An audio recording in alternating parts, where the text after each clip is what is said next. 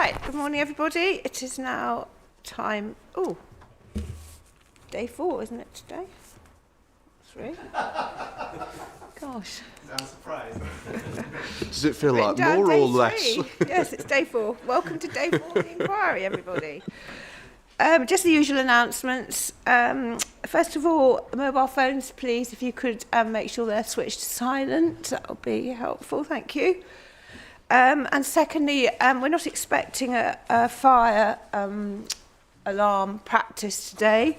So if we do hear the fire alarm, it will be the real thing. And in that event, we exit through one of the 2 fire doors, down the stairs or whatever, out of the exits, and we congregate in the car park. That's the assembly point, council's car park. So I'd ask, as I have before, is everybody able to do stairs? Any problem with that? Okay, good, thank you very much. Now, before we start, Mr. Pereira, with your re-examination, I've got something that I want to just clarify from yesterday, please. As happens when you go through things and think about things, you have questions, unfortunately. No, of course. It's as I understand, and that is, if you could turn up CD 731.6.6, that's the transport assessment. You remember we were talking about the overbridge and the differences in heights and ground levels and everything. Yes. And I think it is on page 57 of 67. Thank PDF. you. 57. Yes. Can I just make sure I understand this? And actually, if we go to 56, Yes. we see the sort of the bit before, don't we?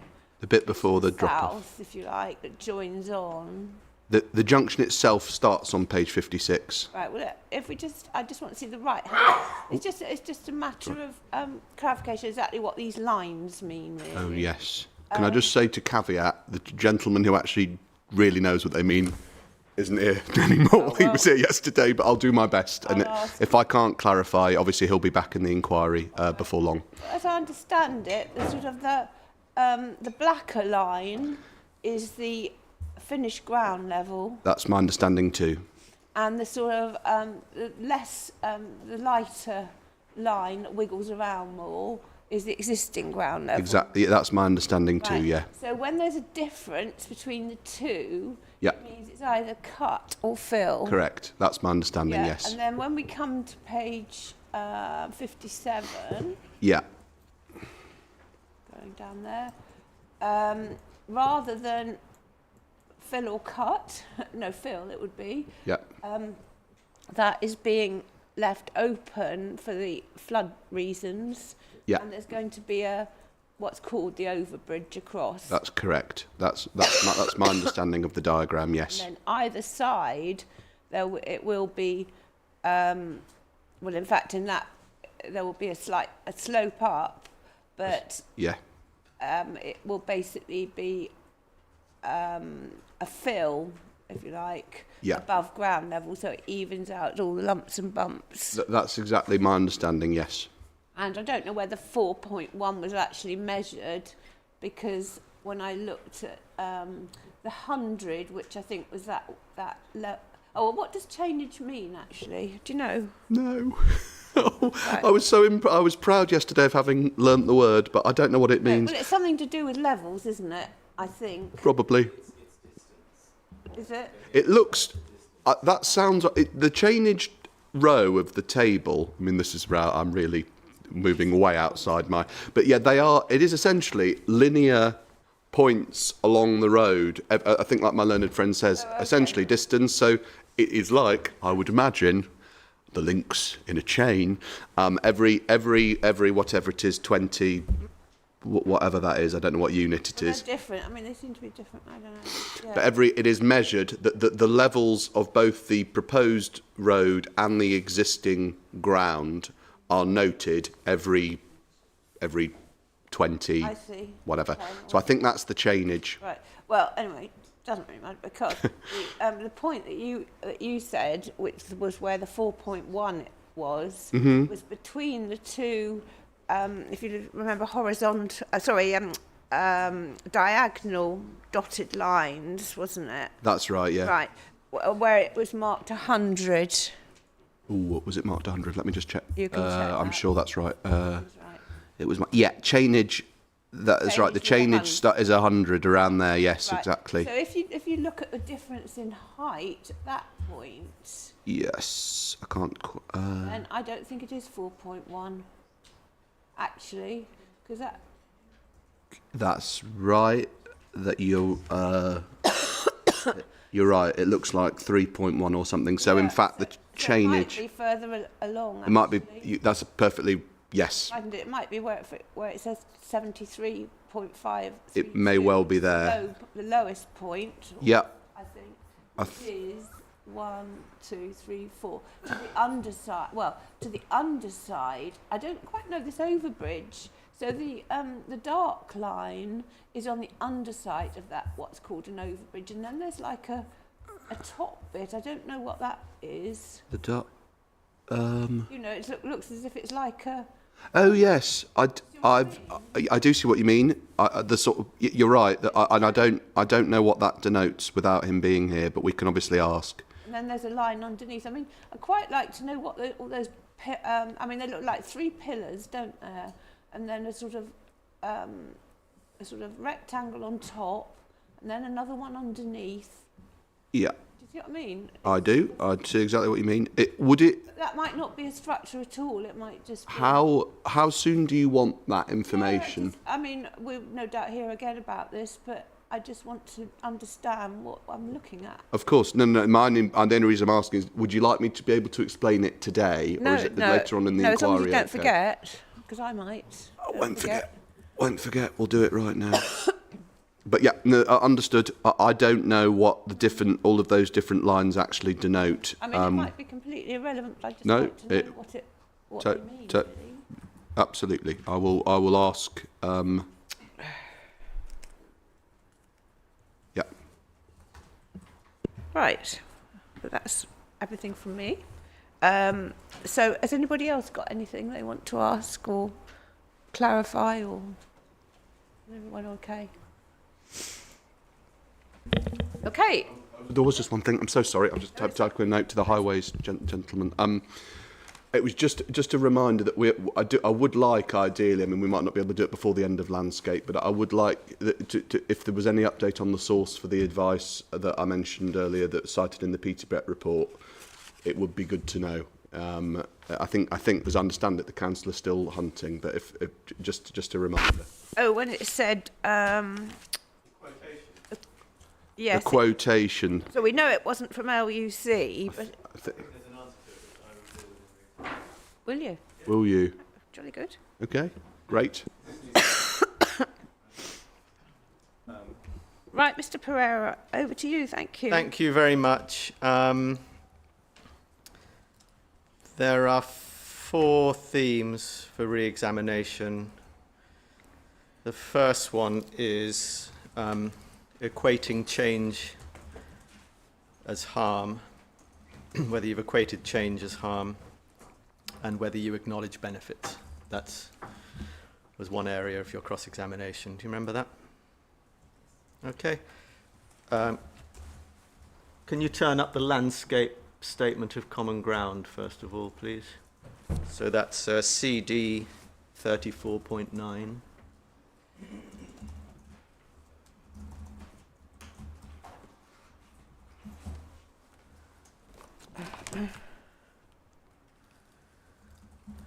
And if you could just turn to PDF page 3, paragraph 2.5.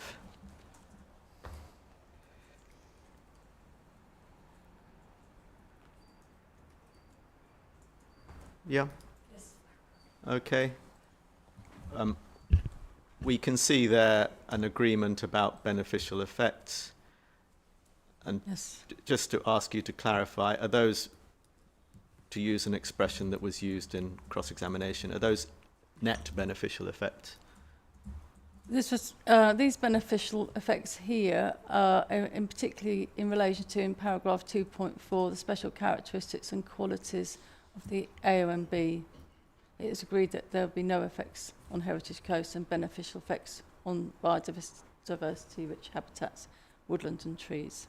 Yeah, and can I ask the question again? For you to clarify, are these net beneficial effects? In other words, they're a positive Yes. factor in the planning notes. Thank you. Next, please, if we can turn up your proof of evidence. This is CD 38.1.3, I think. No, that's the appendices, sorry, 38.1.2. And page 38.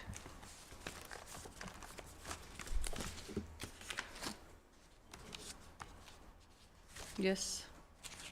Okay.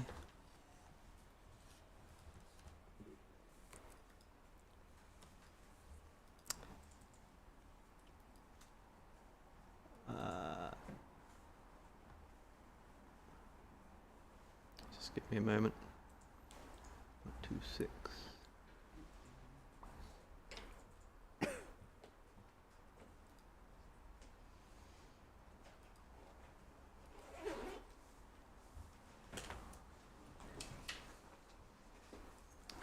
Just give me a moment, because that might not be the right reference.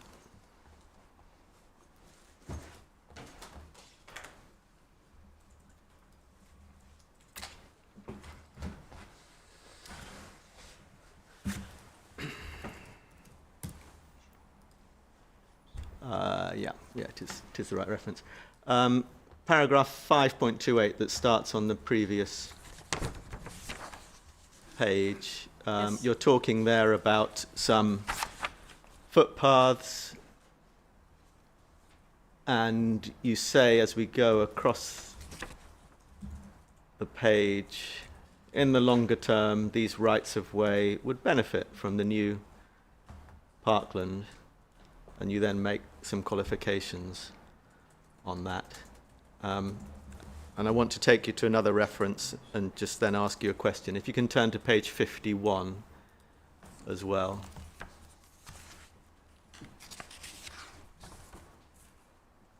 Yes, I'm on page 51. Thank you.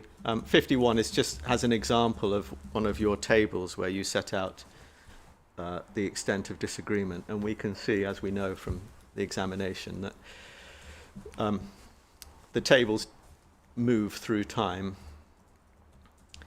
and we can see here when we look at the comparisons and we look at your assessment, you go from substantial adverse to moderate stroke substantial adverse. In other words, you grade down as time goes on. Yes. Yeah. What does that say to the inspector about whether you're acknowledging some benefits from the scheme?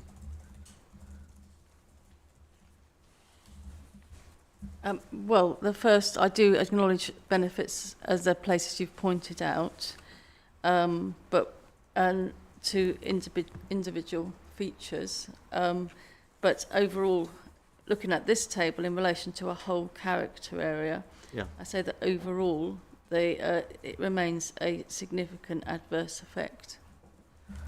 Okay, and there's an expression you use in your evidence. I'll quote it for you and give you a note, but you'll be familiar with it.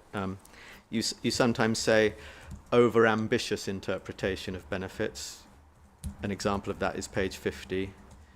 You sometimes say over-optimistic about benefits. This is when you're talking about the applicant's assessment. There's an example of that at page 108, right? Over-ambitious, over-optimistic. Can you just clarify what you mean by those expressions?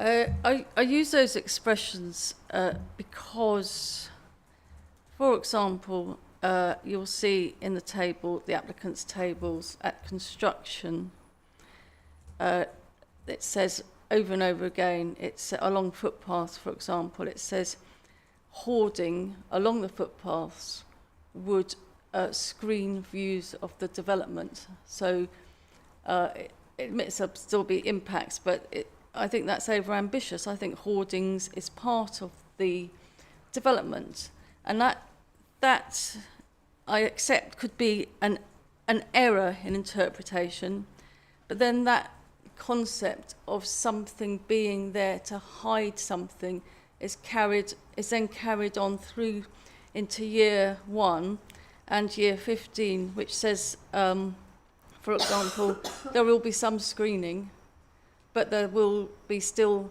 houses within 10 metres of the footpath, but the screening means the effects will no longer be significant. And I feel that for a rural footpath passing through a housing estate with some screening, the screening is beneficial, but it does not enough to reduce the impact for people's visual experience from that right of way. And we also heard on Tuesday the great advantages of having houses fronting onto those footpaths to provide natural surveillance.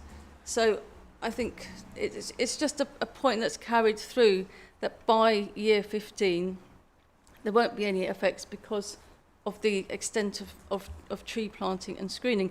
And I accept that tree planting is beneficial, but it doesn't outweigh Thank you. the negative effects of a rural footpath, for example, going through a housing development. Thank you. I also want to pick up on two things in what you've just said and ask you a question. So a couple of times there in your answer, you said screening being beneficial. And then when you were talking about landscaping in year 15, you used the word extent. So You used the word extent when you were talking about landscaping in year 15. So just to be clear on your evidence when it comes to benefits, are you talking, is your evidence to be read as suggesting that in principle you don't recognise benefits, or is your evidence to be read as suggesting that this is a matter of judgment? Sorry? Well, I want to know. I'm sure we all want to know. To what extent is this a question of principle or a question of extent? This issue around benefits, as far as your evidence is concerned. It's the extent of benefits don't outweigh the adverse impacts to the extent that they become non-significant. Thank you. Next theme is managed change. Do you remember there was a series of questions put to you on the theme that Glivia national policy and the national design framework is about managed change? Do you remember that? Yes. Okay. I want to start with DM24, and just to take the reference to it in your evidence, first of all. It's page 8 of your evidence.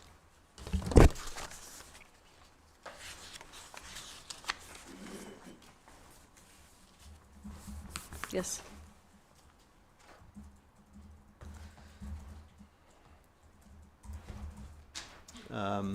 Paragraph 3.13, you've got a summary section on development management promises.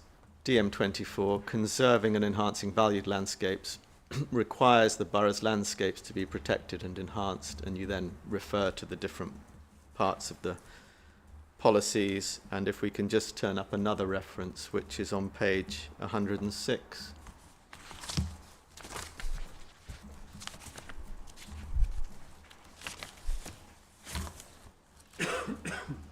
Yes. And it's 8.23. You say the combined effects of the schemes have long-term residual significant effects, and you then cite some policies that you say would not be complied with, and you include DM24 in that. Yes. Yeah. And if we can just turn up DM24 next, so CD 13.1.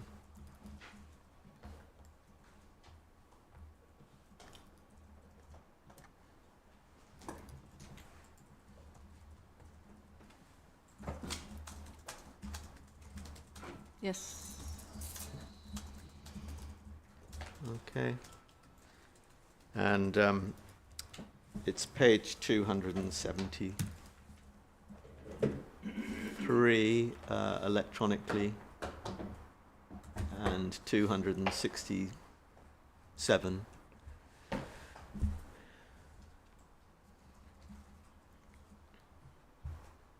Yes, I've got that. Okay, and we can see the different parts there. And it was put to you, and you fairly accepted that the totality of the question.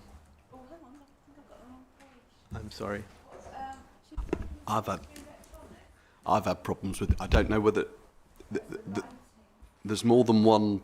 I think PDF out there in the ether on the local plan with slightly different page numbers, but. Are we looking for the policy itself? Yes, we are. On my copy, it's PDF 273, going over to 274.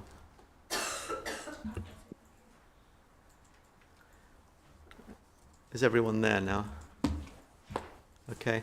And it was put to you that the overall question of compliance with this policy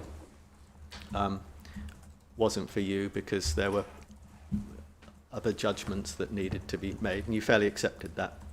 So I'm not going, obviously not going to go back on that. What I do want to ask you about, please, is what parts of this policy your evidence does go to.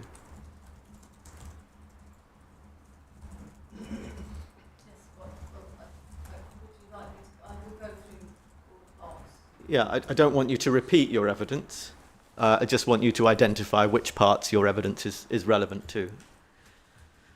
It's relevant to Part A for designated landscape areas in relation to the Kent Downs National Landscape. Okay, so if we look at Part A, we've got 1A. Does your evidence feed into that? We have Part A, 1, conserve enhancing special qualities. Yep. Yes.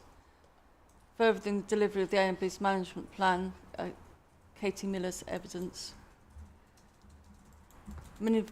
3, minimising the impact of individual proposals and a cumulative effect. Yes. Not Part 4, appropriate to economic. That's D, you mean? Sorry, the one I'm reading has got 4. All right, mine's got D. Oh dear. Good to be aware of that. I've had this before. I don't know what it's. There's more somehow. There's more than one PDF out there, but we should all have a look at. I'm sure you do. We should all just offline. We'll make sure that we've all got the right one. I'm sure there'll be other things we discover in the next 43 days. Okay, and then 2 is on the A8LV. Yes. So mine is, I apply to 2, and I apply to 2 in my copy, 2.1, conservation enhancement of the landscape. And I apply to point 2, avoidance, minimisation and mitigation of adverse landscape impacts. And if you read on, it talks about social economic benefits. I don't apply to social and economic benefits. Not that. And then Part B, or minus Part B, non-designated. Part B, 1, I apply to non-designated landscapes, protected and enhanced, minimisation and mitigation of adverse landscape impacts, but I don't apply to Part 2. Again, referring to social and economic benefits. And then if we look at for all landscapes, online it's Arabic number 1, scale layout, build and landscape design and development will be informed by landscape and visual impact assessment, Yes, etc. I apply to that. All of that. That. Point 1.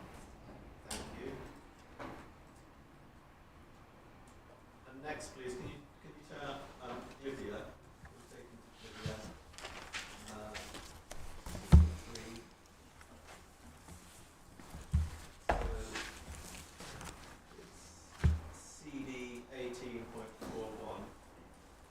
Yes.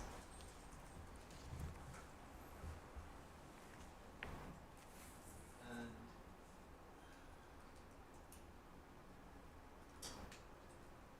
we just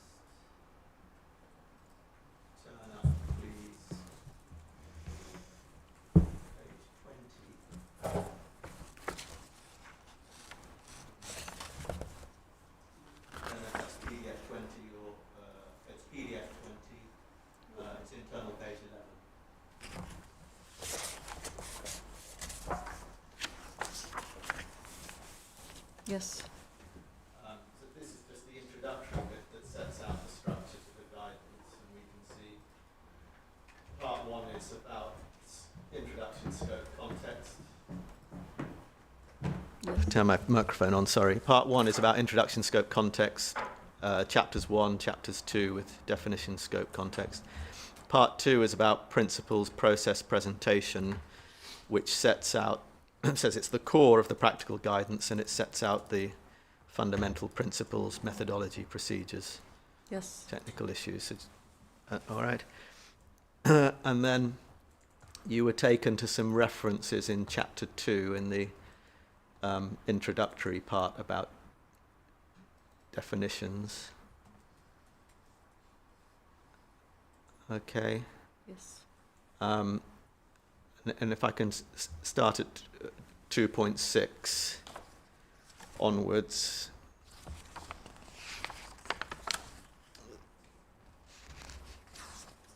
So there were questions put to you about the meaning of landscape. You remember there's the quote at 2.2 from LUC, Yes.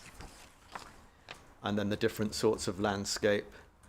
And 2.6 says rural landscapes have been the main focus for attention for a number of years. Now both townscape and seascape have also emerged as particular subsets of landscape. Guidance is equally applicable to all forms of landscape, does not separate townscape, seascape, etc. However, for clarity, the following paragraphs define these terms. All LVIA work needs to respond to the particular context in which it takes place, etc. On that, what's the relevant context here in terms of the different kinds of landscape? Well, here we're looking at a rural landscape, and we're also looking at a rural landscape which is highly valued. Parts of the rural landscape are highly valued for nationally and locally. Thank you. And just moving on, can you go on to 2.14? Yes.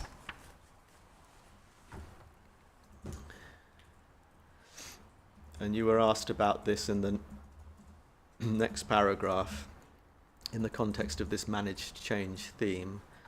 And there's a definition in 2.14 of sustainable development. Meets the needs of the present without compromising ability of future generations, etc. Broadly agreed that this involves finding an appropriate balance between economic, social and environmental matters, protecting and enhancing natural, built and historic environment is an important part of that. Do you see that? Yes. What part of that is a matter for your evidence? Well, my evidence addresses the last phrase of that, about providing the appropriate balance between economic, social and environmentals, and protecting and enhancing the natural, built and historic environment as an important part of this. And the reasons for that is when you have a development and a rural landscape and a highly valued landscape, once it's gone, it's gone. It won't come back as that. It might come back as a new village or a new town, but it won't come back as a valued rural landscapes. So I'm concerned with that providing that appropriate balance. Thank you. And so as far as Glivia is concerned,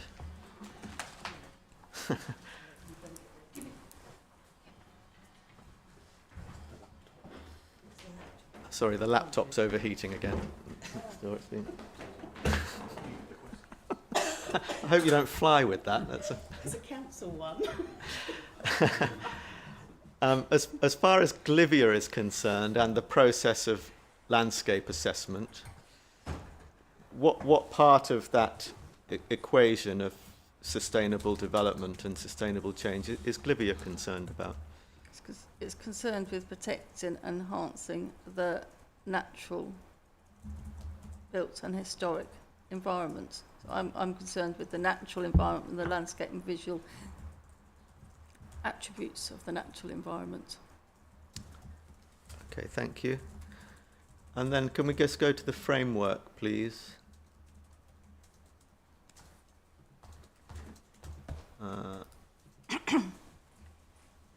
CD 16.1.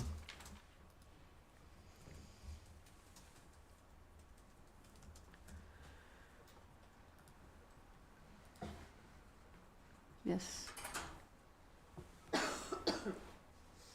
And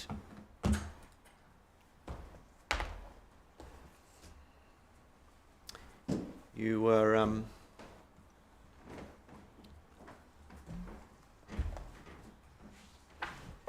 asked questions about some of the paragraphs in section 12, which starts on PDF page 39. Yes. Do you remember that? Yes. And specifically some of the paragraphs around 135.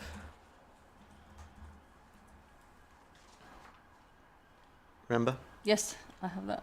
Thank you. Can I just scroll on in the framework to section 15?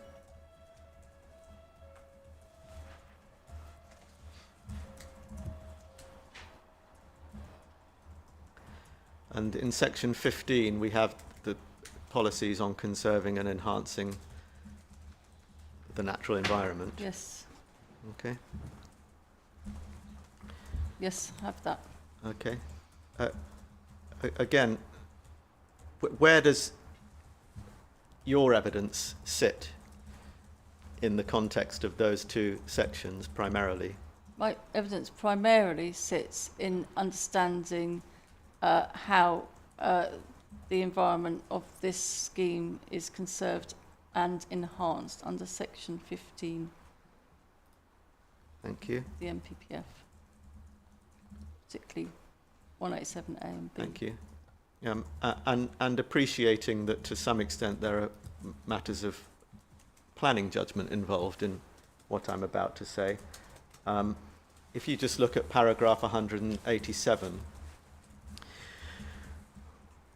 what's the framework here saying about the threshold for compliance or non-compliance with policy when it comes to valued landscapes?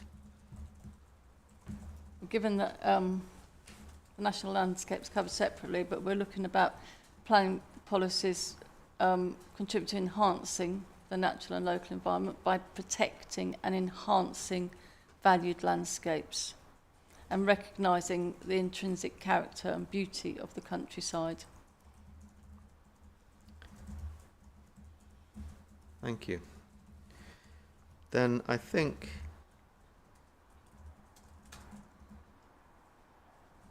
finally, actually, PBA report, CD 18.34. Yes, just loading.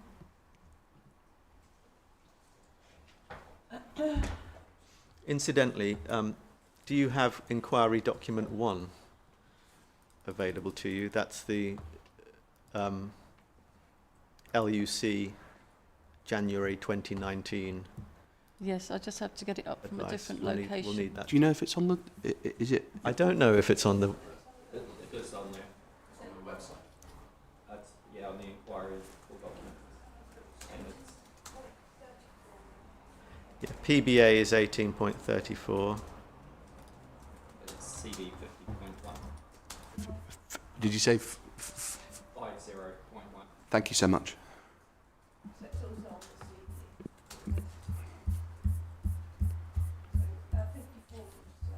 50. I'm sorry to Mr. Dargan. 50.1 is the SIL schedule on the website.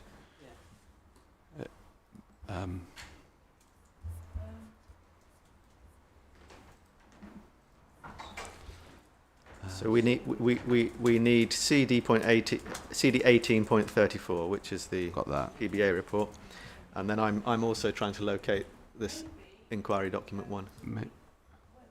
I'm just looking on the website just to see if there might be. I have a copy that was emailed to me by the programme officers. I think I sent that to everyone, so I can send it to Mr. Simons and Mr. Pereira. I've got a copy. I'm sure.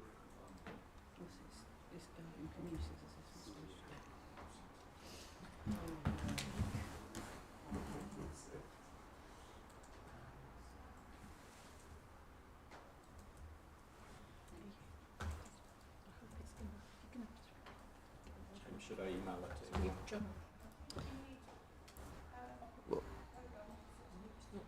It probably wants uploading, I would have thought.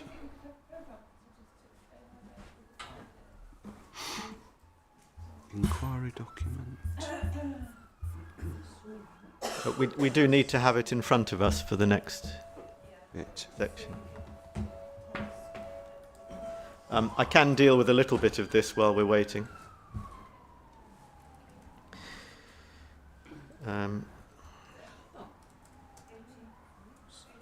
Yeah, exactly. We can deal with that bit. Just let me get my notes back.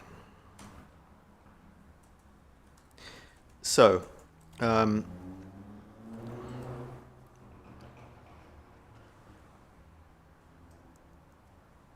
yeah, can we?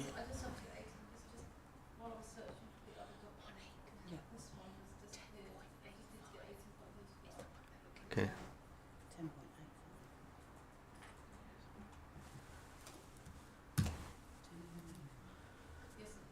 Okay. Can we go to page 28? Okay, and then there were those paragraphs 5.9 to 5.11 there. And then 5.10 was a matter alighted upon, and there was a quotation there. Neither topography. You see that? Just go back to the beginning of this section. On the previous page, we can see it's headed Red Line Boundary Assessments, Landscape Design and Heritage. And it says, part of the ongoing assessment process, the Council's taken both internal and external advice relating to those things. 5.2, this part of the assessment has considered the previous LUC report and findings and identifies the sensitivity of the 4 red line boundaries and looks critically at the potential treatment of communities, etc. And then it gives some more description. And then at 5.7 it says, the detailed red line assessments, design assessments and heritage advice notes are in the appendix to this report. But here we provide a summary of the assessments for the 4 sites, along with the potential recommendations for improvement. Yes. You see that? And if we go to page 75, or 74 actually. PDF. PDF 74, yeah. Yes. We find the red line assessment for Highsted Quinn. And if we just go to the very end of that,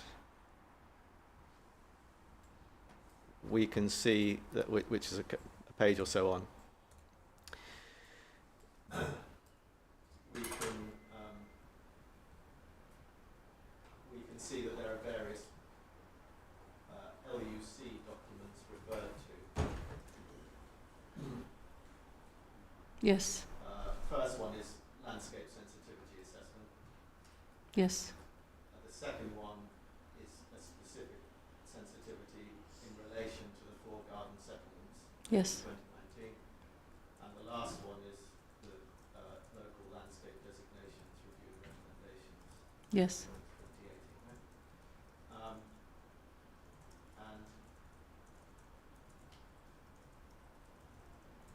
we can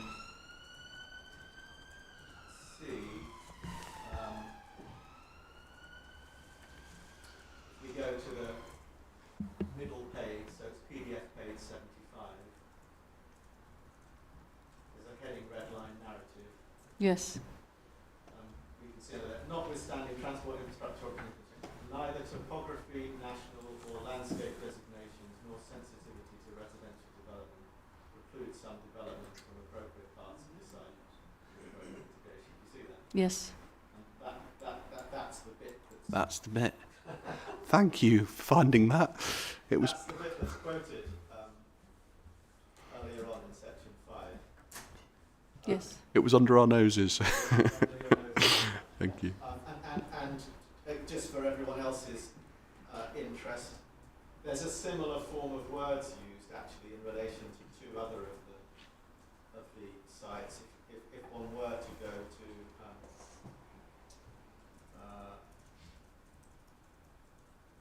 page 78, and which is on the bobbing Appin land, and page 81, which is on the Duchy's land, you see a similar frame of a similar form of words. Sorry, what pages were they? Page 78, Yeah. which is another of the potential sites, and page 81. Foot of page 81 says, notwithstanding transport infrastructure constraints, neither topography, national, local landscape designations, etc. Was that, are we saying that was Luke's, LUC's, This is PBA's assessment in PBA's report. yeah, but does it come from the Luke We'll now go to analysis? we'll now go to the Luke. Oh, I see, right. Okay. Sorry, LUC. It's just LUC, just for the record. LUC. If it helps, we can do, obviously. I accept that, because I've read the January 19 one, which is, I know I can't find it now, but I've read it, and I know that this wording's not in it. So I can... So I do want to go there. Fine. But if it, we can go there anyway. But that's fine. Right, do we know where it is? Did you ask? They Yeah. they have added it to the full document list, Ah, and they've sent an email with the list itself, and it's 100.1. Do you have that email from the program officers? right. I just spoke to Yvonne, and I think it was going to be addressed in the break, but I think they're going to be two separate documents, one with the core document list and one with the inquiry list, and I think the inquiry list is just making its way to the website. I don't think it's there right at this moment. Yeah, It's not actually exactly. there now. Right, okay. But we should have had it. Hang on a minute.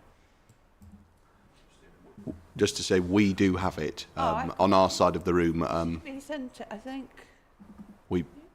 We've received it, but so don't hold up on our account. But obviously, if others haven't got it, then you'll want it. Everyone else has. Hello. I have just sent the email to the teams.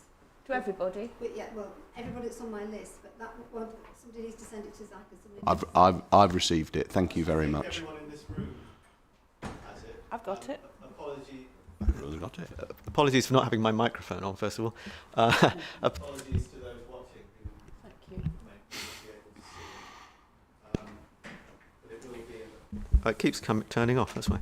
But it will be available on the inquiry website. So if we look at the LUC Thank you. If we look at the LUC report, we've got to see if there's a cover sheet and everything. We do that outside of the inquiry. But it starts with Highsted Park, southeast Sittingbourne.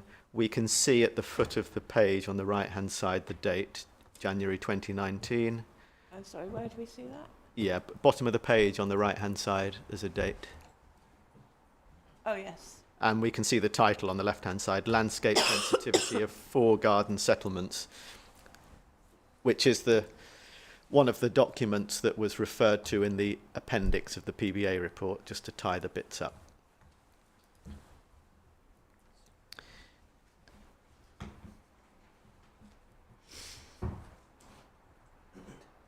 And 1.1 tells us what this is doing. It's a short report providing an overview of landscape context and sensitivities of the land wrapping around southeast Sittingbourne being promoted by Quinn Estates. Then there's a description of the proposal a description of the baseline, landscape value, an evaluation, summary of impacts and sensitivity, commentary on the evidence provided, reference to guidance, and then there's a conclusion section.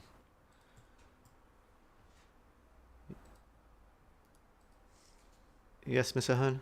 So, yes. Yeah, yes, just so that we've got a picture of the whole yes, thing. Yes. And then in the conclusion section, can you, and I'd invite everyone else to, just glance your eye over 1.33 and 1.34, what it says?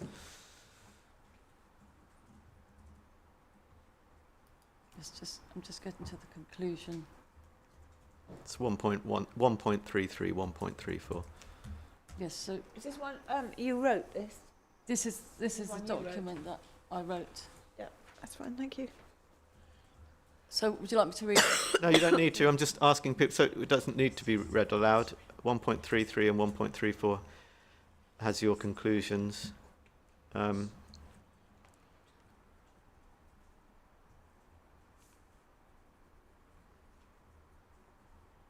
For the benefit of the public who are watching, because they may not have the document, 1.33 talks about the challenges of the site, and 1.34 says if a development of the size and scale proposed in this location were to be progressed, significant adverse landscape impacts would need to be accepted. At a minimum, any scheme in this location would require, and then you set out some additional points. Yes. Okay. So can you confirm, I think you just have for the inspector, but this was your advice at the time, January 2019? This is LUC's, and I was the author of this report.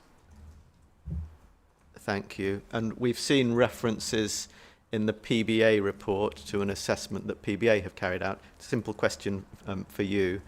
To what extent, in general terms, has your opinion changed or stayed the same? My opinion is consistent with this report.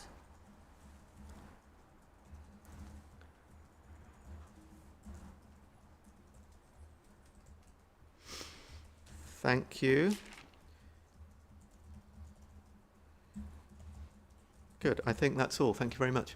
So, are we any Can I just closer ask to- one thing? Very helpful, and I should have just done a word search myself, so thank you. Just one thing, we're clear it's not LUC, I think.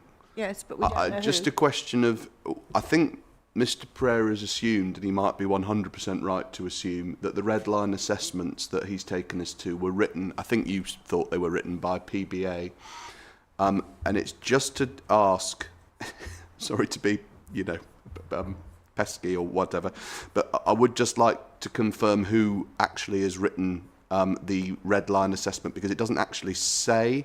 The page 27 of the report that we were taken to says, Mr Dargan sounds like can check, but just to explain why I'm asking, page 27 of the report that we've just... PBA report? Of the PBA report, yeah.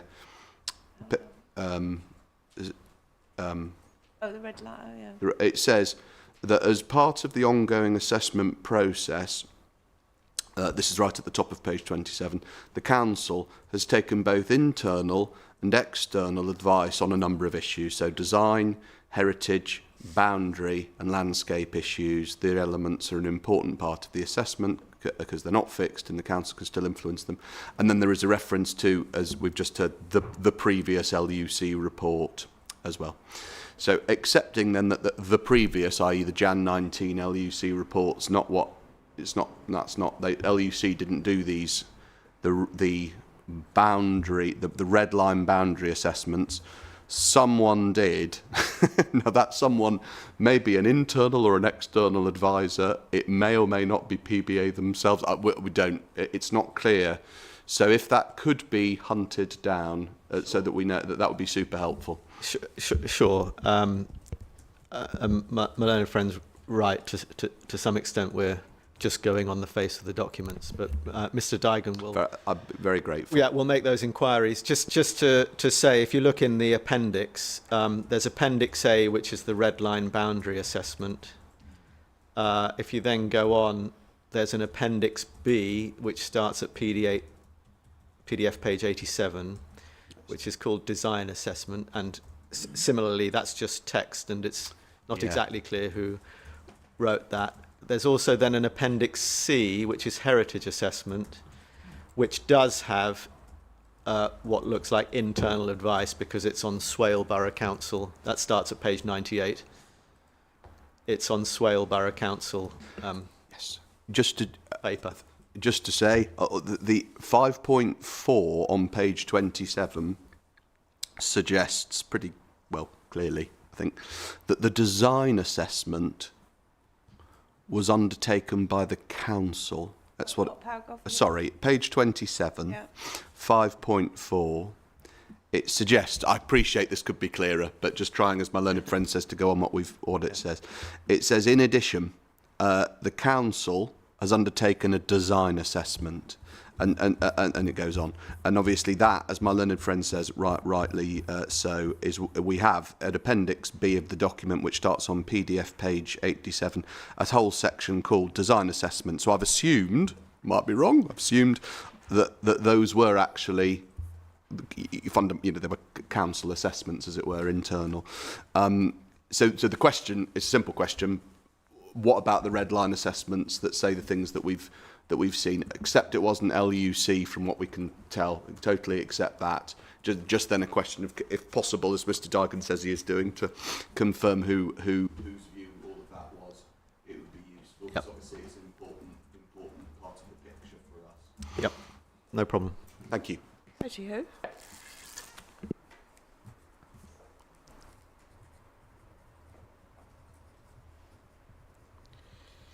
Right, so that completes the evidence of what I heard. It does. Thank You you. can have your holiday now. Have a great time. It sounds wonderful. And Norway has internet, so I will be online watching. Oh, you don't have to. I will be talking to my colleague Alice.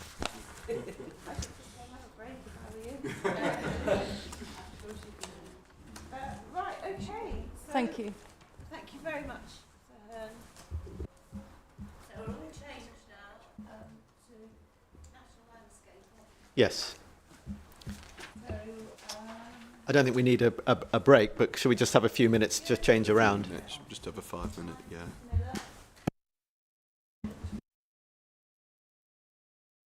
Having a 5-minute adjournment or...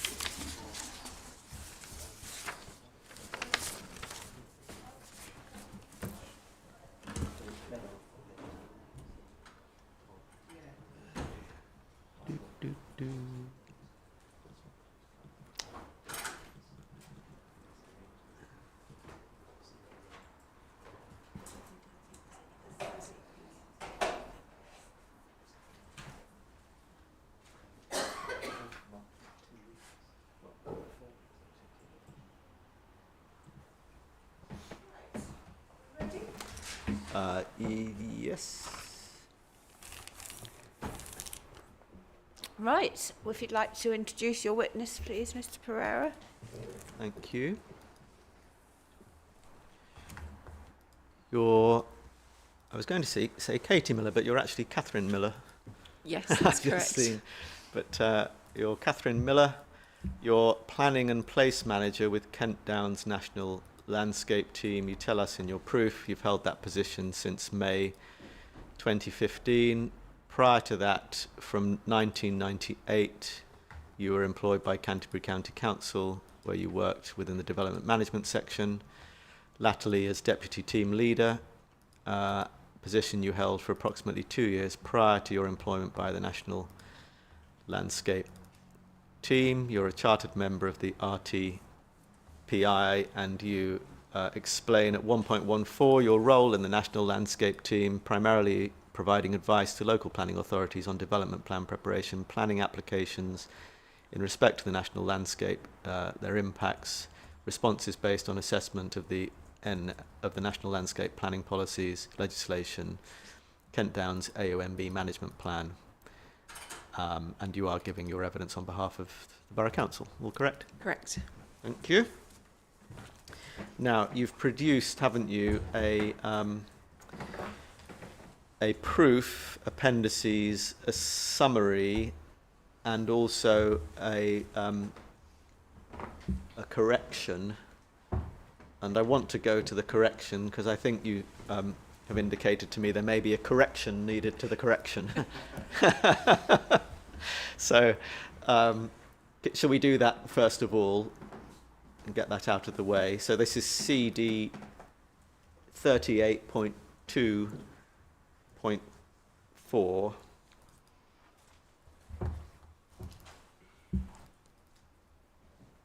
Yes, that's right. So in my correction, I advise that in my original proof, I set out that the arboricultural impact assessment identifies that some of the trees incorporated into the treed shelter belt along Bexon Lane would need to be removed, but the correction proof corrects that and identifies that they wouldn't.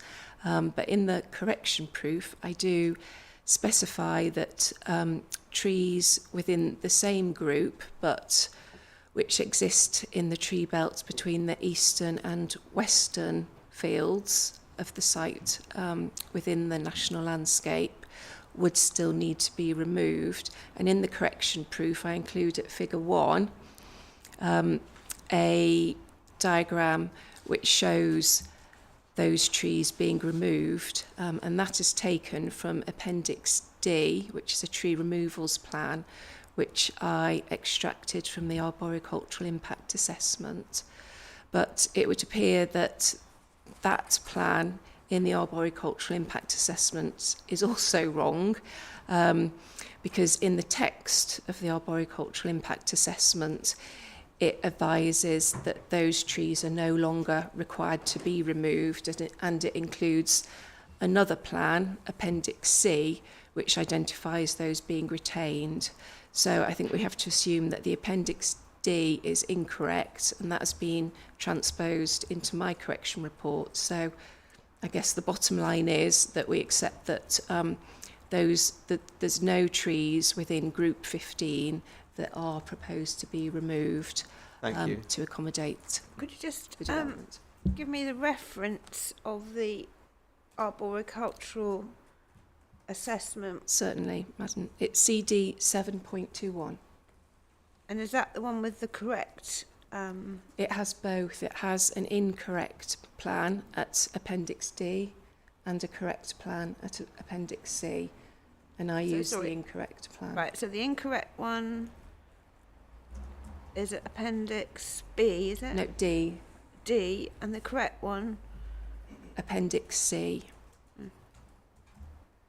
I see. Okay.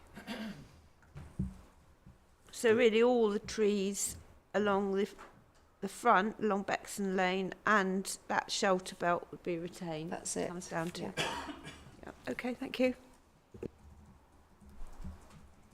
Okay.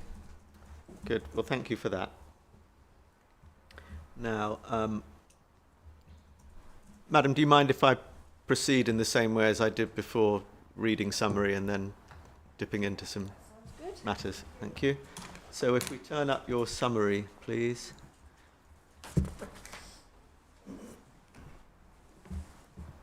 Let me just give me a moment.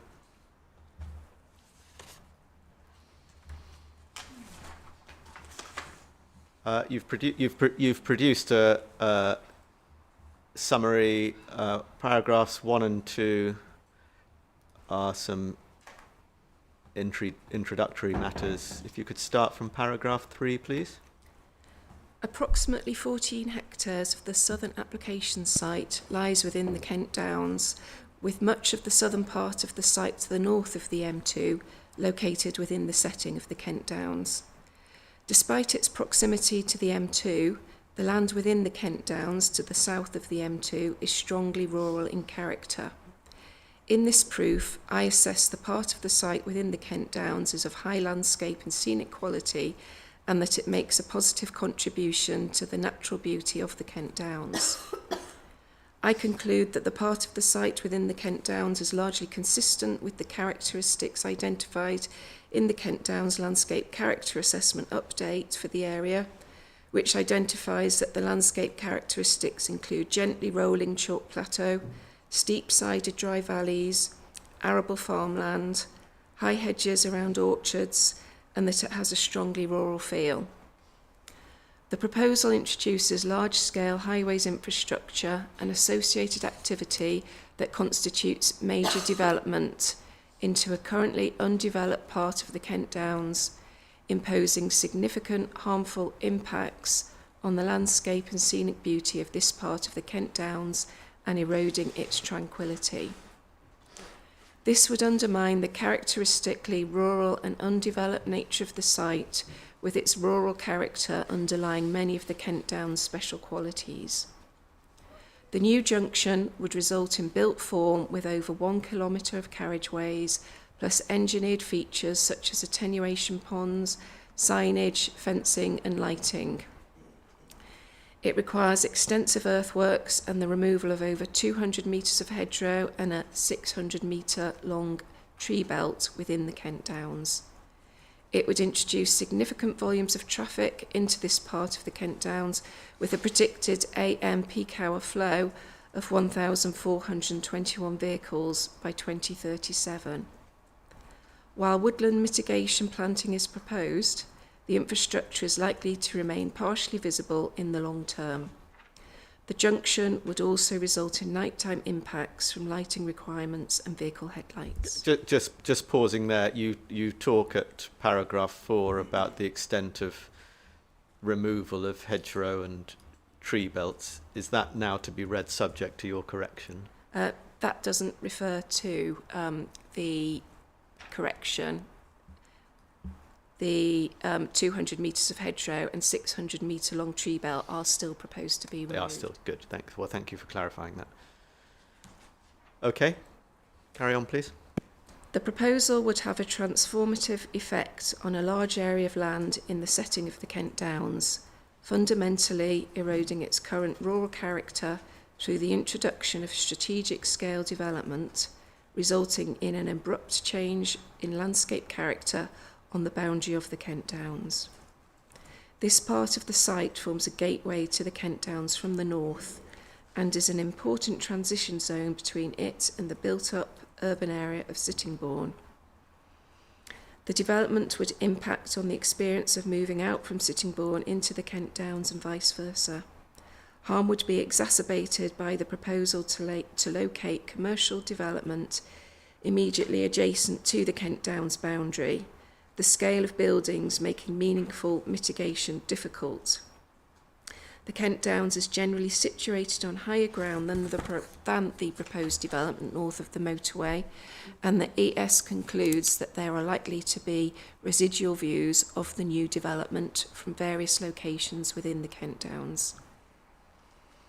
Construction activities over a predicted period of 20 years would inevitably impact on tranquility as a result of noise, HG movements and general increased activity across the site. Lighting throughout the main development would also permanently impact on tranquility through the loss of dark night skies in views from the adjacent Kent Downs as a result of sky glow across an extensive area. At present, the rural nature of the site means the majority of it is unlit and the area has relatively dark night skies. Floodlit sports pitches proposed adjacent to the Kent Downs would be particularly impactful.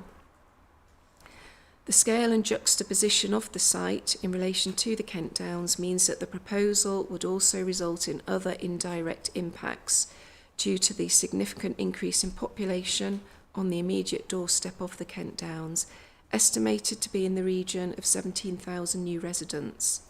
Impacts would arise from matters including increased visitor use, urban fringe effects such as fly tipping and trespass, and increased use of the rural highway network in the Kent Downs, resulting in degradation of historic lanes that contribute to the character of it.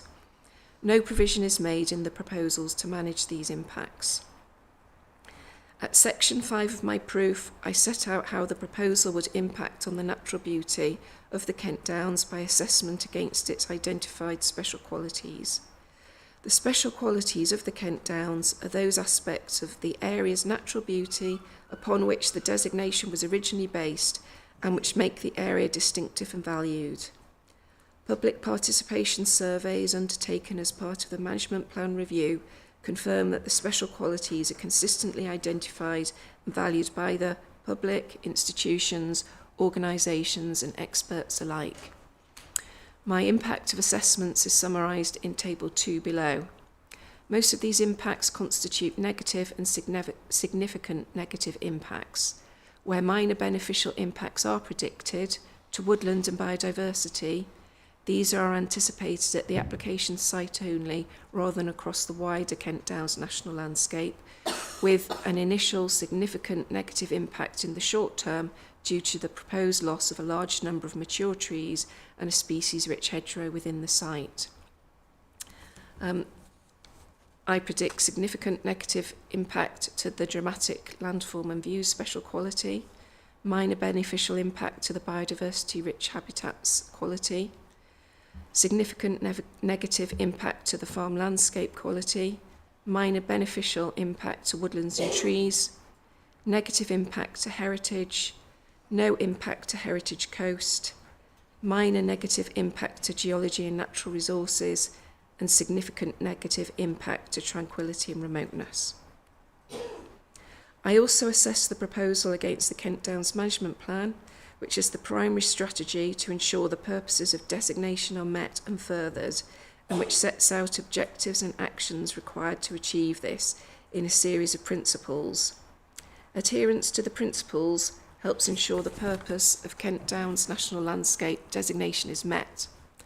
The management plan is recognised to be a material consideration in the determination of the application, and its role in guiding assessment of proposals against the new statutory duty has been highlighted in recently published DEFRA guidance. The proposal does not support the overriding aims and objectives of the management plan. The development fails to accord with principles SD2, 3, 8, 9 and LLC1 that require the character, landform, special qualities and distinctiveness of the Kent Downs to be conserved and enhanced.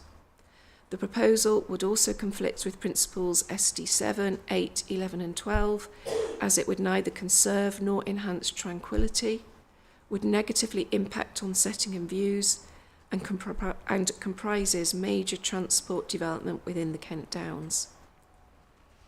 As the proposal negatively impacts on the landscape character and qualities of the Kent Downs, there would also be conflicts with FL7 and impacts to the setting of the historic hamlet of Bexon would conflict with HCH1. Proposals would also detract from the amenity of users of the public right-of-way network in conflict with AU 2 and 14. National landscapes comprise exceptional landscapes that afforded the same protection in national planning policy as national parks, and are described in the framework as having the highest status of protection in relation to landscape matters. As the application affects a national landscape, while planning decision makers are required to take into account and weigh all material considerations, paragraph 189 places the conservation and enhancement of a national landscape into a special category of material consideration to be given great weight. Paragraph 190 of the framework and Swale Local Plan Policy DM24 require permission to be refused for major development other than in exceptional circumstances and where it can be demonstrated that the development is in the public interest. While my evidence doesn't cover the outcome of that balancing exercise, which is a matter for my colleague Mr. Dygan, in considering whether the development is in the public interest, it's important to note that national landscapes are landscapes whose distinctive character and natural beauty are so outstanding that it is in the nation's interest to safeguard them. As such, for the development to be considered in the public interest, the potential benefits must outweigh the national significance of conserving and enhancing the natural beauty of the Kent Downs national landscape.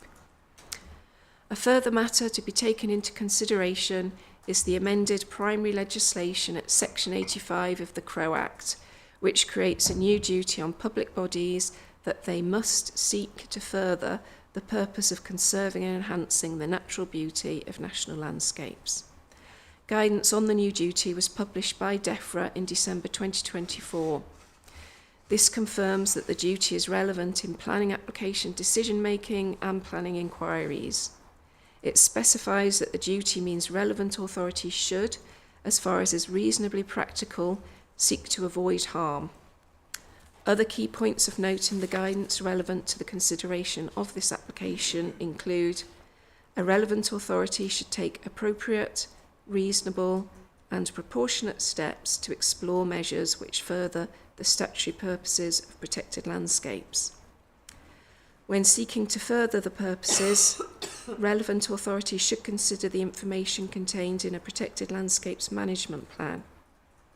The duty also applies to the setting of protected landscapes.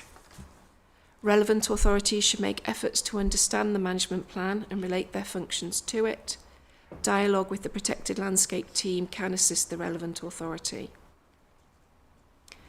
Given the harm identified to the special qualities and natural beauty of the Kent Downs and the conflict with the overarching aims and objectives of the management plan, it is my conclusion that the proposal would neither conserve nor enhance the national landscape and would result in significant harm. It is therefore also my view that approving the proposal without additional measures would not meet the requirements of the new duty to seek to further the purpose of the Kent Downs. I note that this is a view shared by Natural England as set out in Annex A of their consultation response of April 2024. Should it be determined that the proposal is acceptable overall in the planning balance, I conclude that further measures are required to assist in demonstrating compliance with the new duty. It is considered that a compensatory fund to be used to enable the delivery of measures that would further the conservation enhancement of the wider Kent Downs would be an appropriate intervention. This should be of a significant level to comply with the guidance that sets out measures should be proportionate to the scale of the development and its implications. Details of an appropriate approach for compensation is provided in this proof at section 6. Thank you very much. Now, just for your oral evidence in chief, 3 broad topics. 1, some points about the national landscape and setting. 2, some points about specific impacts. And 3, some points about mitigation and compensation. Okay? Mm-hmm. So let's start with 1, so some points about the national landscape and its setting. Can we turn up your proof, please, which is CD 38.2.2?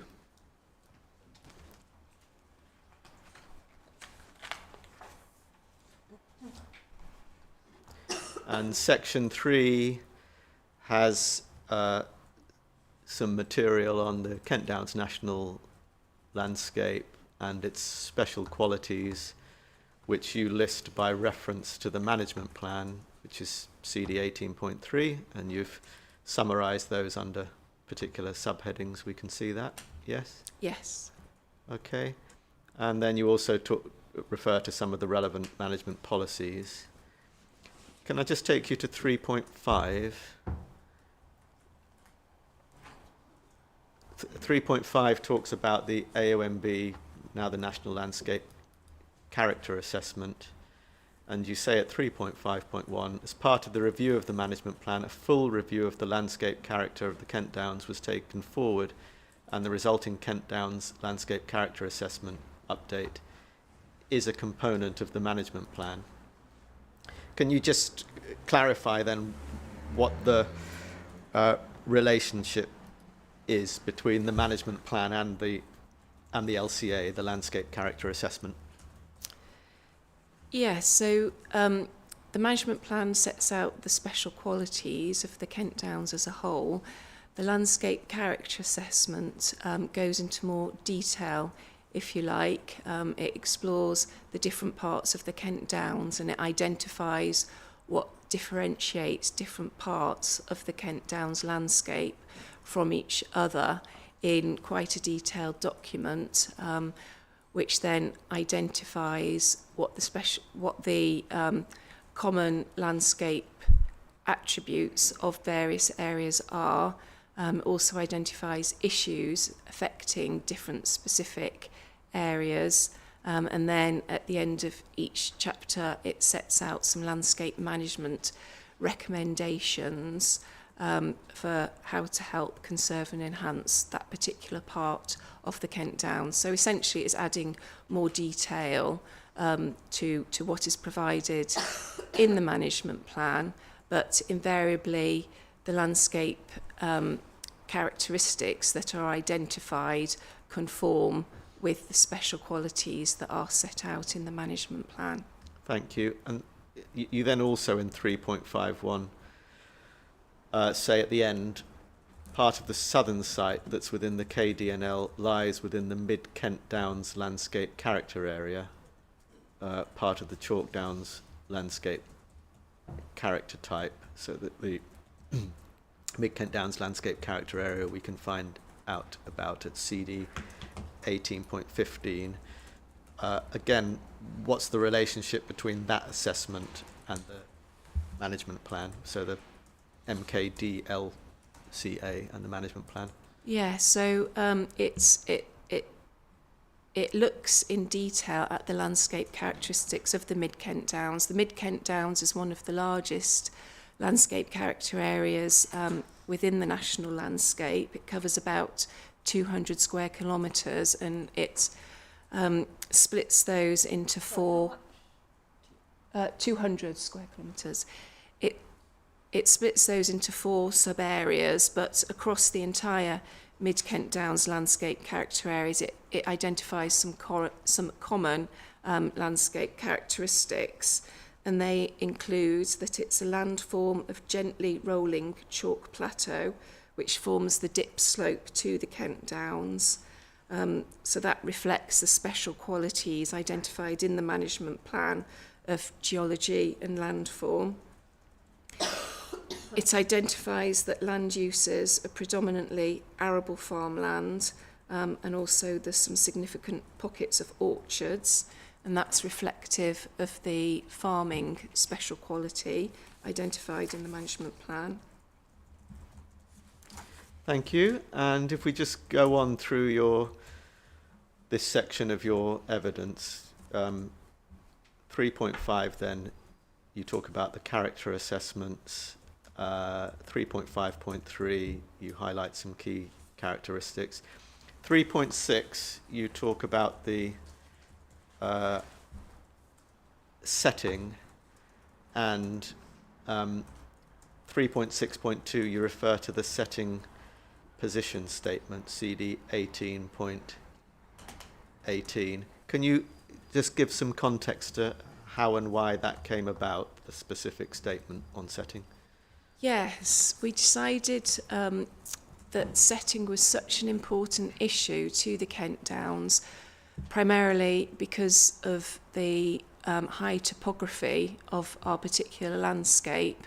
It means that setting is a big issue, and it covers quite a wide area outside of the designated boundary, both in views from the chalk escarpment to the south, but also because you're still on higher topography looking northwards as well. And we're also starting to see a significant increase in the number of proposals impacting on the setting of the Kent Downs. We also identified that the National Planning Practice Guidance recognised that setting can be a particular issue for those protected landscapes where views to and from them are identified as important, as is the case with the Kent Downs. Views are identified as being important as one of our special qualities, and it was also a reason that was provided for the designation of the Kent Downs when it was originally designated back in 1968. And we just wanted to provide some more detail than it was able to be provided in the management plan in a specific position statement. Yeah, and were you involved in that yourself? I drafted it, yes. Thank you. All right, section 4 of your evidence then deals with legislative policy and guidance. Context, that's all set out. They're not going to ask you anything specific about that. And then section 5, you get into impacts.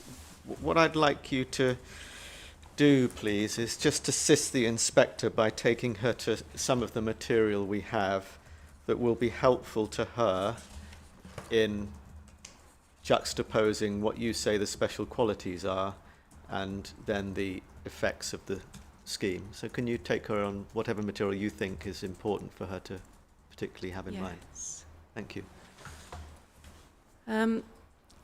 It's probably easiest just to use the illustrative material that is in my proof. So I would suggest starting at page 30, where I include photos 2, 3 and 4, which are photographs taken of the site itself.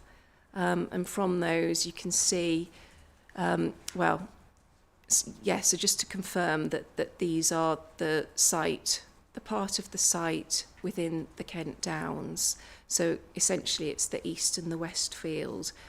And the top photo, which is taken from the northwest corner, looking across northeast towards the motorway, which you can't see, but you can see that corresponds with the landscape character, which is identified in terms of landform as being plateau land. You can also see some of the characteristic tree shelter belts. That's most clear in photograph 4, which shows the tree shelter belt between the eastern and the western fields. But you can also see it in photo 3, that is the tree shelter belt along Bexon Lane. Thank you. You'd mentioned there the motorway, so while you've mentioned it, the inspector will go on site and may well have done already and started thinking about the role of the motorway, but what's your judgment and evidence about the role of the motorway in relation to special qualities and impact? Well, when you are on site at the moment, it's difficult to visually perceive the motorway because of its provision in a cutting.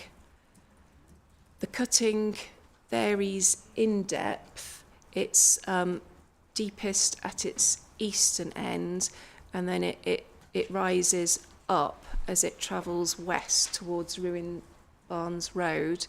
But it still is in quite a deep cutting in that location, which means that certainly when you're on the public right-of-way that passes between the east and west fields, and when you are in the eastern fields, you wouldn't see either the motorway or any traffic on it.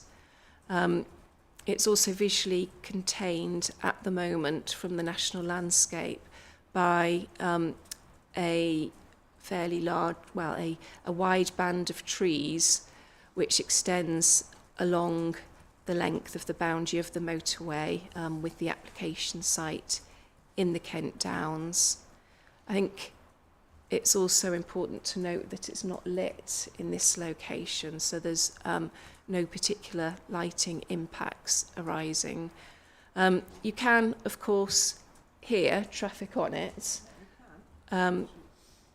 It's been my assessment when I've been on site that the wind direction has played a part in that, and I think it's important to note that the site is situated on the side which takes the noise away from the site, and it was certainly my experience on 2 occasions that, to me, the noise of the motorway was more audible north of the motorway because of the prevalent southwesterly wind direction, and I didn't experience it audibly as much when I was on the part of the site south of the motorway. Okay, thank you for that. Sorry, I interrupted you there, but back to what you were saying. Oh, right, yeah. So just to take it back a step, if we could go to page 19 of my proof, I think that's quite helpful to illustrate some of the landscape character aspects. Yeah, so if you have a look at the Ordnance Survey extract there, that's quite helpful because it shows the contour lines, so you can see the plateau land characteristic that I was referencing. Immediately to the east of the site, you can see the contour lines get much closer together, and that is the Highsted Dry Valley, which is another characteristic part of the Kent Downs and one that was particularly targeted in the original designation. And you can see that the application site just dips into that at the very top part. The Ordnance Survey extract also demonstrates the proximity of the application site to the settlement tiny hamlet of Bexon, which is just located sort of southwest to the application site. And while we're on page 19, the photograph underneath, photo 1, that shows the Highsted Dry Valley, which is taken from the bottom of Bottom Pond Road and Broad Oak Road, looking south towards the Kent Downs. So that's outside of the Kent Downs, but it shows the continuation of the Dry Valley underneath the motorway, extending into the designated area. So continuing on through section 5 of my proof, onto page 31 and 32, where I include some extracts from an old Ordnance Survey map dating from the period 1897 to 1900. And this illustrates some historic landscape character features which contribute to the landscape character of the site that I would like to highlight. I provide on page 32 some enlargements of those. So in the left-hand image, you can see Duke's Shore, which is actually just outside but contiguous with the application site. And that's a historic shore, which is it's a very characteristic landscape feature of the Kent Downs, comprising a strip of woodland, which you often get where there's a change in land levels, as is the case here. Previously, that continued through into the northern part of the site as a continuous feature, but that has now been dissected with the construction of the motorway. But the shore is still present and apparent on site on both sides of the motorway. And then figure 9 shows an old chalk pit, which is located in the top northwest corner of the site.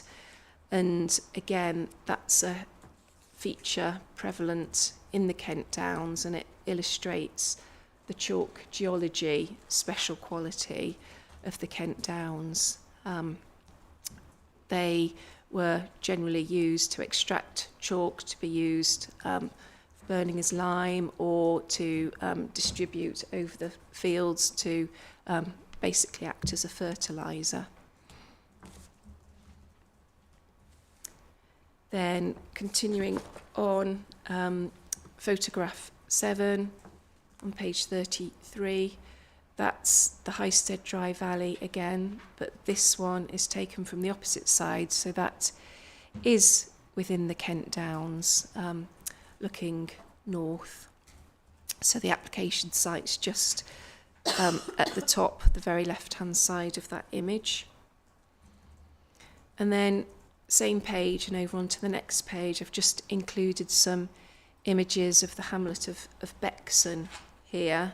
In my proof, I explain how that is a historic settlement that exemplifies really the vernacular of the Kent Downs. It's a really lovely collection of buildings that just showcases what historic vernacular buildings in the Kent Downs looks like, including photo 11, which is Bexon Court, which is a listed building, and that is the one that is sited sort of opposite the application site, closest to it out of all the buildings in Bexon.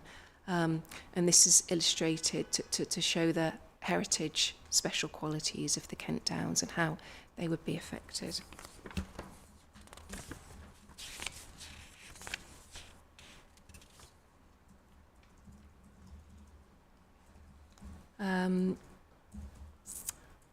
Then if we go on to page 40,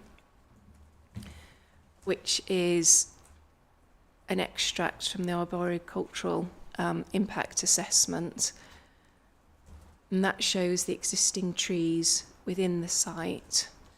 So you can see the tree band, which extends the entire length of the boundary of the site with the motorway. And then there's the shore, you can see bottom of the image, which has been dissected, as I said, by the motorway. We've got the treed shelter belt between the east and west, and then continuing along Bexon Lane. And then in the top northwest corner, we've got a copse of trees and also a native species hedgerow, which continues, well, it extends the entire length of Ruins Barn Lane and then wraps around Bexon Lane to join up with the treed shelter belt.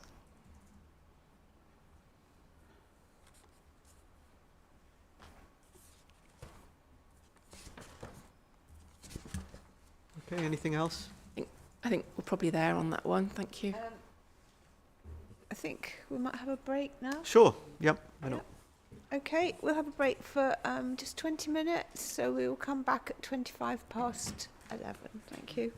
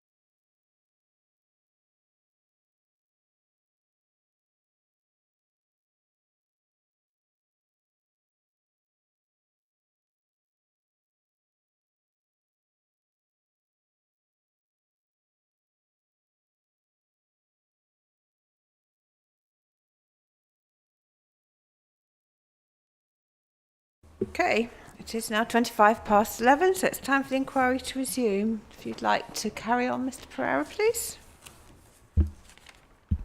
Thank you very much. So we've had a look at some of the special qualities and some of the features around the site.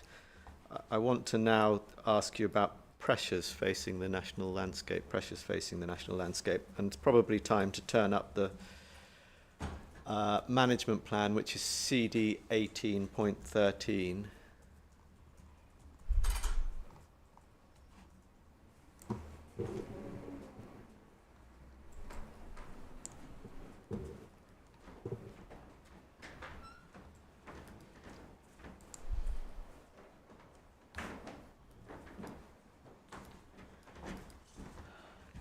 Okay, so this is the management plan 2021 to 2026.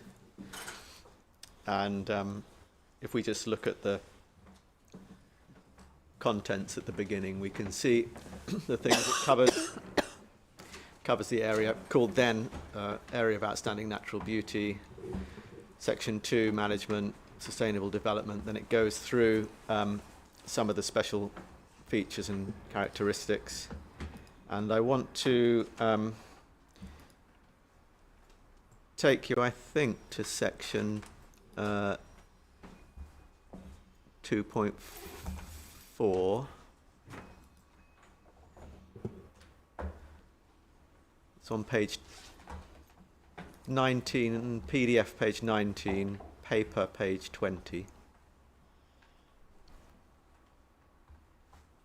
Yes, I've got that. Are you there? Yep. And we have a section that's headed Management of the Kent Downs AONB, Issues, Opportunities and Threats. Now, we can read through the document, and the inspector can read through the document as well. I'd just like you to highlight some key themes that you consider are relevant to this particular case in the light of the evidence that you've given. Thank you. Yeah, so it's probably actually better if we move on through the document a little bit into section 3, which is the chapter on sustainable development. And as you expressed there, that the management plan does identify some issues impacting on the Kent Downs.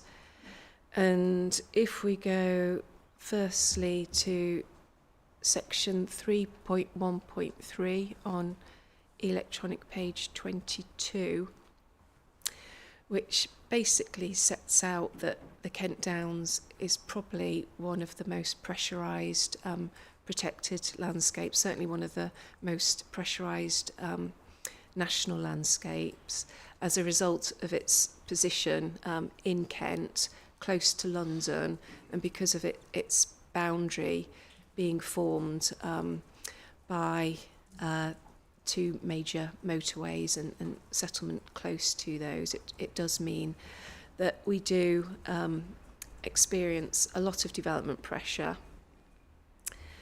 Then another important issue and pressure for the Kent Downs is cumulative change. The preceding section talked about sort of large-scale development pressures, but in addition to that, as it sets out there, there's also a continual pressure. When you say there, sorry, where are you? Sorry, I'm at 3.1.4 on PDF page 23.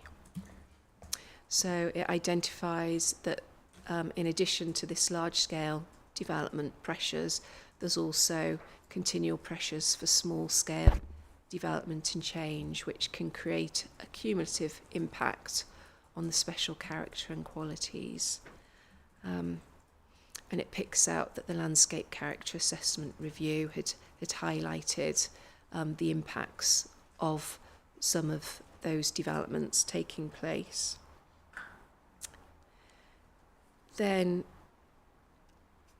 if we continue on to PDF page 27, And under the heading recurrent themes, basically these are matters that come up time and time again and tend to affect all of the Kent Downs, varying degrees through various aspects taking place, but it identifies tranquility and remoteness as being a recurrent theme throughout the Kent Downs. It also identifies that setting is a recurrent theme for the Kent Downs. When you're saying a recurrent theme, do you mean threats to it or a special quality? No, it's well, both really. I mean, both tranquility and setting. I mean, setting isn't identified as a special quality per se. Mm-hmm. It's more the views out which are identified as a special quality. But no, it was, as you said, it's more they are potential issues and threats. Ms. Miller, to just Kent Downs. I'm sorry, I thought you'd finished. Just on that, if you just look at the opening paragraph under 3.3, just remind yourself what that says. Yes, so does that assist in answering that? So just quoting, some topics arise so frequently when seeking to conserve and enhance the natural beauty of the Kent Downs, they should be understood for their strategic importance to the landscape management of the AONB, and it identifies that they're cross-cutting topics that are usually relevant to any number of actions or decisions affecting the AONB, and they're just specifically mentioned here to highlight their importance and relevance to the Kent Downs. Okay. Yeah.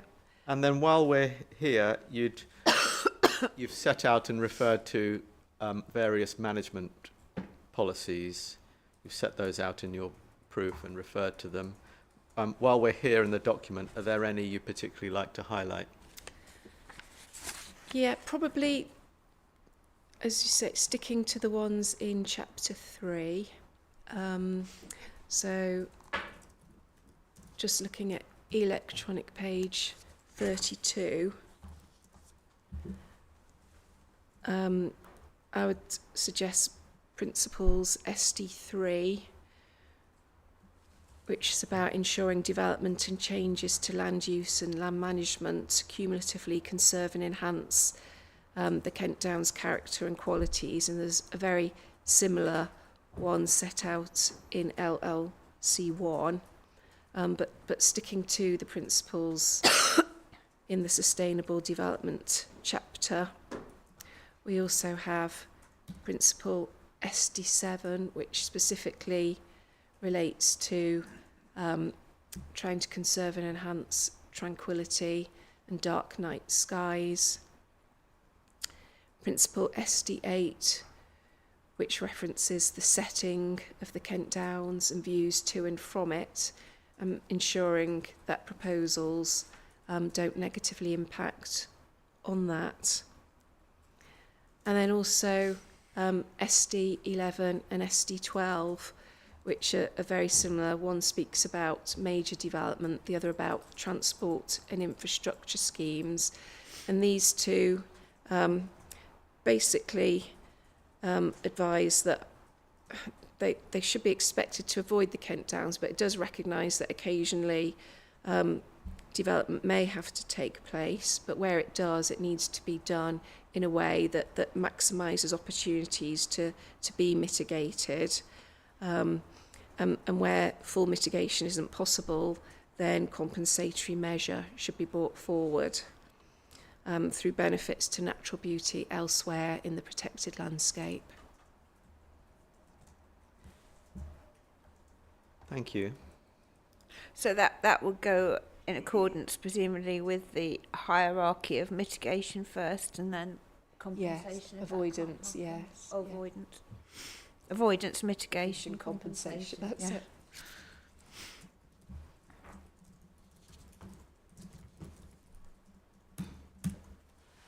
Thank you.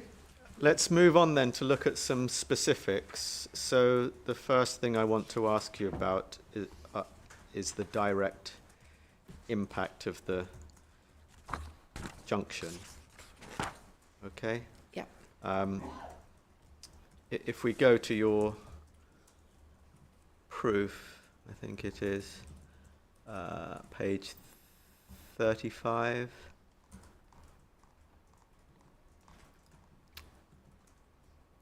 Yes. There's a drawing there. We know that the design overall has been updated in relation to what's on the northern side of the M2. Yes. What I'd like your help with, please, just what are the specific characteristics that you say the inspector should have in mind? Yeah, so, well, we heard from Mr. Simons yesterday about the engineering operations involved in the new junction and the tadpoles, but basically the new junction would involve slip roads on and off the existing motorway, so that's going to require earthworks to raise the ground levels to enable traffic to exit from the cutting and then raise them up to the natural ground levels of the existing plateau land, and then raise up and over the motorway carriageway. So there's some earthworks involved in that, but you can also see from that diagram the extent of new carriageway, and that the on-roads, the off-slips, the on-slips, and the realignment of Ruin Barnes Road to the west, all in all, that amounts to about 1 kilometre in length of new carriageway. It might also be worth going to the cross-section, which illustrates the impacts of the new carriageway as well. There's a cross-section provided, DD, let me see. Where are you looking? Yes, so that is in the transport assessment. So we're CD 7.31.6.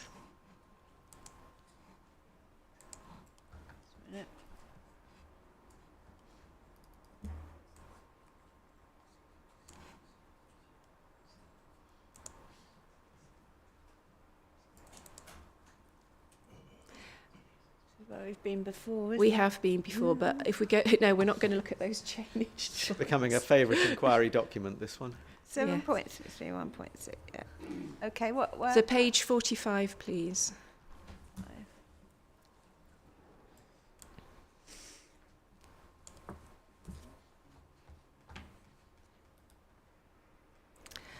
And if we look at section DD, I'd like to zoom in a little bit.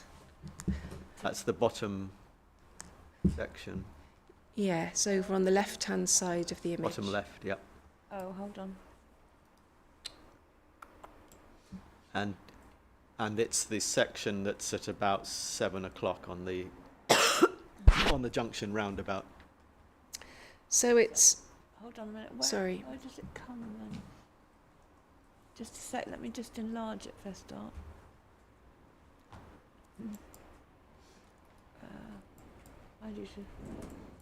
So that's the bottom section on the Yes. left-hand side. Yes. Yes. yes, not the very, Whereabouts? Sorry. not the very bottom image, the one just above it.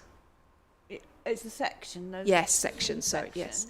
So it's at DD, which is, Just wondering where that goes. it's, So if you look at the roundabout, it's the one that's at about 7 o'clock on the roundabout. There's a section line. Oh, hang on a minute. I think I've got it. Where it says proposed. Oh no, I haven't. Oh yes, I have.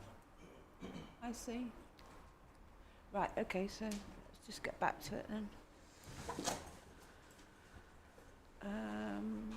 So it's the just. I'm sorry. Just hold on. Wait, just a minute. Sorry.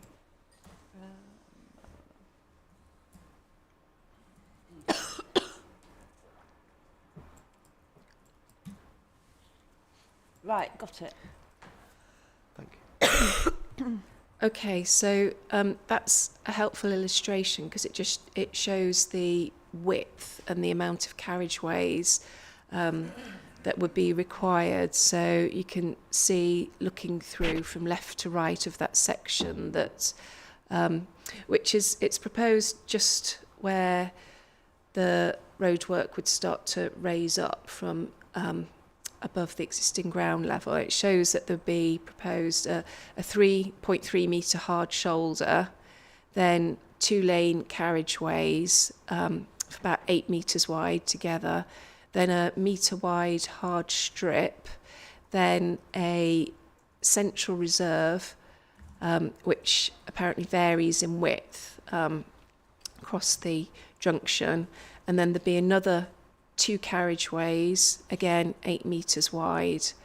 So all in all, we're talking about a 25 metre approximately extent of built form on the embankments that you can see there.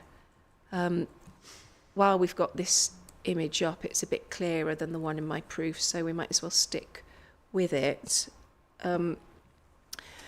So you can see, as we said about the tadpoles, so initially the carriageway on the off-slip would need to be brought up. Hold on, sorry, I've got to go zoom out now because I can't. Sorry, just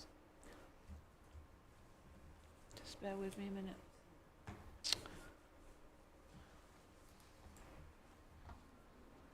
I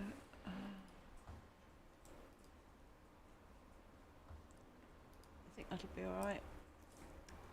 Okay. Okay, so the off-slip would need to be brought up to the natural ground level, so that would involve cutting in to the existing landform.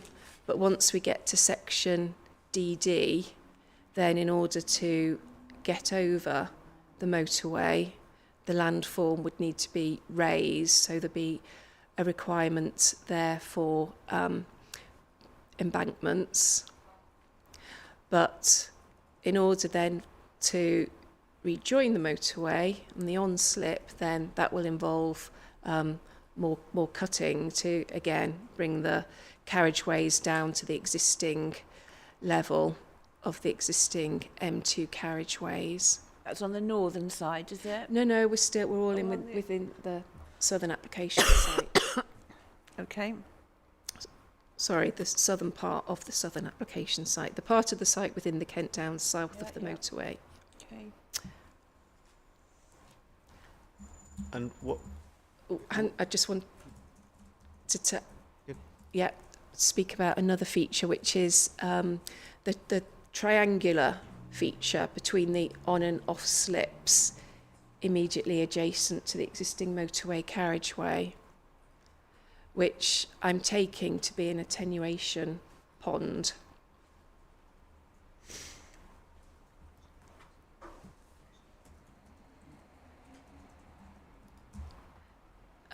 So that in itself will probably require more engineering works, sort of illustrated again by some very squiggly tadpoles.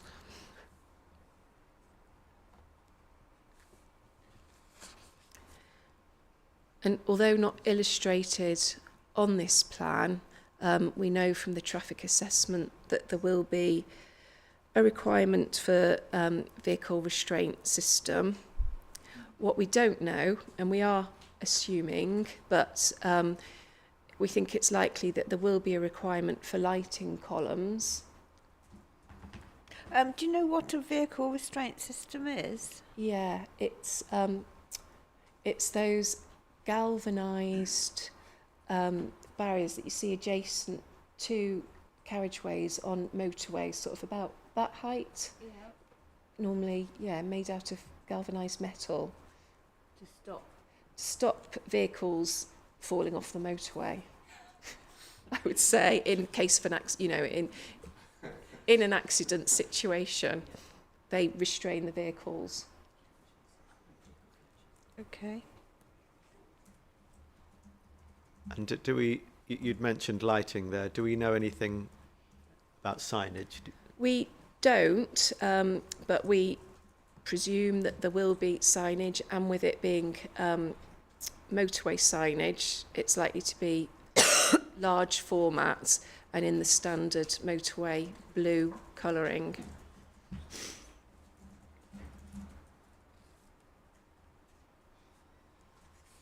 What did you say about lighting? Well, we presume that there will be a requirement for lighting columns on the junction. Most junctions are lit, and given the quite tight radii and the change in elevation, I can't imagine that there would not be a requirement for lighting, but I can't confirm that.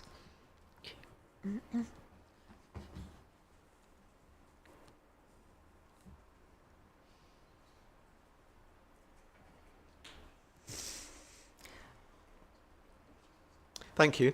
Now you've set out your assessment of impacts in your evidence, and I'm not going to ask you to kind of read that out or go over that, but I do want to ask you a question arising from Ms. Brockhurst's evidence, and if we can just turn that up, please. Her proof. So this is CD 37.3.2, and it's paragraph 4.33.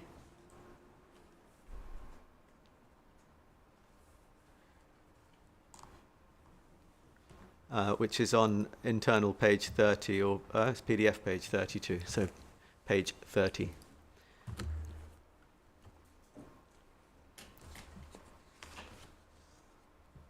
And it's your comment, please, on what she says at the end of 4.33, where she says the extent to which the southern portion of the southern site proposed development will affect the landscape is limited to part of the Bicknell LCA within the Mid Kent Downs LCC, Kent Downs AONB landscape character assessment update.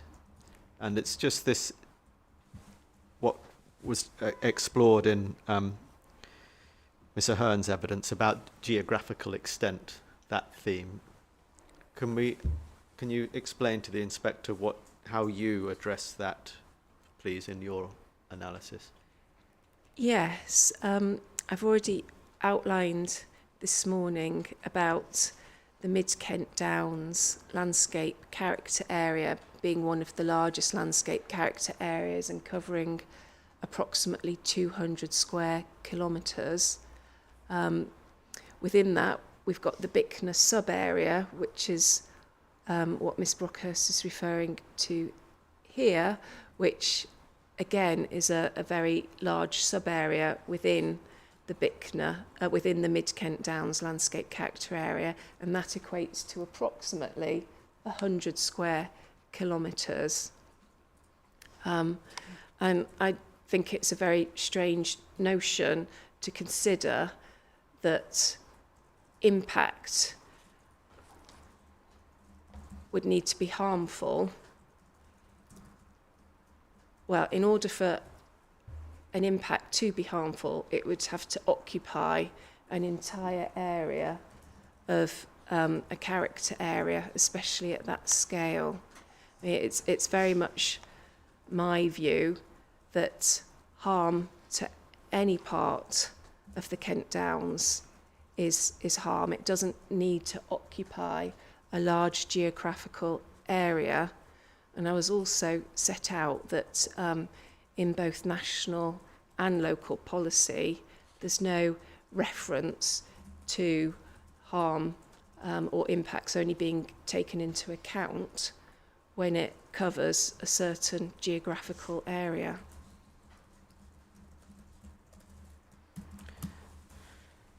Thank you.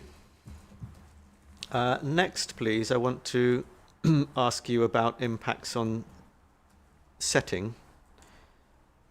And I think it might help to turn up a document you've mentioned already, but it's the setting policy statement. That's at CD 18.18.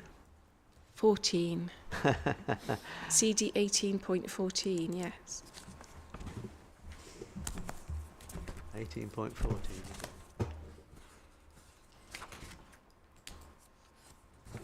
So I've got one document, Kent Downs National Landscape Setting Position Statement, CD 18.18. Oh, I beg your pardon. So with the position statement, because it's a web-based document, we do update it periodically when there's been change in legislation or more relevant appeal decisions. So I think, yeah, there's two. We've probably got an older version, or I'm looking at an older version. Well, But the most up-to-date version is 2024. Yes, let's just make sure we've got the right version. So CD 1818 is date 2004. Yes, that is the most up-to-date version. Thank you.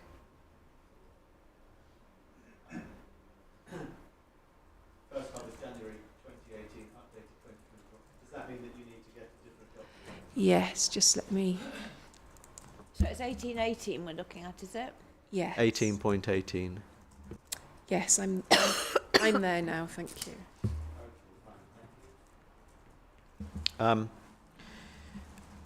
Again, if we just look at the context, we can see introduction, legislative policy basis, there's consideration of some High Court and appeal decisions, commentary on the setting of the KDNL, development likely to affect the setting, cumulative impacts, conserving and enhancing, and then some conclusions. And there are some appendices which we don't need to concern ourselves with. Can I take you to section 4, first of all, page 6. So we have a description there of setting, and just a cross-reference in your proof. Let me just get the documents. Give me a moment.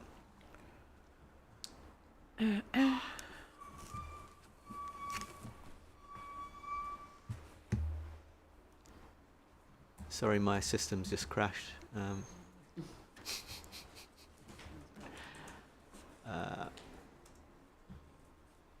Give me a moment. Okay, we're back. Right. Yeah.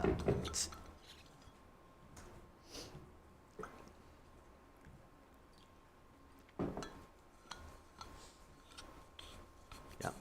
So your just as a reference, so we've got it. Your proof at paragraph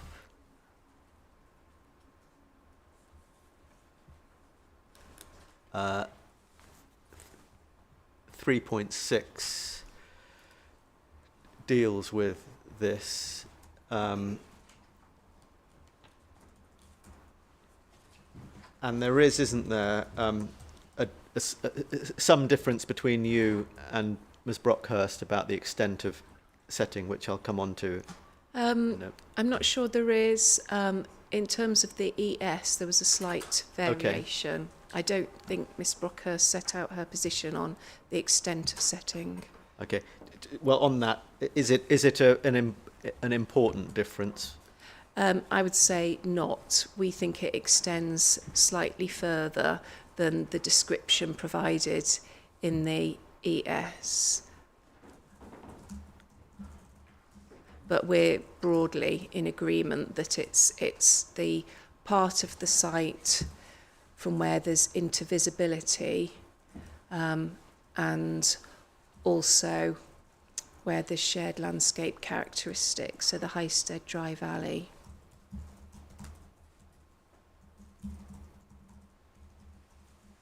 Through the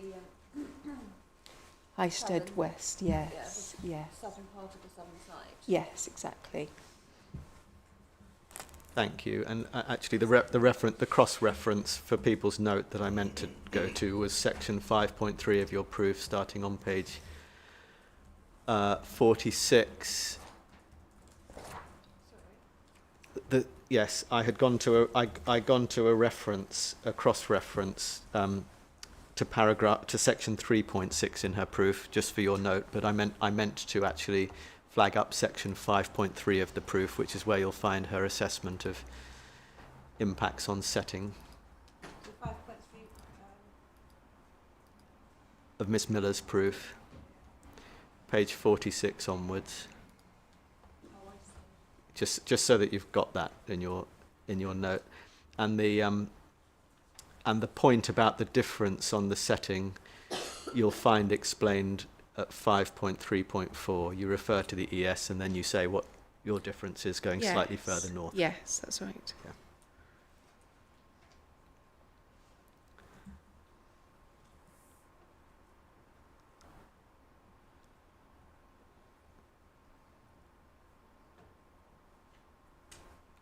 Okay, so back to the setting. Back to the setting statement. Section 4 talks about the setting. So in terms of the location of what's proposed here, how does that relate to setting? Yeah, so at section 4 of the position statement, we set out locations where development and changes to the landscape and where the setting of the Kent Downs national landscape may be more keenly felt. And we set out some identified locations. And the fourth bullet point, which is just at the top of page 7, identifies that this includes the highest and most open parts of the national landscape to the Greater Thames estuary. And just to highlight that that's exactly what many of the views that we're looking at over the site here involve, is views out towards the Greater Thames estuary. And that's reflected in the descriptions of many of the visual points assessed in the ES. Okay. And then section 5 is headed development likely to affect the setting of the national landscape. And it's got a description of some of the examples of adverse impacts on setting and some bullet points. And it talks about impacts on views, tranquility, and so on. How does that relate to the proposal here?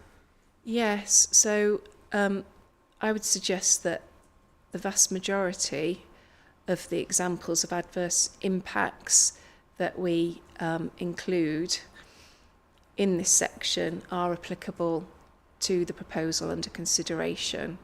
So it talks about development which would have a significant impact on views in or out of the national landscape. Loss of tranquility through the introduction or increase of lighting, noise, or traffic movement.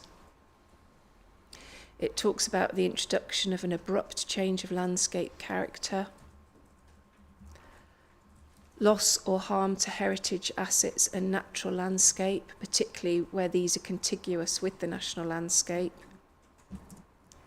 Development which gives rise to significantly increased traffic flows to and from the national landscape, and increased recreational pressure as a result of development in close proximity to the national landscape.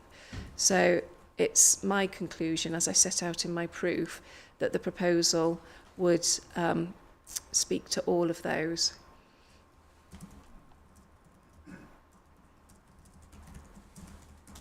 And it's just the southern scheme, isn't it? Just the southern scheme, that's Yeah. right.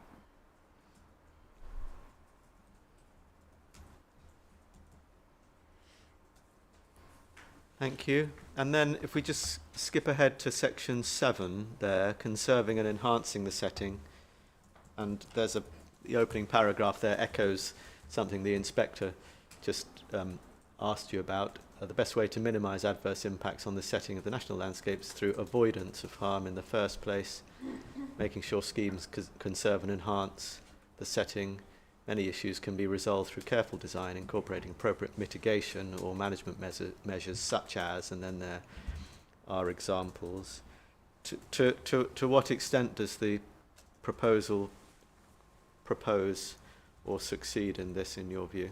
Yeah, it's perhaps I should just qualify this before I talk about it, but when the setting position statement was drafted, we never envisaged it being used, well, we never envisaged such large proposals being proposed within the immediate setting of the Kent Downs. So a lot of the measures that we set out here are probably more relevant to smaller scale schemes. Also, some of these measures and assessing whether or not the proposal complies with them is difficult because of the very outline nature of the application. But the first one refers to care over orientation, site layout, height, scale and massing of structures and buildings to minimise impact when viewed from the national landscape. And we have concerns in particular with the proposed site layout and the provision of some very large employment buildings in such proximity to the Kent Downs. And we'll probably get onto this a little bit later on, but we also don't think that it's been demonstrated that attention to heights and scales of buildings has been particularly played out because in one of the visualisations from the Kent Downs, you can see that although the height of some of the buildings is proposed to be reduced as it gets closer to the Kent Downs boundary, nevertheless, those buildings and taller buildings would still, according to the visualisation, still very much be visible. Can you just identify, we don't need to go there, but can you just identify what visualisation that is? Yeah, I think it's Vis 07 from Dean's Hill, which...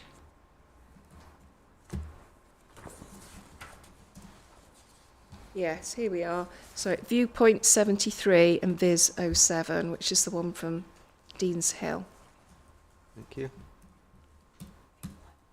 So you're saying that even though buildings are reduced nearer to the boundary, that doesn't...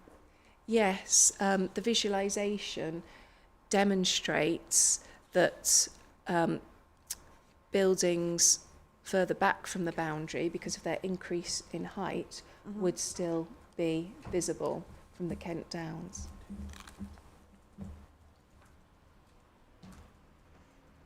And that can be found in CD 9.2.30, I think. Or is that the what's that? That's Yes. that's in the ES, yeah.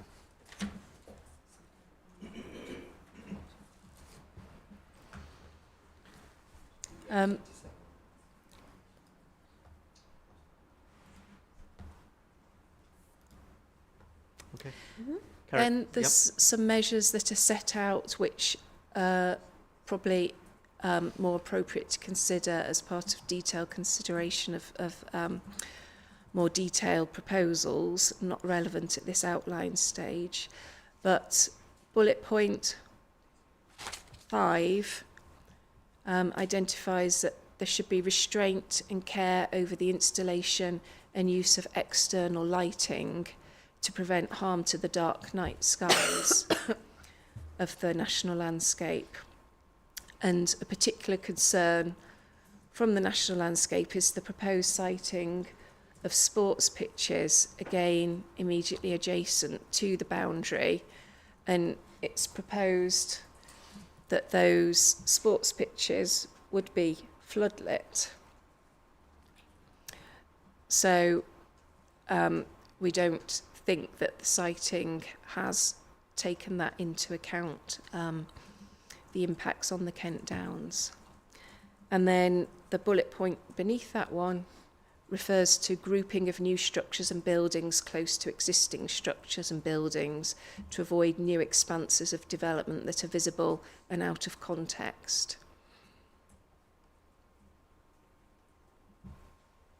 And it's our opinion that wouldn't be met in the proposal. Can you just My opinion, expand sorry. that a bit? Sorry. Can you just expand that a bit? Yes, please? of course. So, as I explained at the outset, this is potentially more relevant to individual buildings or smaller proposals than this particular application, but nonetheless, it's my assertion that the proposal would result in new structures and building, well, expanses of development that are visible and out of context in the immediate foreground of the Kent Downs.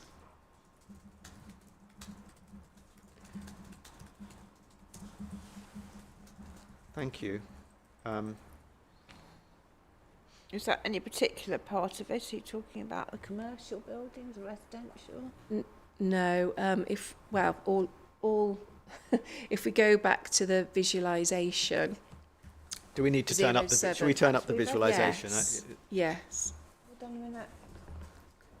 Where's the reference you'd like us to go to? Well, Is it 7 that you want us to look at? it's, visualisation 7.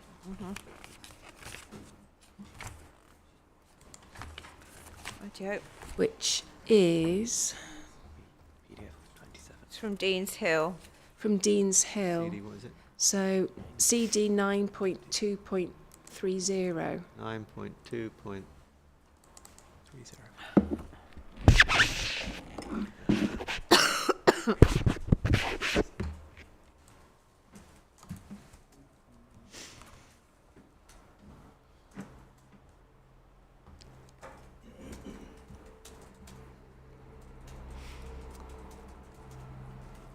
Yeah, it's got 27. Yes, so if we look at the year 15, Yeah. Doesn't look very different from year 1 on this, does it? well, Yes, it does. no, it doesn't, and that's another point that although planting is proposed along the motorway boundary, certainly from this viewpoint, it's ineffective in providing screening from here. That's year 1 and,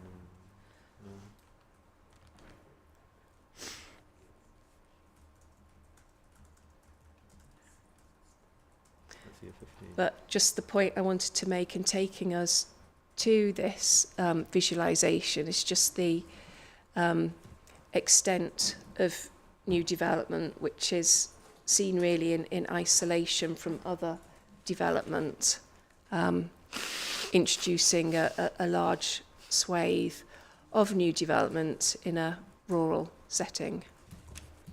What's the village just in front? Yes, so that is Bredgar Village.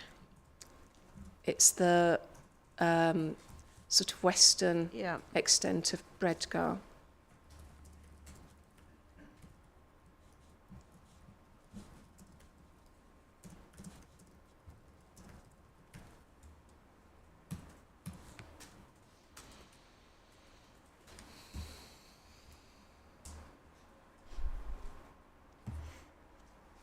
Thank you.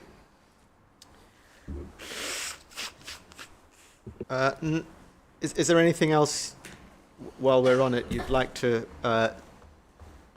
highlight about setting? Otherwise, we'll move on to another matter. No, that's fine. Thank you. Indirect impacts next, please. Indirect impacts. We can take this from your proof if we go there. And this is section 5.4.1 1, I think. So let me...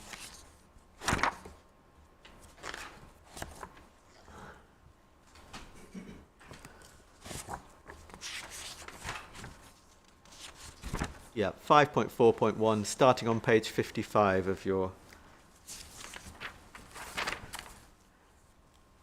evidence, and you've set out there various indirect impacts, increased recreational pressure, urban influences, fly tipping and so on, rat running, use of the rural, and impacts on rural lanes. Just a few points of clarification, please. To what extent do you say to the inspector these are theoretical, or to what extent are they actually tangible things that you're concerned about? Well, in my view, they're absolutely tangible. It's the assessment of the Kent Downs National Landscape team, as illustrated in the landscape character assessment, that where there are larger populations on the boundary or close to the boundary of the protected landscape, that is where these issues start to become apparent, and that is very much borne out, as I say, in the landscape character assessment, and those landscape character areas closest to urban populations, that is where these sort of urban fringe pressures that I identify are noted as being issues for those areas. And an example of that is included in my proof, where I show how there was an issue with inappropriate use of woodland at Bredhurst Woodlands, which is in the same landscape character area but located to the west of this site. And well, you can see in the proof on page is 59 and 60 an example of some of the effects from inappropriate and frankly illegal activities happening in woodland there, and that's because there's large centres of population just over the boundary of the Kent Downs, and the woodlands just to the south of large urban population there. Thank you. Well, you've set that out in some detail, so I'm not going to ask you more about that. We can read that. I want to go on, please, to section 6 of your evidence, where you talk about compensation, and you set out the Crow Act amendment and the guidance on that. And then 6.5, you have a heading, proposed level of compensation. Not going to ask you about the legal aspects. If there's an issue, the lawyers can address that. I just want you to explain to the inspector what you see as being the connection between the impacts of the scheme and the need for compensation measures as you've set out in your evidence. What's the connection? Yeah, so I think there's probably two aspects to this. There's firstly compensation, obviously if permission is granted, to deal with the landscape harm arising from the proposal. So what we would recommend would be enhancements that would fund landscaping enhancements elsewhere in the wider Kent Downs, which would be based on the recommendations of the landscape character assessment and focus on parts of the Kent Downs closest to the site to help offset the direct impacts of the proposal on the Kent Downs. We'd also look for funding to help remove existing detracting elements in the landscape, to compensate for the imposition of a new detracting element within the Kent Downs. And we also think it would be appropriate for compensation to help with the tranquility aspects, which would be a matter that would be very difficult to mitigate, given the amount of traffic that I referred to when I was reading out the summary of my proof. We're talking significant amounts of new vehicular activity on the junction, 1,400 vehicles at the AM peak hour.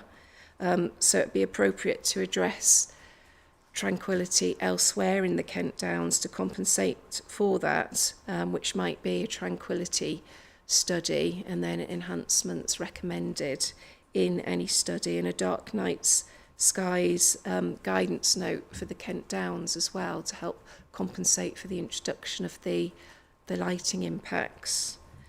But we also think compensation would be necessary to help deal with some of these indirect impacts that I've just spoken about, to help manage the increased use of the Kent Downs from recreational impacts, and to try and help manage and conserve the existing landscape from some of these potential urban fringe pressures. Thank you. And if we just take that as an example, can you give a specific example of the kind of thing that might be done in relation to indirect impacts? Yes, for example, in the Medway area, there was urban fringe impacts being experienced. So the Kent Downs initiated a scheme called Securing the Landscape, which was directly targeting these impacts and involved a variety of measures, including with the police, employing a specific police community support officer just to target issues in the Kent Downs, which has been partly funded by the Kent Downs and also by the parishes affected by the urban fringe pressures, and they've been sort of feet on the ground to really help with that. But the initiative also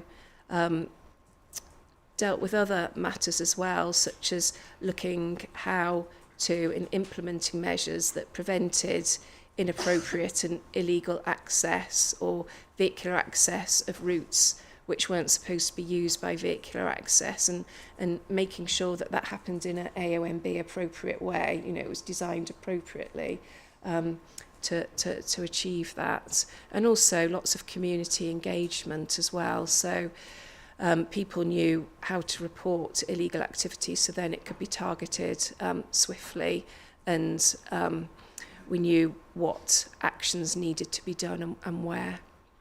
Thank you. So it is possible to deal with these issues, but it does require sort of targeted and resources to be able to do that. Thank you. Now, there's one other matter I need to clarify. Are you going off that topic? I am. Can I just ask something? Of course you may, yes. Could you, so what discussions have there been about this with the applicants, please? So, after the application was called in, we were contacted by Mr. Ben Gearing, who's an employee of Quinn Estates, to have a discussion about our consultation response to the application, which suggested that compensation may be an appropriate approach if the application was to be approved. So I had a meeting with Mr. Quinn, and during that we discussed... Mr. Quinn, but... Sorry, Mr... Someone who works for them. Yes, somebody who works for Quinn's, Mr. Gearing. Yeah. Yeah. And we discussed how, well, this was in respect of discharging the duty and how that might be complied with. And we discussed what might be an appropriate way of dealing with that. And that included either compensatory enhancement payments or we did actually discuss other measures, such as the provision of an alternative piece of land elsewhere in the client's ownership, and whether or not that might help discharge the duty.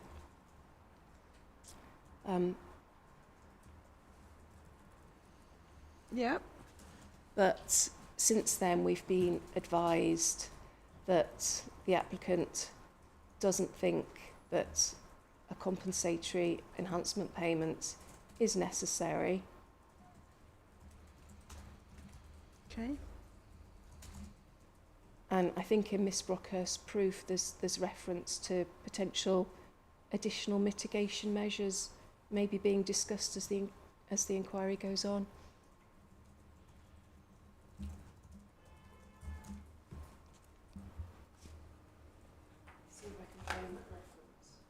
Going to ask. Are you asking about that or not? Yeah, there's, I will ask about it. It's paragraph 4.45 on page 34 of Miss Brockhurst's proof. Well, before we just... I was going to say, just to put a marker down, as it were, I'm not asking any questions, just for the inspector, it will be a subject of some legal submissions later in the inquiry. Just so you know where we're at on it, there was a town legal letter that went out on the 26th of Feb, and what we don't accept is that there's either a legislative or a policy basis for any such payments, or that they meet the SIL regulations, or for reasons that we will expand on. But that just when do we have to wait for that to hear that? Well, we could do it. We could do it soon if you want. But there's no. It wouldn't be Mrs. Brocker. It wouldn't. It's not for these witnesses. Is all I'm saying. We can do it. We could do it whenever we could have it. Have it as a freestanding session, but it's not part of the landscape architect's evidences. So what you're saying is that if there was something in, say, for example, the section 106, that wouldn't pass the SIL regulation tests. That's right. Okay. Madam, while we're on that, and my learned friends being so forthcoming, could I ask... I presume you don't agree. No, I just want to ask a clarification. So Ms Brockhurst's paragraph 4.45 says this: the applicants are proposing on-site mitigation stroke compensation measures to address the effects on the KDNL. This is a work in progress, and the outcome will be available to the inquiry at a later date during the scheduled evidence and roundtable discussions. And I just wondered if there's clarification on how that relates to the later town legal letter, and whether there is nevertheless some work being done that will be revealed. Yeah, I think we can obviously, that's a question as Mrs. Brockhurst can explain, but as we don't to wait in suspense over the weekend. The word compensation in that sentence, there it is to do with physical compensation measures like planting, and not cash. So more mitigation then, is it? Sorry? More mitigation? Well, yeah, she says mitigation / compensation, but yeah, not. She's not a payment. This town legal letter, is it in the inquiry? I don't know. There's no harm in it being, because everyone else has. I say everyone else. The council's got it, and indeed. You haven't, Mr. Bell? No, as is sometimes our want, we don't have it. Well, I haven't either. If it It makes would any be- difference. So. There's nothing intended by it. It was because it's part of ongoing discussions that are going on in relation to the 106. Right. And so it was just a letter of many that are going back and forth on the 106. Well, if it's actually relevant to this particular point, then I wouldn't mind seeing it. Certainly, it's relevant. It's definitely True, relevant but- to the argument about a 106 payment and whether it meets the tests. So it would be relevant to that. And as I say, it's sort of an open discussion. I don't mind when or what stage in the inquiry we get into that. I certainly wasn't intending on doing it now. No, I wasn't going to suggest you were. Certainly, yeah, no problem with it being added as a... Inquiry document 2? Could be, yeah. Number 2. We can have it forwarded to the programme officer to... would you like us to do that? Yes, please. So I suppose if it's a legal thing, I won't ask you to comment, unless you want to.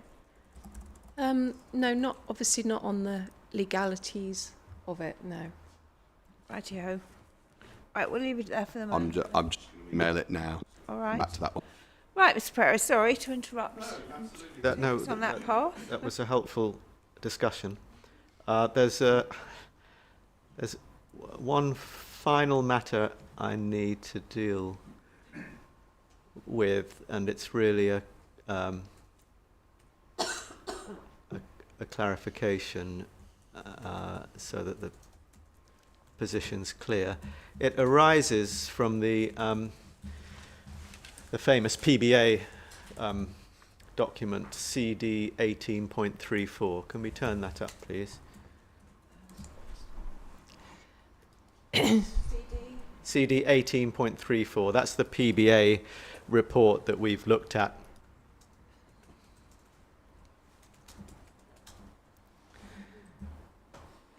And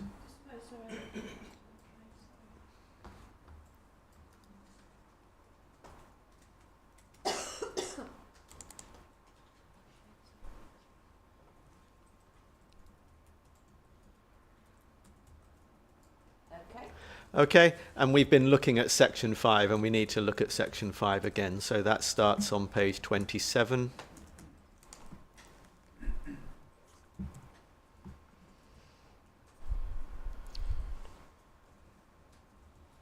This is the section on assessments, and then on page 28 we see the commentary on NS1, which was the equivalent proposal. And I need to take you, Ms. Miller, to 5.16.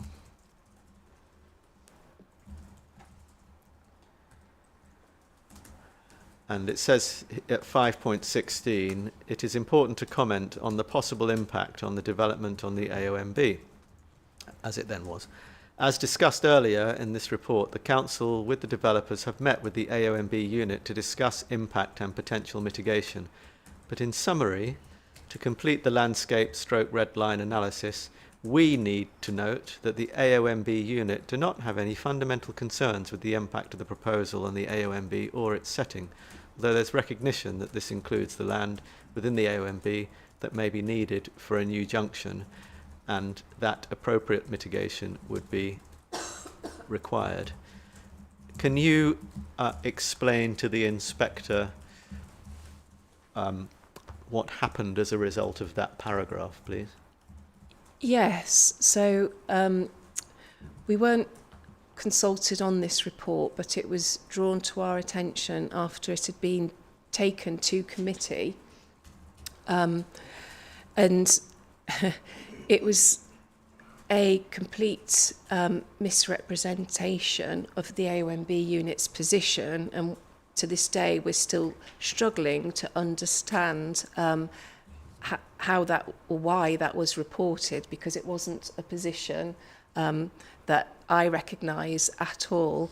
So after it was drawn to our attention, we alerted the council that it wasn't actually our position, that we had, as we had previously, maintained concerns about the proposal, and in light of which the report was taken back to committee to report our position, and the report was amended by the introduction of a addendum, or it was noted anyway that this report did not reflect the AOMB's position, and that our position regarding concerns, objections remained. Thank you. And the relevant background documents to that are in the core documents, and I'm just trying to find the references.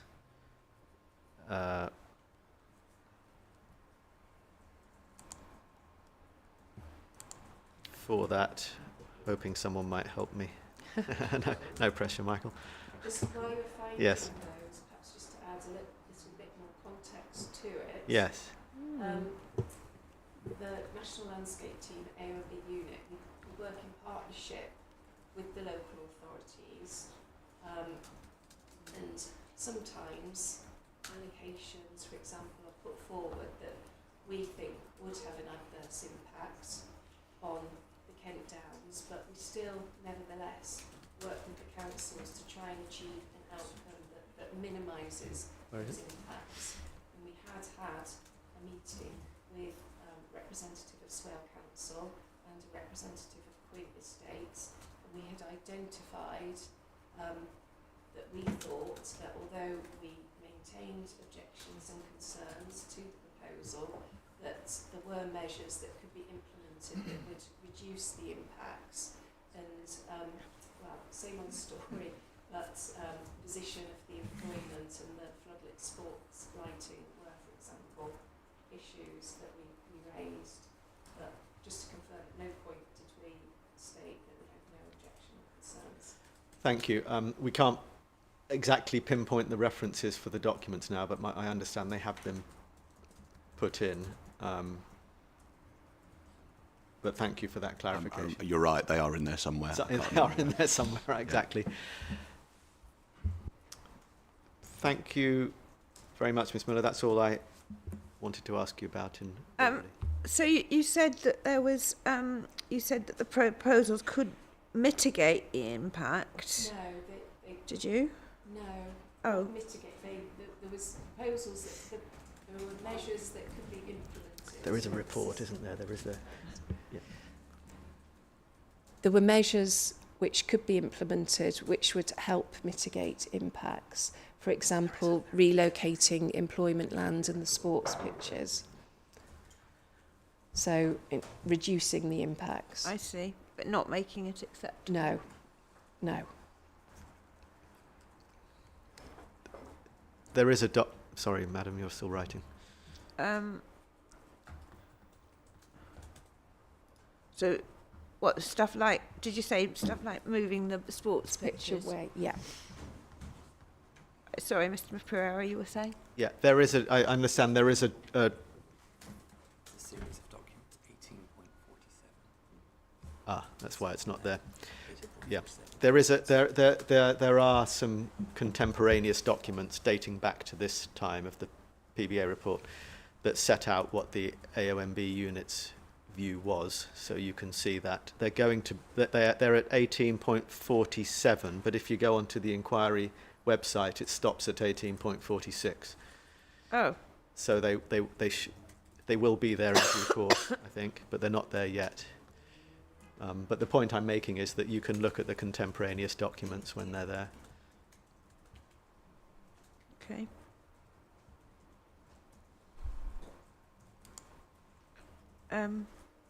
Okay. Thank you. Thank you, Ms. Miller. Thank you, ma'am. Right, let's take a check on where we are then. Yes. So we're going to start Don't ask with me for a you. time estimate, please don't. Well, I'm yes. sure you've been thinking about it. Yes. So, I'll do it in days, exactly. No more than 5 days. No, it should. Here we go. It should be no more than a couple of hours, sort of thing. 2 to 3. My estimate was, I think, 3 hours was the one in writing. So I would very much. It's nothing like the same. Not in the same category as the Ms. Ahern cross-examination. right, so 2 to 3 hours. So we could do half. If you wanted, we could start now. To start do a bit Till 1 o'clock. till 1, and then To- see where we are. So we might finish by 4. With That any would- luck, maybe. Yes. Or just yes. after. Yep. So, Miss Bonnie, I don't think you're going to be required to No, do that. that's for sure. All right, so I think we'll aim to That'll be a Tuesday morning situation. finish, Yes, Miss Miller, if we that's can. programmed. So that would keep us, would it? I think we would be spot on program. So Well, we're that's okay anyway next week. noted. All right, so why don't you do about 25 minutes, 25. half an hour or so, and then we'll break for Tried lunch. to stop at 1 o'clock. Yeah. Good afternoon, Miss Miller. Right then. A few things then to ask you about. First, the nature of your objection, sort of overall. Secondly, some questions on the downs, on the natural landscape. I'm going to keep calling it the AOMB by mistake, but I'm going to try. I want to ask you some questions about accessibility to the downs, which is something that the management plan talks about a lot. Impacts for people. You talk about things like biking and parking and that kind of thing. And then some questions on the relevant special qualities that you've been talking about in your evidence in chief. So that's the plan. Let's get on. Now, you talk in your proof of evidence, this is first topic then, which is the overall nature of your case. You talk in your proof of evidence about this statutory duty. And as has already been canvassed, I'm not going to ask you questions about the legalities, as it were, of the statutory duty. But you see it as core to your evidence, and you explain that, for instance, on page 76. Don't you? Yes. Yes. You explain the duty and how it was amended through the Levelling Up and Regeneration Act, and you set out what it says in italics there, and then you have a section on legislation and guidance, etc. in your section 6. And just to cut straight to the end, as it were, your at the end, not the end, but the end of your section on page 86.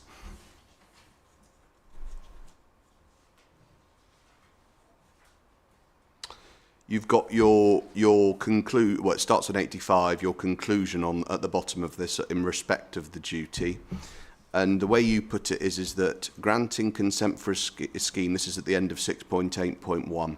Granting consent for a scheme that causes acknowledged harm to the national landscape, prima facie, which is it's a good sort of lawyer's phrase that, but prima facie doesn't serve to further the purpose of conserving and enhancing the natural beauty of the national landscape. That's more about what that means later. But then you say at 6.8.2, if it's determined that the planning balance is acceptable, I'll ask you about what that planning balance is in a minute, accepting you're not the planning witness. Additional measures would be needed, etc., in accordance with the legislation. In your view, compensation that delivers the following measures would be an appropriate and proportionate response to meet the duty. And then you set out what that would cover. And so, i.e., we're back to, and I'm not going to go into it, but we're back to the debate about money, essentially. Yeah? Yes. If the money were paid, TBD at a session that we have on the 106, if the money were paid, your position is that would be a response to meet the duty. Yes. And so if the money were paid, in your view, the statutory duty is met. As you explain. Yeah? Is that, are you waiting to, I'm waiting for you to answer, but is no, that... sorry, I was just, thinking it about over. that question. Okay. It would be one way to demonstrate. It'd be one way. Yeah. One way of meeting the duty. Yeah. There are other, but not the only way. So does that mean then that you've not got what we might call an in principle objection in the same way that perhaps Mr. Hearn may have done, certainly in respect of the Southern scheme, for the reasons that she explained? Because on your view, the core statutory duty at the heart of your evidence in relation to the national landscape is capable of being met.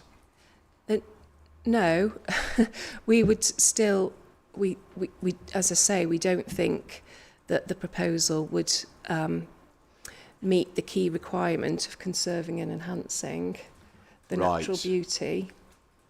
But this would be one way to help demonstrate that the relevant authority is seeking to further the purposes.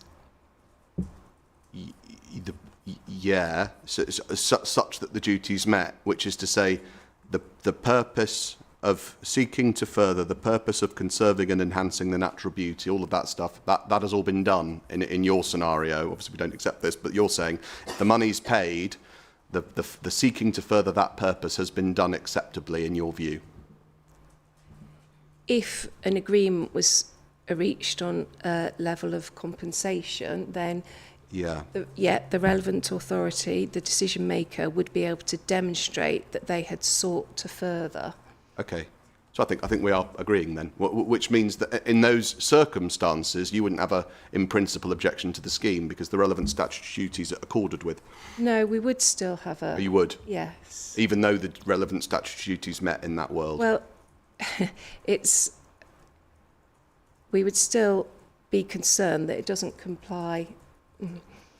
It's tricky, isn't it? Because the only justification for a payment, as I say, well, the inspector will say we don't accept the need for a payment, but there's only justification for a payment of, I think it's millions that's being sought, is if there be a sort of a need, policy or law or whatever in order to render the proposal acceptable in planning terms. I'd understood that your case is that that's what a payment would do, which would say it meets this duty would be met, and that's the need for the payment. And that would therefore mean there's no objection because the relevant statutory duty that underpins this whole thing is satisfied as a consequence of the payment that you are seeking. I'd understood your position to be. In respect of the duty, we think it would be an appropriate way to approach the duty, but setting that aside, we still have concerns that the proposal as a whole doesn't conserve and enhance the Kent Downs. Right. It wouldn't remove our objection to the scheme. Okay. So just to sort of try and, for me, fine. So paying the money doesn't make it doesn't lead to a scheme that's acceptable to you in AONB terms. In terms of impact on the national landscape. No. Right. But it's a way to demonstrate that the decision maker has sought to further the purposes. Right. Has sought in vain because this money's been sought, it's been paid, but it doesn't actually have the effect of rendering anything acceptable from your point of view. But okay, we'll come back to that's helpful. Thank you. We'll come back to that in the 106. I just wanted to understand where the money fits into your position. Okay, that's the legislation. So far as national policy goes, we're all familiar with the bits of national policy that talk about the weight to be attributed to national landscapes. But in particular, if you just turn in, have you got the framework, which is called document 16.1?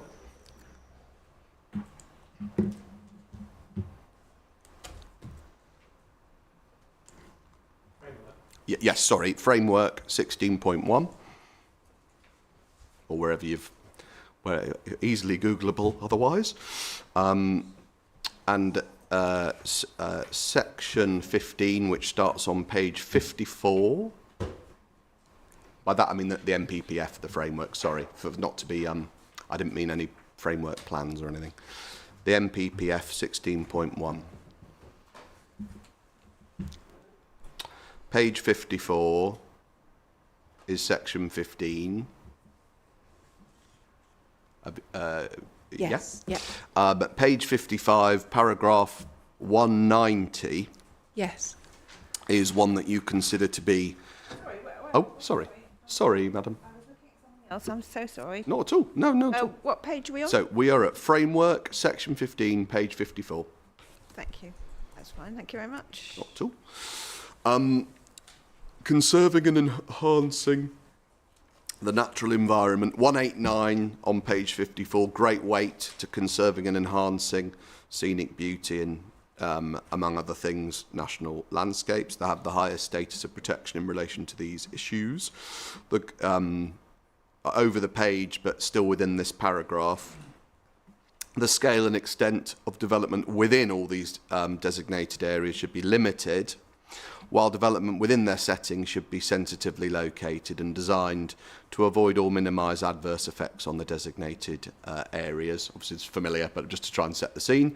And then 190, when considering applications for development within, among other things, national parks, permission should be refused for major development other than in exceptional circumstances and where it can be demonstrated that the development's in the public interest, including an assessment of, I'm going to read all of that out, but A and B and C, right? Yes. Okay. Now, just to be clear, and you have been clear, but I'm not saying you haven't been clear, but just so we're very clear about it, all of the stuff to do with exceptional circumstances, consideration of the public interest, consideration of need, national considerations, impacts of permitting or refusing upon the local economy, cost of and scope for development outside the area or meeting the need in some other way. So 190 and A and B in particular, all important issues, obviously, but for other people. Yes. And I suppose 190C, to an extent, 190C you do cover. Yes. So the overall policy test that will be critical for determining the acceptability or not of major development within the AONB in this case will in the end, I can state the obvious, but just will in the end be something for Mr Digan on the council's case through the planning evidence?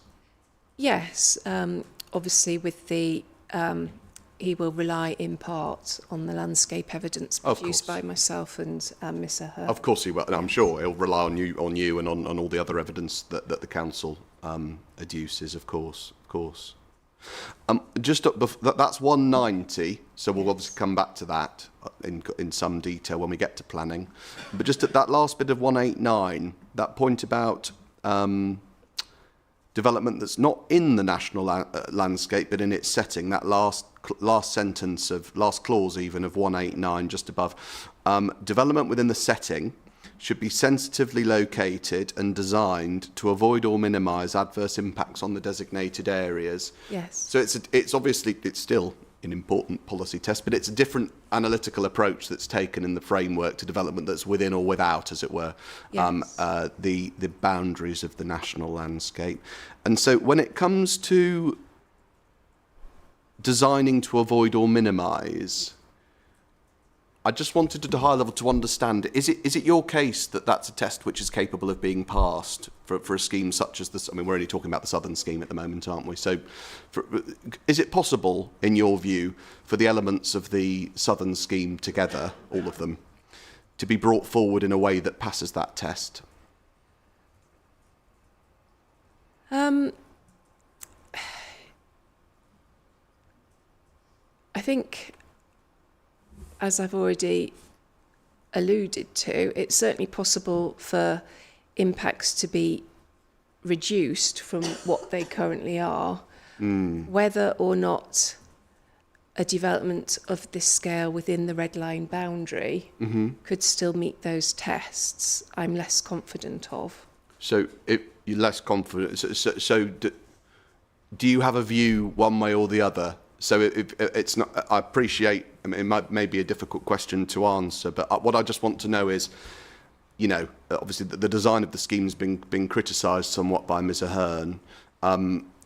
What I want to know is it a case of we could bring forward the scheme, but if we did it in a slightly different way, or if we, for example, moved one parcel over to a, you know, if it was the same elements, but they were arranged in a slightly different way on the parameters plan, would you be saying, yes, it is possible to meet the test at 189? Or, in contrast, are you saying, no, if you want to bring forward these elements of built development, arrange them however you like within this red line, it can't, that 189 can't be met on my evidence? Which one is it? I don't think you can answer that. Can you not? Because I would say that a development may be possible, but in terms of the scale of the development that's being proposed, and obviously it's the Highsted West part that we are concerned with about impacting. Yes. Just knowing the parameters and the amount of development and so on, it's very difficult to comment whether or not that could be designed in such a way for the impacts on the Kent Downs to be avoided or minimised. Avoided or minimised, yes. Okay, so it's difficult to answer, and so you don't have a sort of fixed view on it at the moment as to whether or not it would be possible. That's fair, yes.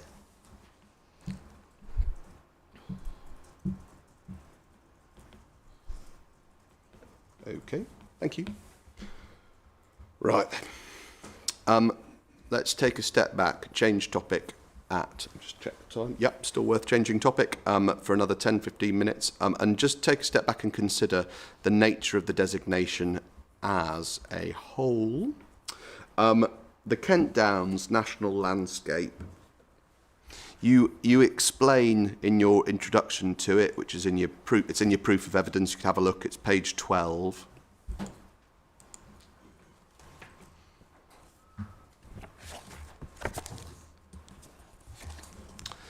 That it is an area of around 878 square kilometres, which just in hectares, if anybody's following along in hectares, 87,800 hectares is what that means. It's 23% of the total land area of the county of Kent. Yes. Of which, just again, we'll come back to scale, but to put that into context, what your take is on the new bit of the junction in the motorway junction that falls within the Kent Downs National Landscape, your assessment is that it would be, this is at the, it's on your page 35, but we don't have to go there at the moment. You say over 4 hectares of land would be impacted by the new junction. Yeah, it's my estimation that approximately 14 hectares of the Red Line site area falls within the Kent Downs, but of that 14 hectares, approximately 4 is actual physical infrastructure associated with that the sounds junction. about right to us as well. Okay, so we get a flavour of the nature and extent of this designation, which may or may not be very well known to some more than others. If we could just take out Mrs. Brockhurst's plans in her appendices to her proof, and its plan, it's core document 37.3.3 for Mrs. Brockhurst's plans, and it's the 9th one on page 20. It's plan LP9. If you could.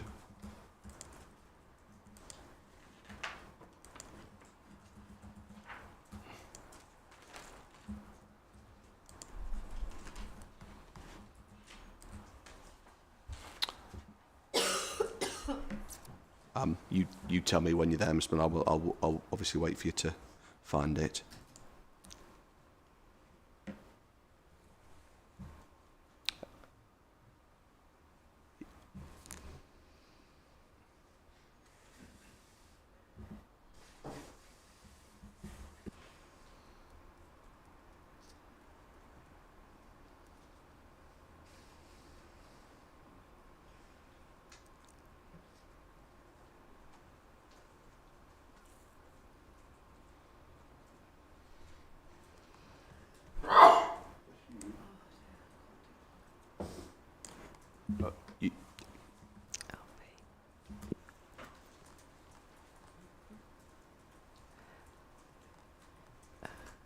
Yeah, I'm there. Lovely, thank you. So you should have plan LP9. It says right in the bottom right hand side.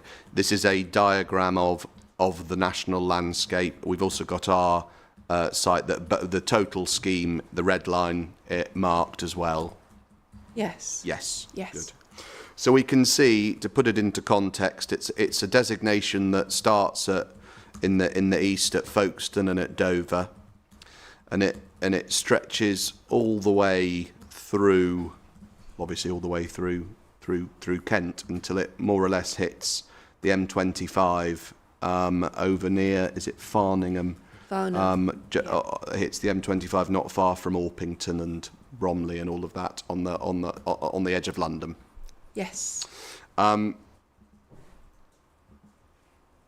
boundaries of this designation were, it would be fair to say, and indeed you've explained this in your proof and your appendices, they were carefully drawn, as one would expect. It's difficult to say. I mean, what do you mean in terms of carefully drawn? By carefully drawn, should have been more clear in the question. Drawing the boundaries for a designated landscape like this can be quite a controversial and difficult process, can't it? Yes. You hear, or the bodies who are charged with it hear from all kinds of stakeholders, local, regional, national stakeholders, Yeah. and everybody sets out their views through different processes as to how it should be done, where should the different lines be, because obviously an enormous amount turns on what land is in and what land is out, right? Yes. It's really important. Have you been involved before with the drawing up of boundaries for a designation like this? No. Okay, well, Mrs. Brockhurst has and can explain, but you would accept, I think, that it's really important, isn't it, when you're doing this sort of exercise, that you make sure that you get everything. I know that might sound a stupid thing to say, but you need to make sure that when you draw these lines on a map, you're not missing land that exhibits the special qualities and the statutory criterion of outstanding natural beauty that the designation's there to preserve.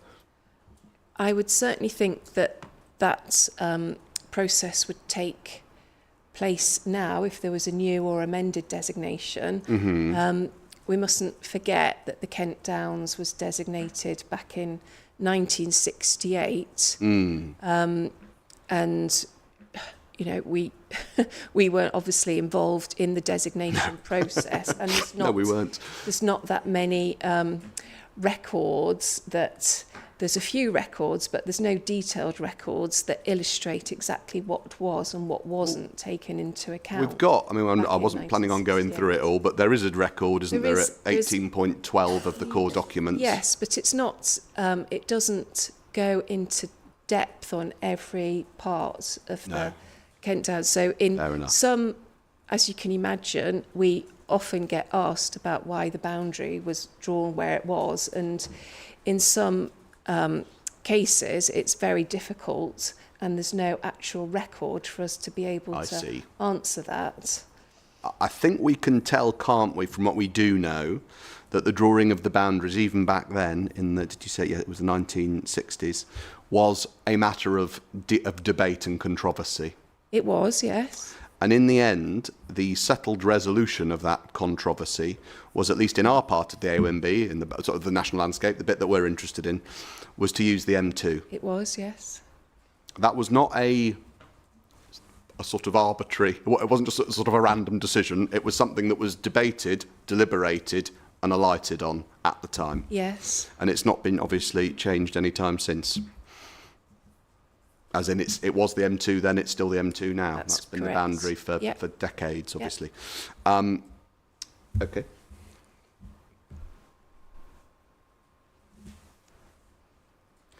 An obvious thing to say, then, but something does flow from it that might just be worthy of your comment. You were here, were you, on the first day of the inquiry? I was, yeah. So you know what we all know now, which is that the Kent think that there's what they called a clear need and commitment to a delivery of a strategic connection between the M2 and the A2. That's their position as Highways Authority. I heard them say that, yes. Now, if that's ever going to happen, and look, it may or may not, but obviously that's part of what this inquiry is all about, but if it's ever going to happen, that road's going to have to connect to the M2. Yes. And if that's going to happen, it's going to need a junction to connect to the M2. Yes, it would, yes. So the principle of direct impacts on at least a part, it might be a small part, it might only be a few hectares, but the principle of direct impacts on the national landscape would be an inevitable consequence of Kent delivering on what it considers to be a clear need as a Highways Authority. Yes, but just to qualify that, I don't think it's ever been properly assessed through the planning process. It's an aspiration and a desire, but... Of who? Sorry, of Kent, you mean? Kent, yes. I see. Although but as far as I'm aware, it's never actually been the implications of it, for example, for planning purposes, haven't been tested or assessed. Well, they can, maybe Mr. Young's coming back soon and he can tell us what they are. But yes, no more of that on the Highways session. Okay, thank you. That would be an ideal moment to pause if that suits. Right, well done, thank you very much. So you realise obviously that you can't speak to anybody, well, none of your team. So we will have an adjournment between now and 2 o'clock when we'll resume. Thank you.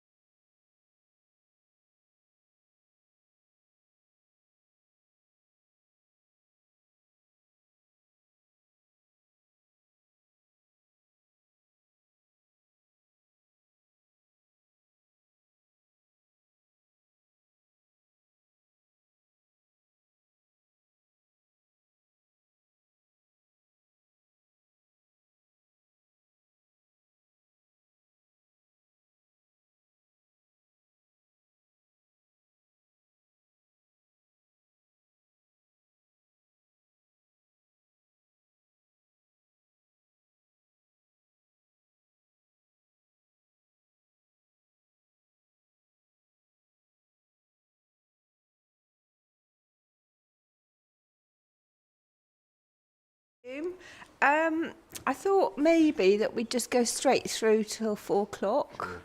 If anyone does want to... Is that all right or not? You looked a bit surprised. Yeah. But if anybody, probably more you than anyone else, wants a short comfort break, you know, before then, can you just say, or just... because that would be absolutely fine if people want 5 minutes or 10 minutes. But I've forgotten, of course, that even if we get through you, Mr. Simons, which seems unlikely.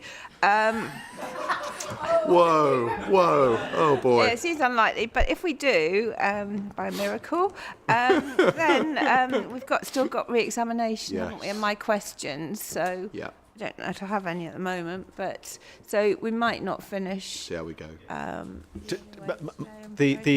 The surprise you read on my face was probably a betrayal of a question I had, which is, are you suggesting that we finish at 4, or? Well, I'm suggesting we finish around 4. I mean, Yeah. obviously, if there's another 10 minutes or something to go, then we'll carry on. But it's not just you, Mr. Simons. It's not just you. Oh, it's mainly you, I have to say. It's most barristers in my... you and most barristers, Mr. In Simons. my estimate, I could name quite a few, but I won't. Right, anyway, let's get going then. Okay, So thank you. if you'd like to carry on, please. Now, changing topic. Good afternoon again, Mr. Good afternoon. Changing topic. I'd like to ask you a few questions about more people visiting this wonderful national landscape, which is of course something that's greatly encouraged by the policies that sit behind it. In your proof of evidence on page 56, or your proof on page 56,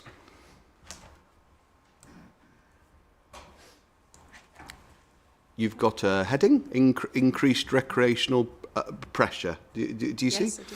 And you tell us at 5.4.5 that you mentioned this management plan that we've gone to and that we'll go back to in a minute. The management through the Kent Downs management plan. The role the designated landscape performs in providing an acknowledged recreation source to its inhabitants and visitors from further afield is acknowledged. And it says that the management plan says that access to the Kent Downs AOMB, particularly through walking, cycling, riding, provide demonstrable benefits to health and well-being. At the same time, visiting can support the local economy and services. And indeed, as you say, numerous management plan principles seek to both promote and encourage the use of the national landscape for recreational purposes. You see where I'm at? Yes, I do. To try and unpack that a bit more and just so the inspector can see what the management plan has to say about it, just put a pin in that, as it were, and turn over to the management plan, which core document 18.13.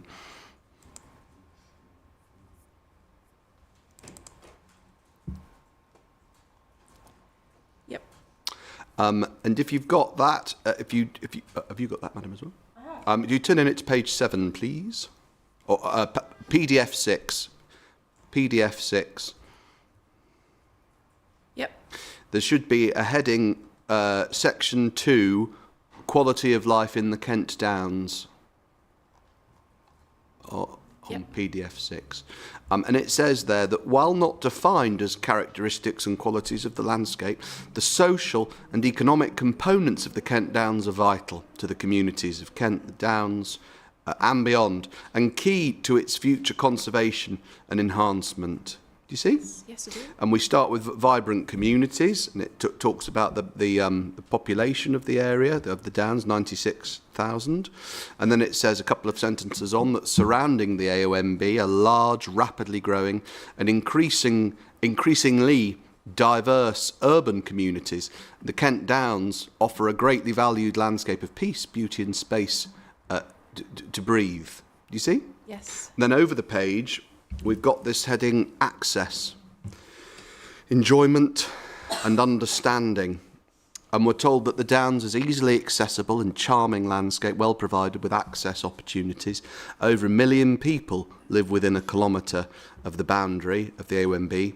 There's considerable demand for access and recreation in the Downs, providing this in a way that supports the special characteristics and qualities of the AONB is an increasingly important but challenging task, and there's reference to this idea of over-visiting, about bits being beyond their capacity.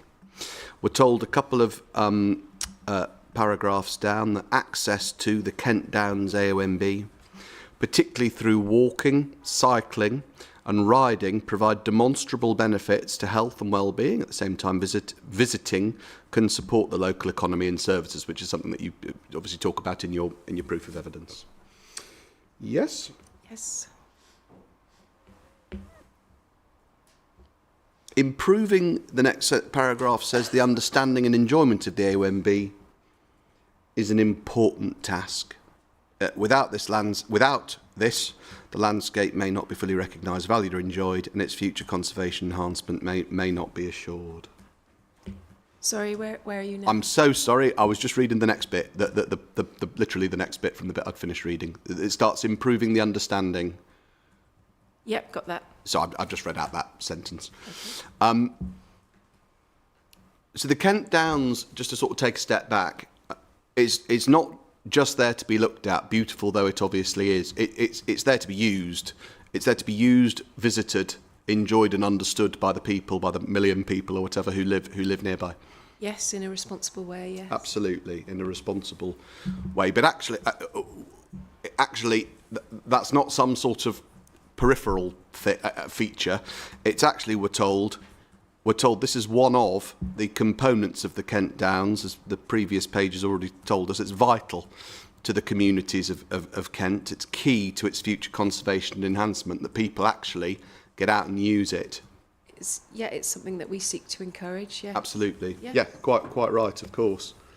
Okay. On PDF page 15,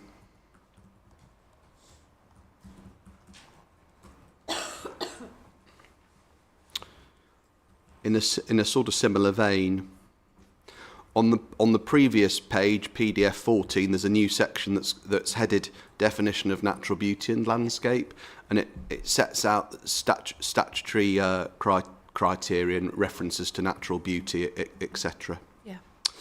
And then at the top of the following page, PDF page 15, we're told that at the core of the secondary purpose of the AONB designation is the understanding that landscapes, not just scenery, this is something we went into a little bit yesterday, landscapes, not just scenery, it's the result of the historic and ongoing interaction between people and place, and social and economic activity that contributes to the landscape and natural beauty is fundamental to shaping the future of the AONB. Yes. I'm so sorry. I should always check. PDF 15, and it's the first proper paragraph on that page, starting at the call. Oh, I see. Just read that. So it's the same story, isn't it, in as much as these landscapes are not just there to be looked at, they're there to be used by people.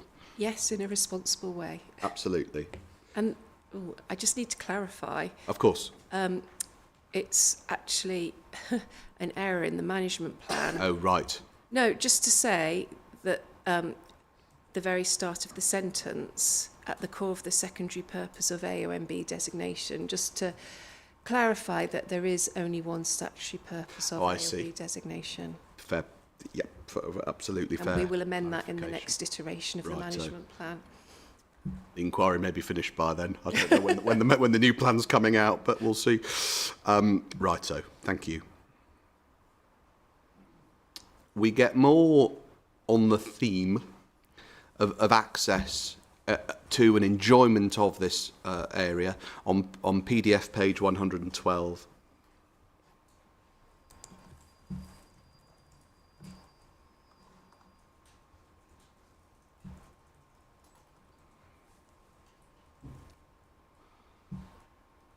Have you got I'm there? there. Thank you. There's a heading, access and enjoyment and understanding.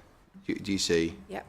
And we're told just before 12.1 there's a sentence that reads, the AONB's recognised, valued and celebrated by residents and visitors and by those who simply delight in the fact that it's there. Yes. We get the numbers after 12.1 about how many people there are, 96,000 within the AONB, but in excess of 1 million within 1 kilometre, and actually over 2 million within 10 kilometres of the boundary, we're told.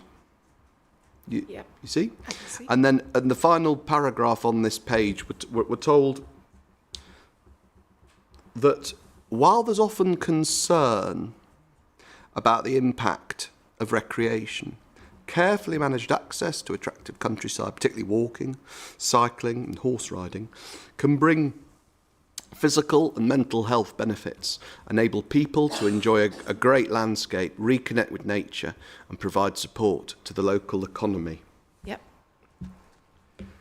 So despite concerns that often exist or often arise about people doing all these things, it's not wanting to oversimplify, but it's a good thing. If people are getting out into the AONB and using it responsibly, as you say, I'm not saying fly tipping or whatever, but using it for appropriate uses, that's to be encouraged. It's to be embraced. I mean, it's what we're here for. It is generally just slight qualification. There Of course. are certain spots, and I don't think there's any in the vicinity of the application site where there is an issue of over-visiting, which does cause harm. But other than fair. that... No, that's a very fair qualification, because I did read out a bit about over-visiting, or I skipped over it, but it's there. That tends to be impacts, ecological impacts, but it's the really well-visited sites. Really well-visited hotspots. On the White Cliffs and the White Cliffs of Dover and all the rest of it. So there are references to over-visiting here, but to be fair, between us, we agree that those aren't. That's not something we need to be concerned about here. No. Yeah. But there are other bits of the AONB where that's an issue. So okay, and a bit more on this on page 114, PDF page 114.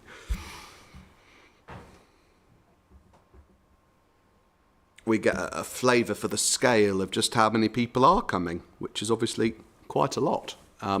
It's PDF page 114. We've got limited visitor information available for the AONB as a whole, but we've got research that shows 66.5 million visitors for Kent, which generates billions of pounds, supporting more than 80,000 jobs. And it's also clear from Visit Kent research that visits to the countryside and heritage sites are important motivators for why a lot of people come to Kent in the first place. The current estimates for the Kent Downs AONB visit numbers is around 20 million visits a year is best estimate, which is similar to the Cotswolds. We are told. Yes.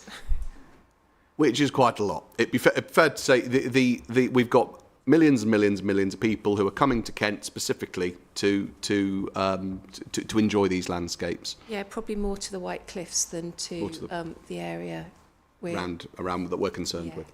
Okay. But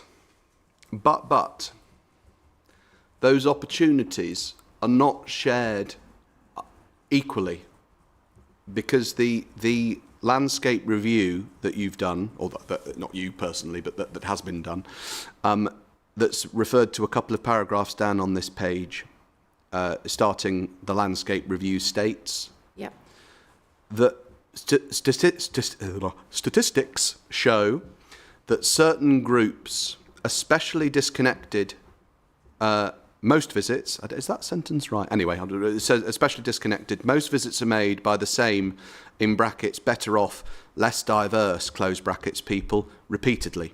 And those who miss out are the older, the young, especially adolescents, and those from lower socioeconomic groups, black, Asian and minority ethnic communities. And then it goes on to give some specific numbers to do with those issues. So there is an acknowledged issue of, although lots of people are visiting, which is obviously a good thing, the sort of profile of the people who are coming to enjoy the Downs needs to be more diverse in basically every way. Okay. which means that we agree that it's really important that more people and really more kinds of people, more diverse groups of people are visiting these downs. That's, yeah, it's The something core that we part are- of your mission. Yes. Yeah. Okay. So far, so good.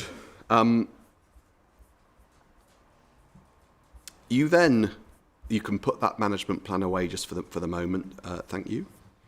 You then have a section in your evidence, back in your proof, that is headed. I'm just going to find it. It's headed indirect impacts, and you deal with this indirect, what you call indirect impacts, from page 55.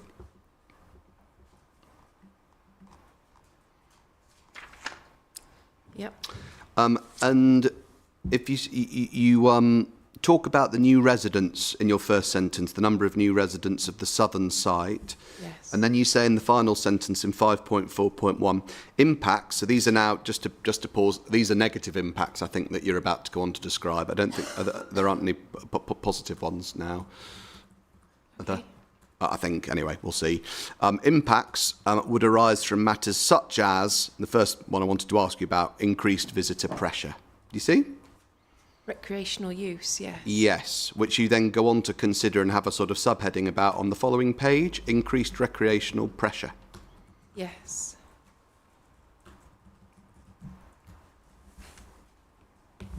And the examples of the things that you're concerned about include, at 5.4.6, quad biking and mountain biking. Yep. And at 5.4.7, parking. So more of it and parking in the wrong places. It can be a problem, yes. Okay. Okay. So just to sort of work through them, I mean, in a context where we agree that getting more people and more kinds of people into the AOMB is something to be embraced, to be encouraged, Yes. critical. Quad biking and mountain biking and indeed parking, these are issues, aren't they? To the extent they're issues, these are issues you've already got. These are things that happen. Not in proximity to the application site. Right. They are issues that are being experienced in other parts of the Kent Downs. I see. Where would be the nearest example? Well, for example, in Perry Woods, which is part of the same character area. Right. And Okay. also, well, as I explained this morning, in some of the landscape character assessment areas where there is proximity to There's large settlements. urban populations, yes. It'd be- But Go on. I was just going to No, explain. please do. Sorry, I Yeah. didn't cut you off. It's a part of our concern about this particular proposal is the nature of this part of the Kent Downs, which really isn't frequently visited. I see. And don't get me wrong, we're really not seeking to restrict access by anybody. As we've No. said, we want to encourage it. We just need to make sure that it's carried out in Yeah. a way that doesn't harm the fundamental characteristics. Sure. That's your answer was spot on to where I was going. So I do detect perhaps a tension between, on the one hand, wanting to encourage more people and more different kinds of people, including young people, Yeah. to get out and use these landscapes, which is obviously a long-standing commitment. And on the other hand, as you say, not wanting to restrict anyone doing it, but on the other hand, if you do come, make sure you're not mountain biking or whatever. Well, not mountain biking where you shouldn't be mountain biking. Right. Because it can cause, for example, in the Perry Woods that I referred to, it's causing enormous damage to ecology and buried archaeology. I see. Let me ask you this. At the moment, the quad biking, mountain biking, parking problems that you're talking about, you're saying that they don't exist or that they're not happening frequently in this part of the Downs, That's correct. even though this part of the Downs is already, whether our scheme gets consent or not, very close to Sittingbourne. This would bring it a lot closer. So your evidence is then that there'd be, by bringing Sittingbourne closer to the motorway, that there'd be enough risk of a certain amount of quad biking or mountain Well, a biking combination of in combination. a combination of effects Yeah, could result Could. in harm and damage to the ecological qualities of Yeah. ancient woodlands and so on. There's a combination of effects that could occur. I'm with you. So, but to try and pin it down, again, I don't want to be it seems like too pernickety about it, but if I said to you, well, how likely and exactly what evidence supports there being an enhanced effect and to what degree? Yeah. Well, we did actually ask the applicant to provide that information as part The quad of biking ES. numbers. Well, yes, we wanted an assessment of you- impacts on the Kent Downs, and it was a response that we made to the EI scoping request, but that information hasn't been forthcoming from the applicant. Right. So we should have. I didn't know that. Right. Okay. So the onus was on us to explain Well, what we the did likely ask. mountain biking and quad. I mean, is it really being said, or by you, and it obviously can be, that the possibility that some of the people who live in new homes in our scheme may or may not mountain bike to some extent or another, may or may not use quad bikes or whatever, Or may or not park somewhere? or visit the ancient woodlands and stray off the Well, paths and cause economic yeah, damage. It's all possible, yes. It's and all quite possible, but likely from our... it's quite likely. Well, we've seen experiences of it in other parts of the What's the Kent. planning system supposed to do with that, though? That's but if there's no evidence before us on the likelihood or extent of any of this actually happening, and what will happen or might happen as a result, how is that supposed to weigh in the planning balance in circumstances where the AONB is encouraging of more people coming, Sittingbourne already is right next door, and these issues are not arising? Well, it's about mitigating the potential effects. But by mitigating the potential effects, what you mean, really, here, is just stopping more people from coming. No, we're really not trying to stop people No. from coming. We're just making sure that the people who come do Don't it in a cycle. way that maintains the special qualities of the Kent Downs and doesn't cause damage to it. Another example of the sort of antisocial behaviour, I mean, the antisocial behaviour is putting it mildly, I think, but I'll just use that not in a technical way, is fly tipping. And you refer on your page 59 of your evidence to fly tipping, and you give photographs of it also on your evidence on page 59 and page 60. Yep. It is a problem that exists, it would seem from your photographs, at the moment. Well, Does it? these photographs are taken from, as I explained this morning, from the Bredhurst area. Yes.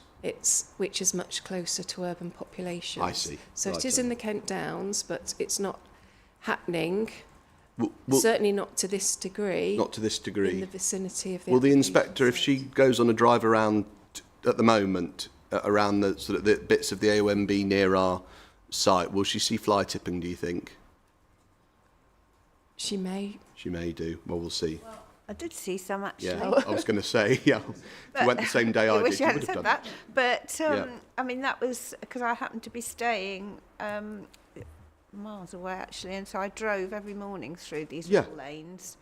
But I don't know if it was necessary exactly by the No, site. no, I'm not saying But that. there were sort of odd bits of old junk. It's happening. I mean, you'll see it. I That's mean, it's happening. not. There's no secret about it. If you go and have a drive around, it's there. I mean, it's there at the moment to a degree.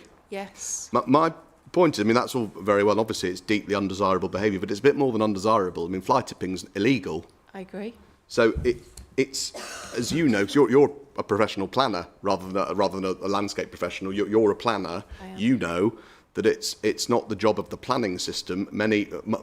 Although the planning system covers a lot of issues, that's for sure, it's not the job of the planning system to seek to regulate things that the criminal law's in charge of.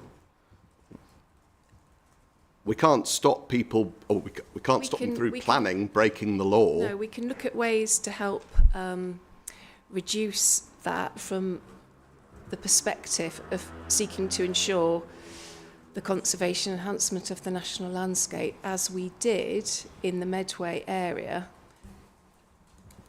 through appropriate measures. The next example of of negative behaviour that you cite is on page 61. Yep.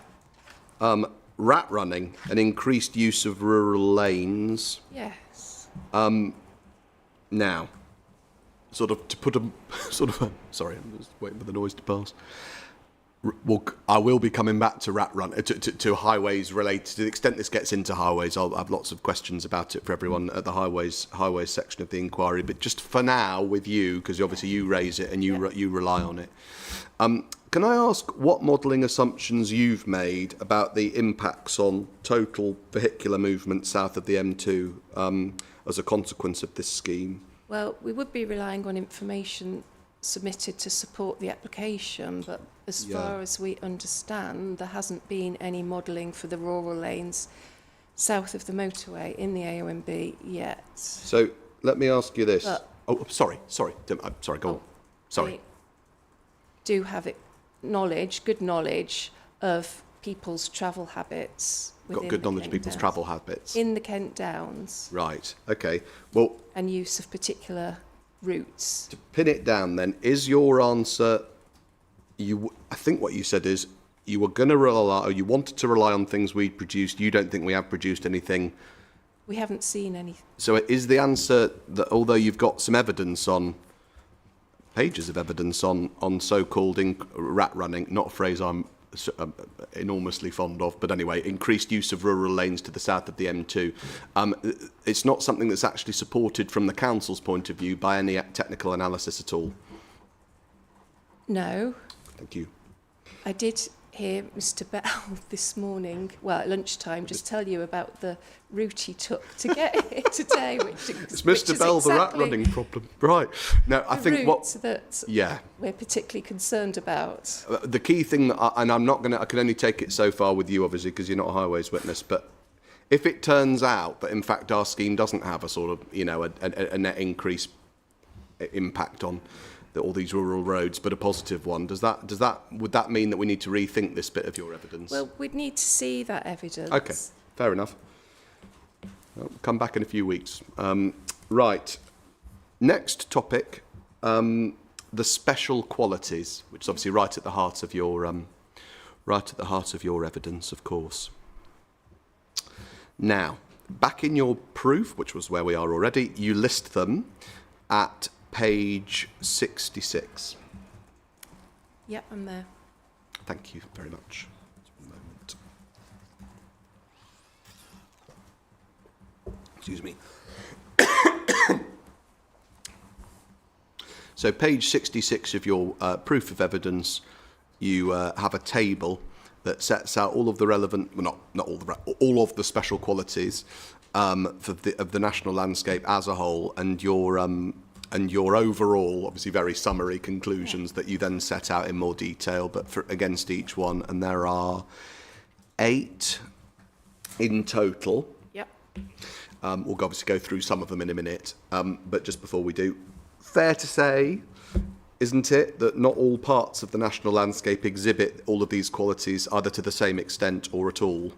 Yes. So, although these are the sort of special qualities, of course they are for the national landscape as a whole, yep. It'll be for our inspector, as you suggested in your evidence, to adduce which of them are exhibited on our bit of the national landscape and to what degree. Yes. Okay. If we're going to judge impacts on the national landscape, it's important that we understand that baseline. And by baseline, I mean, to what degree is the affected part of the national landscape currently making a contribution to these special qualities? Yes. Okay. Now, there are 8 in total. And most of them I'm not going to ask you anything about, and just to explain why not. So, Heritage Coast, that was obvious reasons, but just to tick it off, no impact deduced on that one. That's the third from the bottom. Biodiversity-rich habitats, you note a beneficial impact, so I'm not going to ask you about that. A minor one. Woodland and trees is the fourth one down. Minor beneficial impact, so I'm not going to ask you about that. Heritage, there's a negative impact. Yes. I'm going to not to sort of avoid asking you about it, but I'm just going to put a pin in it because we've got the heritage evidence the week after, or 2 weeks away or whatever. So I'll be asking the heritage witness about that and about the relevant heritage asset, which is on the edge of our land in the AONB, which and how much of an impact that's got. But you do find 3 in particular as having not just negative impacts, but significant negative impacts. And those 3 are, firstly, dramatic landforms and views. Secondly, third down, is farmed landscape.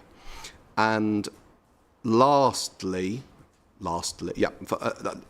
but also at the end of your list, is tranquility and remoteness. Yes. So those, I'm going to focus my questions on them, not to obviously wipe away all of the other ones. On tranquility and remoteness, I'm going to ask you about that in detail in just a few minutes. But just before we get there, tranquility is something that you give evidence on. Yeah. You don't describe this site ever as being remote. No. So it'd be fair enough. So just be fair. Although we have got a dispute between us on tranquility and remoteness, really, in this particular case, it's really a dispute about tranquility rather than remoteness. Yes, it's because the special quality in the Kent Downs is described as tranquility. Oh yeah, no, of course, totally. It's No, I understand why you've used that. You've used the special quality. It's not for you to sort of rewrite them, as it were. But in this case, it's, the remoteness bit's actually not relevant. Yeah. Okay, thank you. Right then. So, first, dramatic landform and views.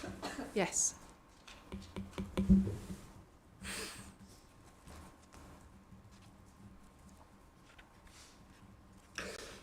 Now, dramatic landform and views. The M2 motorway exerts, doesn't it, its own sort of influence on the northern parts of this national landscape? Well, I explained this morning that its impacts are limited in relation to the application site. Yes, because you did. of its location in a deep cutting. You did. So I suppose I would start. We'll come back to its impacts on our particular bit, but if we just zoom out a bit first. So if you take out the core document 18.15, it's the landscape character assessment for the Mid Kent Downs. So it's 18.15. Yeah. And we hopefully have, if we've all got it, 18.15. It should say Mid Kent Downs landscape character area 1B. Yes. Good.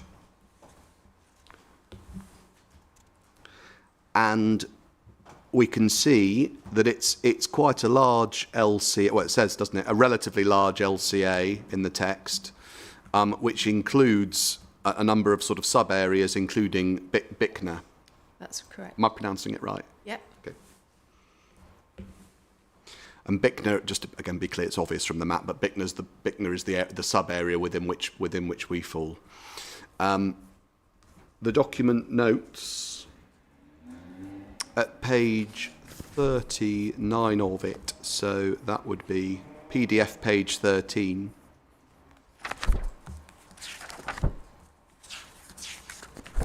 PDF page 13, I should just, to put it into context, go back 2 pages to PDF 11 just to see where we're at. PDF 11, to see where we're at, we are in a section called Section 3.3, Landscape Condition, Sensitivities and Forces for Change. Yes. And we've got 3.3.1 that says this is a relatively large landscape character area with a number of different influences and variations within it.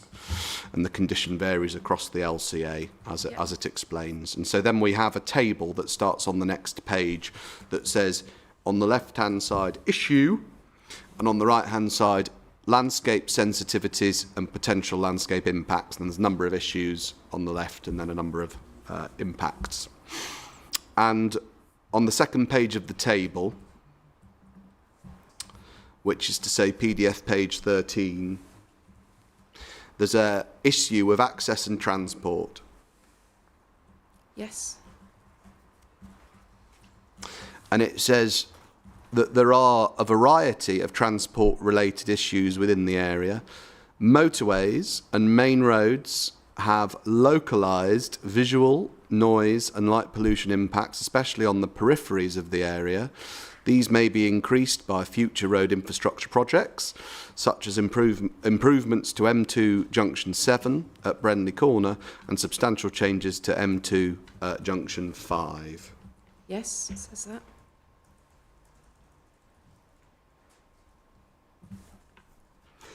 Where those impacts are experienced, and that I mean the visual impacts, the noise impacts, the light pollution impacts on the peripheries of the area that are described, those matters disturb one's sense of tranquility.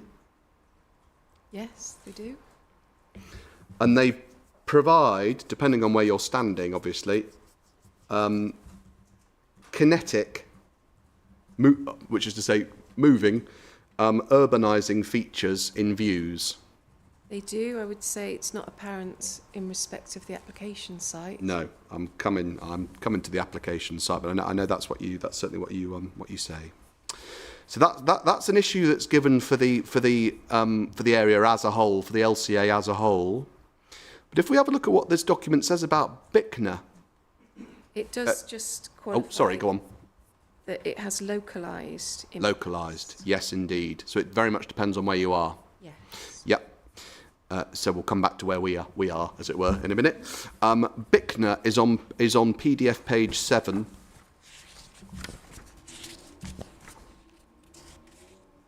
Yeah, I'm there. Thank you.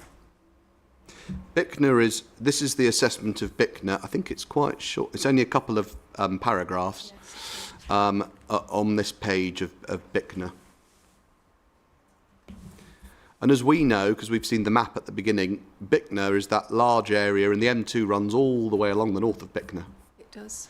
And we know that at the strategic level, this document's fully aware that that the M2's having localised visual, noise and light pollution impacts around the peripheries of the LCA.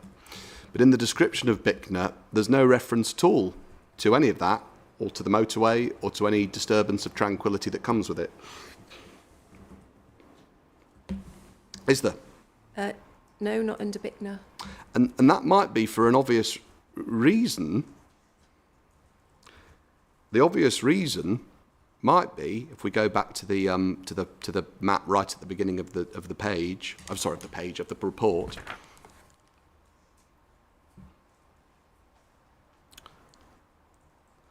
The blue map. Yeah, I'm there. It might be because the vast majority of Bicknor, the vast majority of it is nowhere near a motorway. The vast majority of it is way away from the M2, and so to the south, obviously. And so when this document's thinking about, well, what's Bicknor about? What are the key things we want to say about Bicknor? The M2 doesn't even warrant a mention. Well, clearly the M2 isn't going to impact, I agree, on sites well away, on parts of the AONB away from it. Exactly, yeah. And I would also suggest that the M2 along the boundary with Bicknor is not in every location, but a lot of it is provided in cuttings. It does that to get under the roads that cross between the AONB and land to the north. Yes. And for much of it, it is provided in a cutting, which will limit its influence. Now, well, I'll ask, as I say, I'll come back to our site in just a moment, just focusing on Bicknor or on the wider LCA. As you say, rightfully say, you know, an awful lot of Bicknor, most of Bicknor, is going to be well away from the motorway, but not just well away in terms of kilometres or distance. It's also well away topographically as well. There's obviously a serious topographical change in Bicknor. If you could take out, we haven't got a plan of Bicknor, unfortunately, but if you could take out the topo plan that we do have, probably the best we've got, is it's in the environmental statement. It's 9.2.27 is the core document.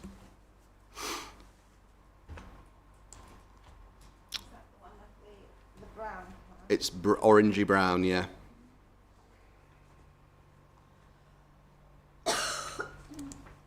And when you've got there, Ms Miller, it's PDF 6 of 9.2.27, figure 10.3 in a sort of orangey brown wash.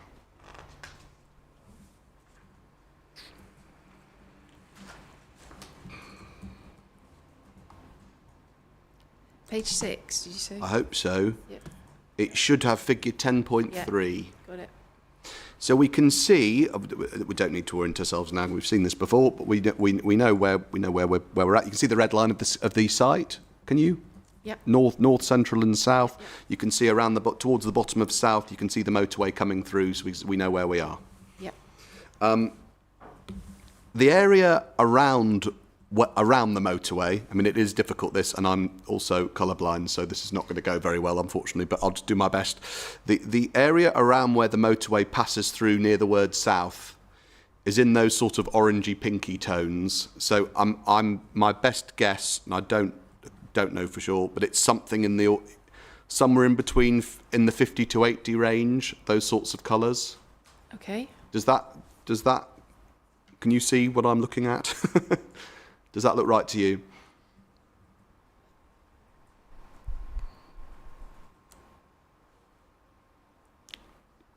How would you read it?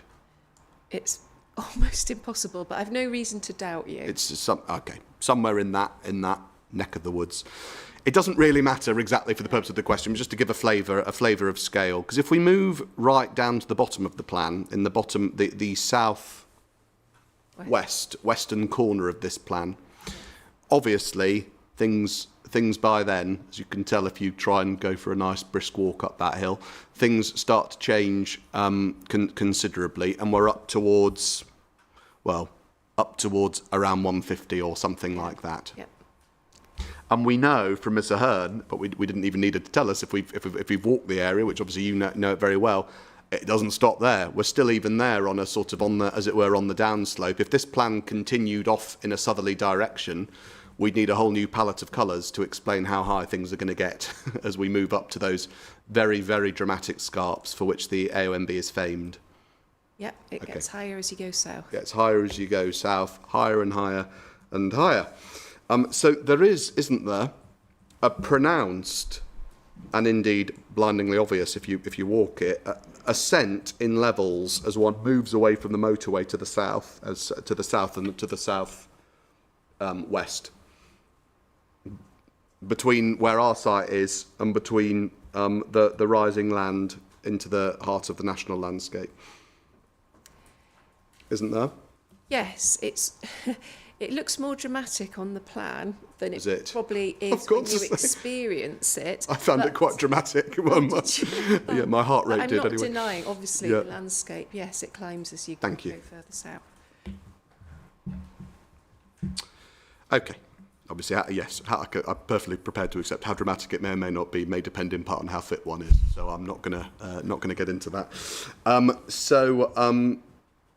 That's the topography.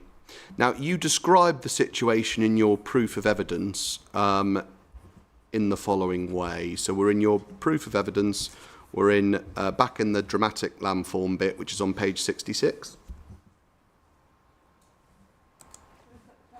Yes, you can. Thank you. Yep. Page 66 of your evidence, where we left off, there's the heading Dramatic Landform and Views. And your take is that this site is on the top of a plateau on relatively high ground between two dry valleys to the east and the west. Yes. Now, I can see why you say that, in as much as there are dry valleys to the east and the west. Whether or not it meets the description of a plateau, I suppose, might be a question the inspector think about on site. But it would be fair to say, wouldn't it, that you're calling it relatively high ground. In fact, the much, much, much higher ground happens as one moves half a kilometre to the south as you start to walk up that hill. Yes, it does get higher as you go south and it gets lower as you go north. Lower as you go north, yes. So if you were to compare it to land to the north, I would, I still think it's relatively high ground compared to the coast. I suppose it's for all example. relative. Oh, higher than the coast, certainly, but higher than the coast, but much, much lower than the Escarpment. called the escarpments, yeah. And if we look at the management plan, ooh, hang on, is it the management plan? Yes, it is. The management plan. Again, just very briefly, sorry, I told you to put it away, but it's a core document 18.13.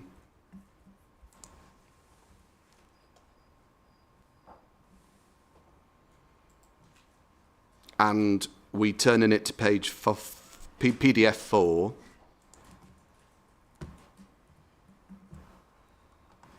Yep. PDF 4. And there's a section 1.2, the special components, characteristics and qualities of the AONB. Yep. And then it sets out, this is where you've got them from, the landscape components of the Kent Downs have been identified as, and then there's the heading, dramatic landform and views, distinctive landscape character. Yeah.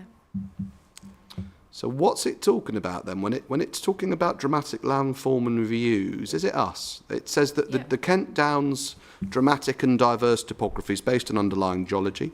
Key features comprise impressive south-facing steep slopes, scarps of chalk and greenland, scalloped and hidden dry valleys, especially valued where they've a downland character, expansive plateau, broad steep-sided river valleys, and the dramatic, wild and iconic white cliffs and the foreshore. Yeah? Yep.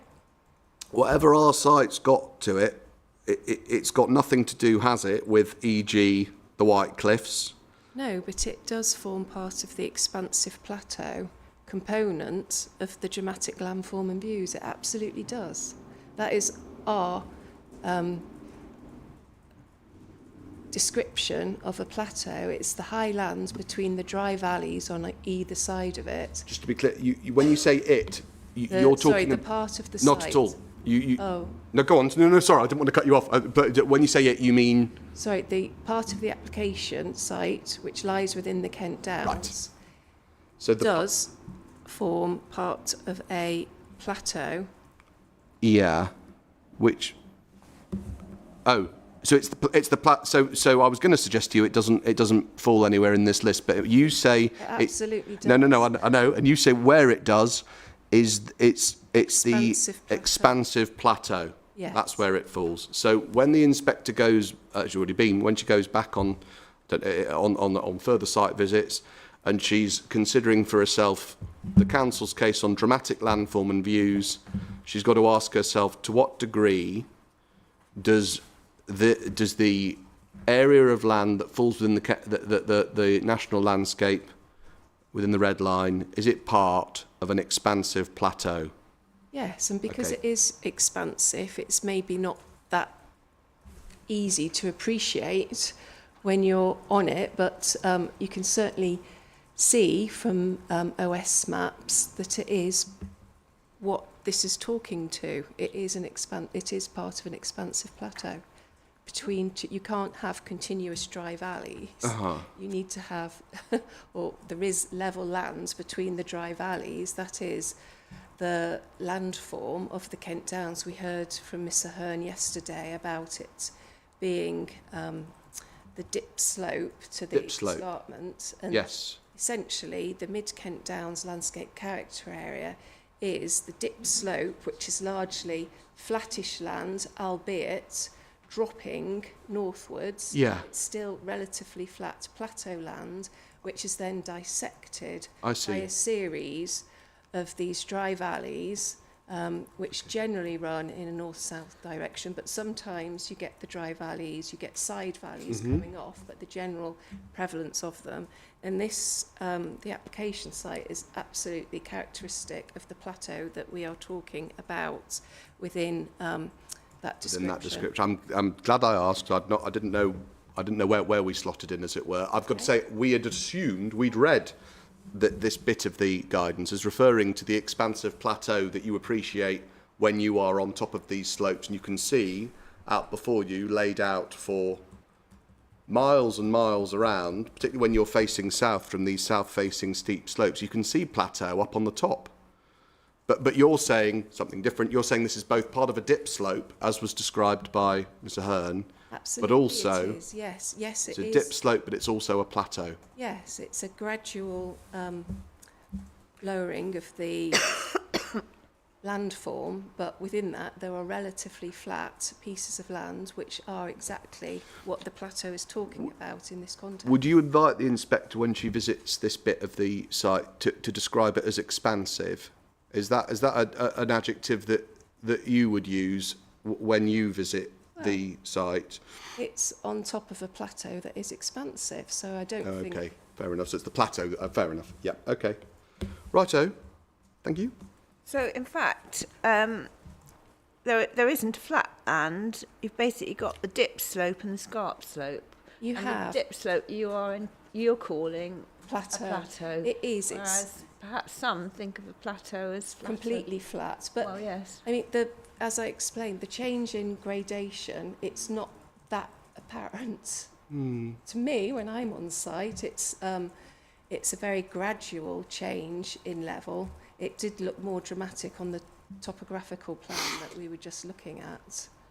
I mean, if the inspector does go way into the AOMB, into the heart of the AOMB, she'll see, I was going to call them proper plateaus, but that's not, she'll see expansive plateaus that are flat, that are vast, expansive plateaus that you appreciate from those high scarps, won't she? She might see more open arable fields. This is the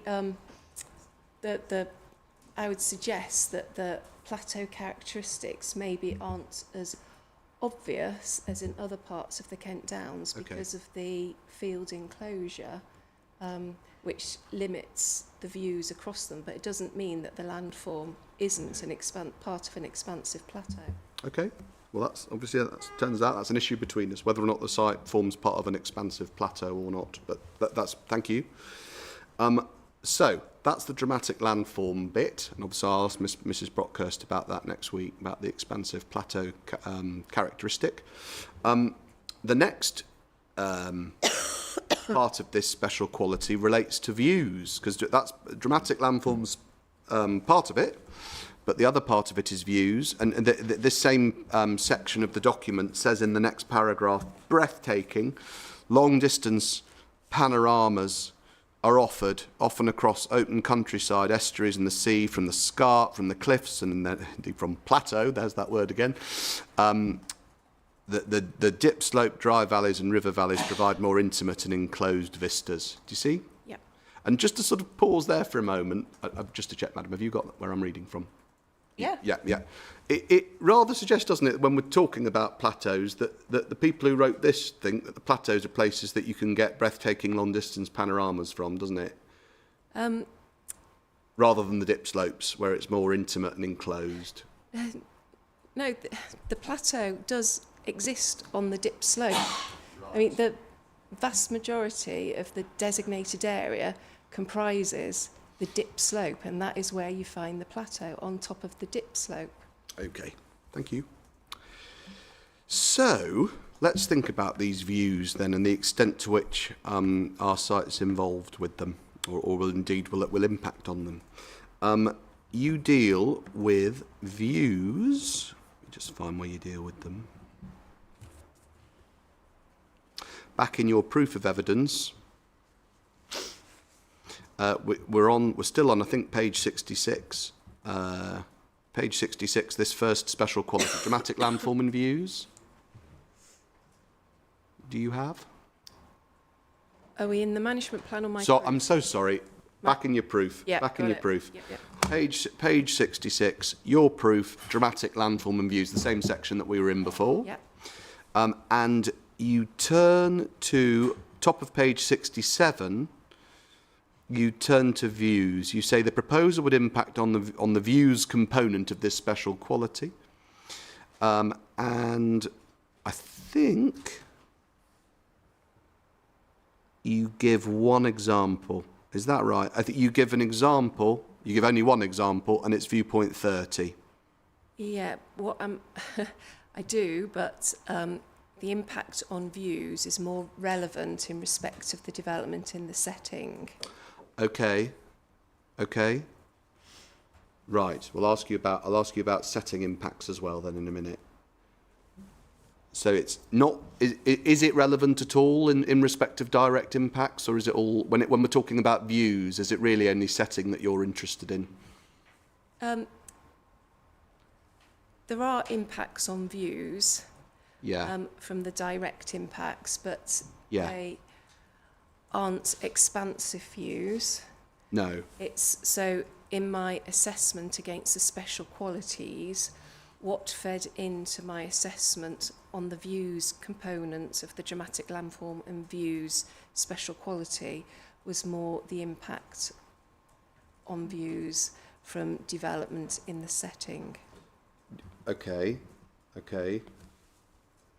Just to be clear, there's no hint of any criticism here. I just want to be clear so that when we go through it with Mrs. Brockhurst, I make sure that I show her all the right pictures to comment on. Yes. She should be looking, should she, at viewpoint 30, because that's the one you refer to in your proof. The close-up view. Close up. Yes. And then presumably, should we look at that one? Is it visualisation 7 or whatever? The one that, from up at the top of that hill that we looked at with the inspector and your evidence in chief. We should look at that one. Well, in the ES, I think out of the 11 viewpoints within the Kent Downs, I think 10 of them record adverse visual effects. And you're just saying you rely on all of them? I mean, to contribute towards my assessment of okay. significant negative impact on dramatic landform and views. So if I could ask you to sort of give, I mean, maybe it's an unfair question. Are there any particular views that you want to draw to the inspector's attention? The easiest one to assess because of the visualisation is the one that we looked at this morning, visualisation 07. Okay, fine. Well, I'll ask you about that in a minute then. Okay, thank you. Now, let's do first the close-up view, which is viewpoint 30, which is the one that you refer to here.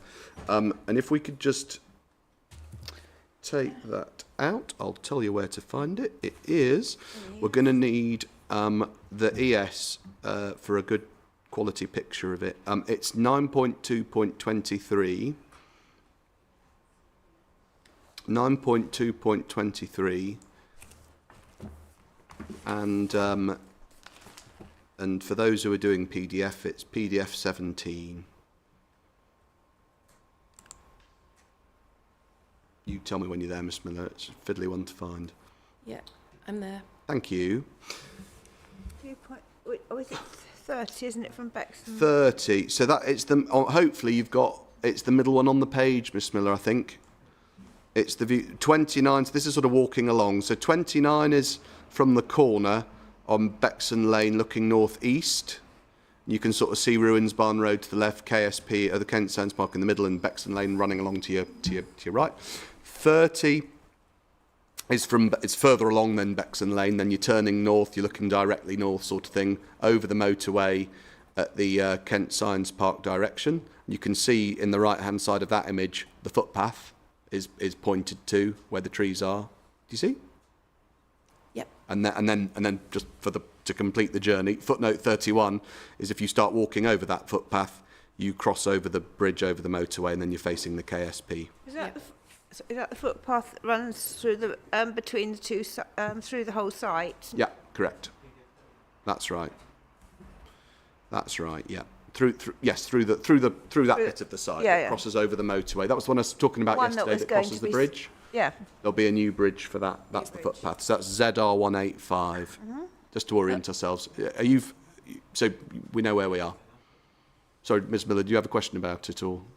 Well, just ZR 185 is immediately adjacent to the tree shelter belt. To the tree belt, exactly right. Yeah, that's it. So But you can the- see the trees. But it's not here, that's what you're saying. Well, I'm just trying to. But the shelter belt doesn't go right the way across, does it? But it would from. Send.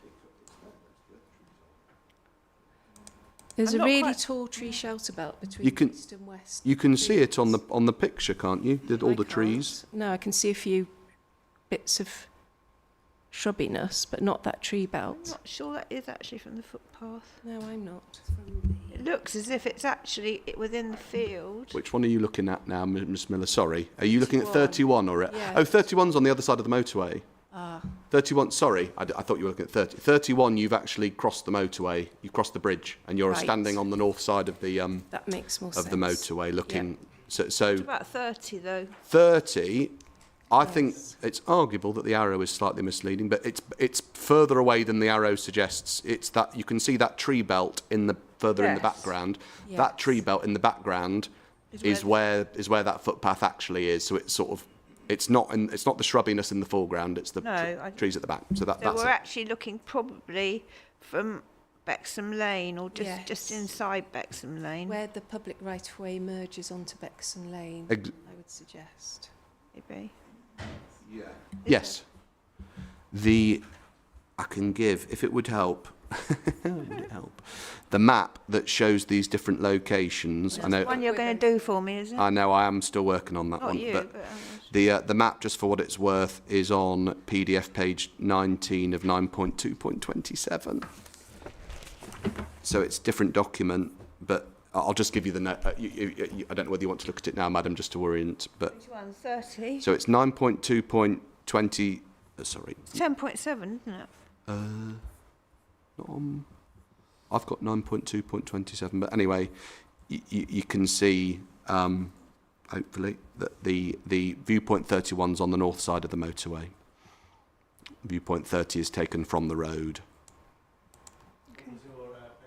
Sorry, it's 9.2.27, page PDF 19. There's a figure 10.7 that shows the locations of Yeah, all the 10.7, yeah. yeah, shows all the locations of the viewpoints.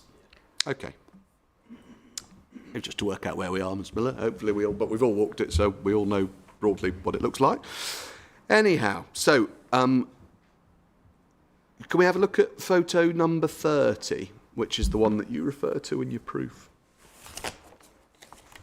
As I say, we've all sort of been there, and this is one of those areas as diminishing returns when we start in cross-examination, telling people what they can see when they walk around different bits of landscape. So I'm going to keep it short, but just to say, it's obvious, isn't it, if, for anyone who's walked this bit of the site, that you are aware of the motorway, aren't you?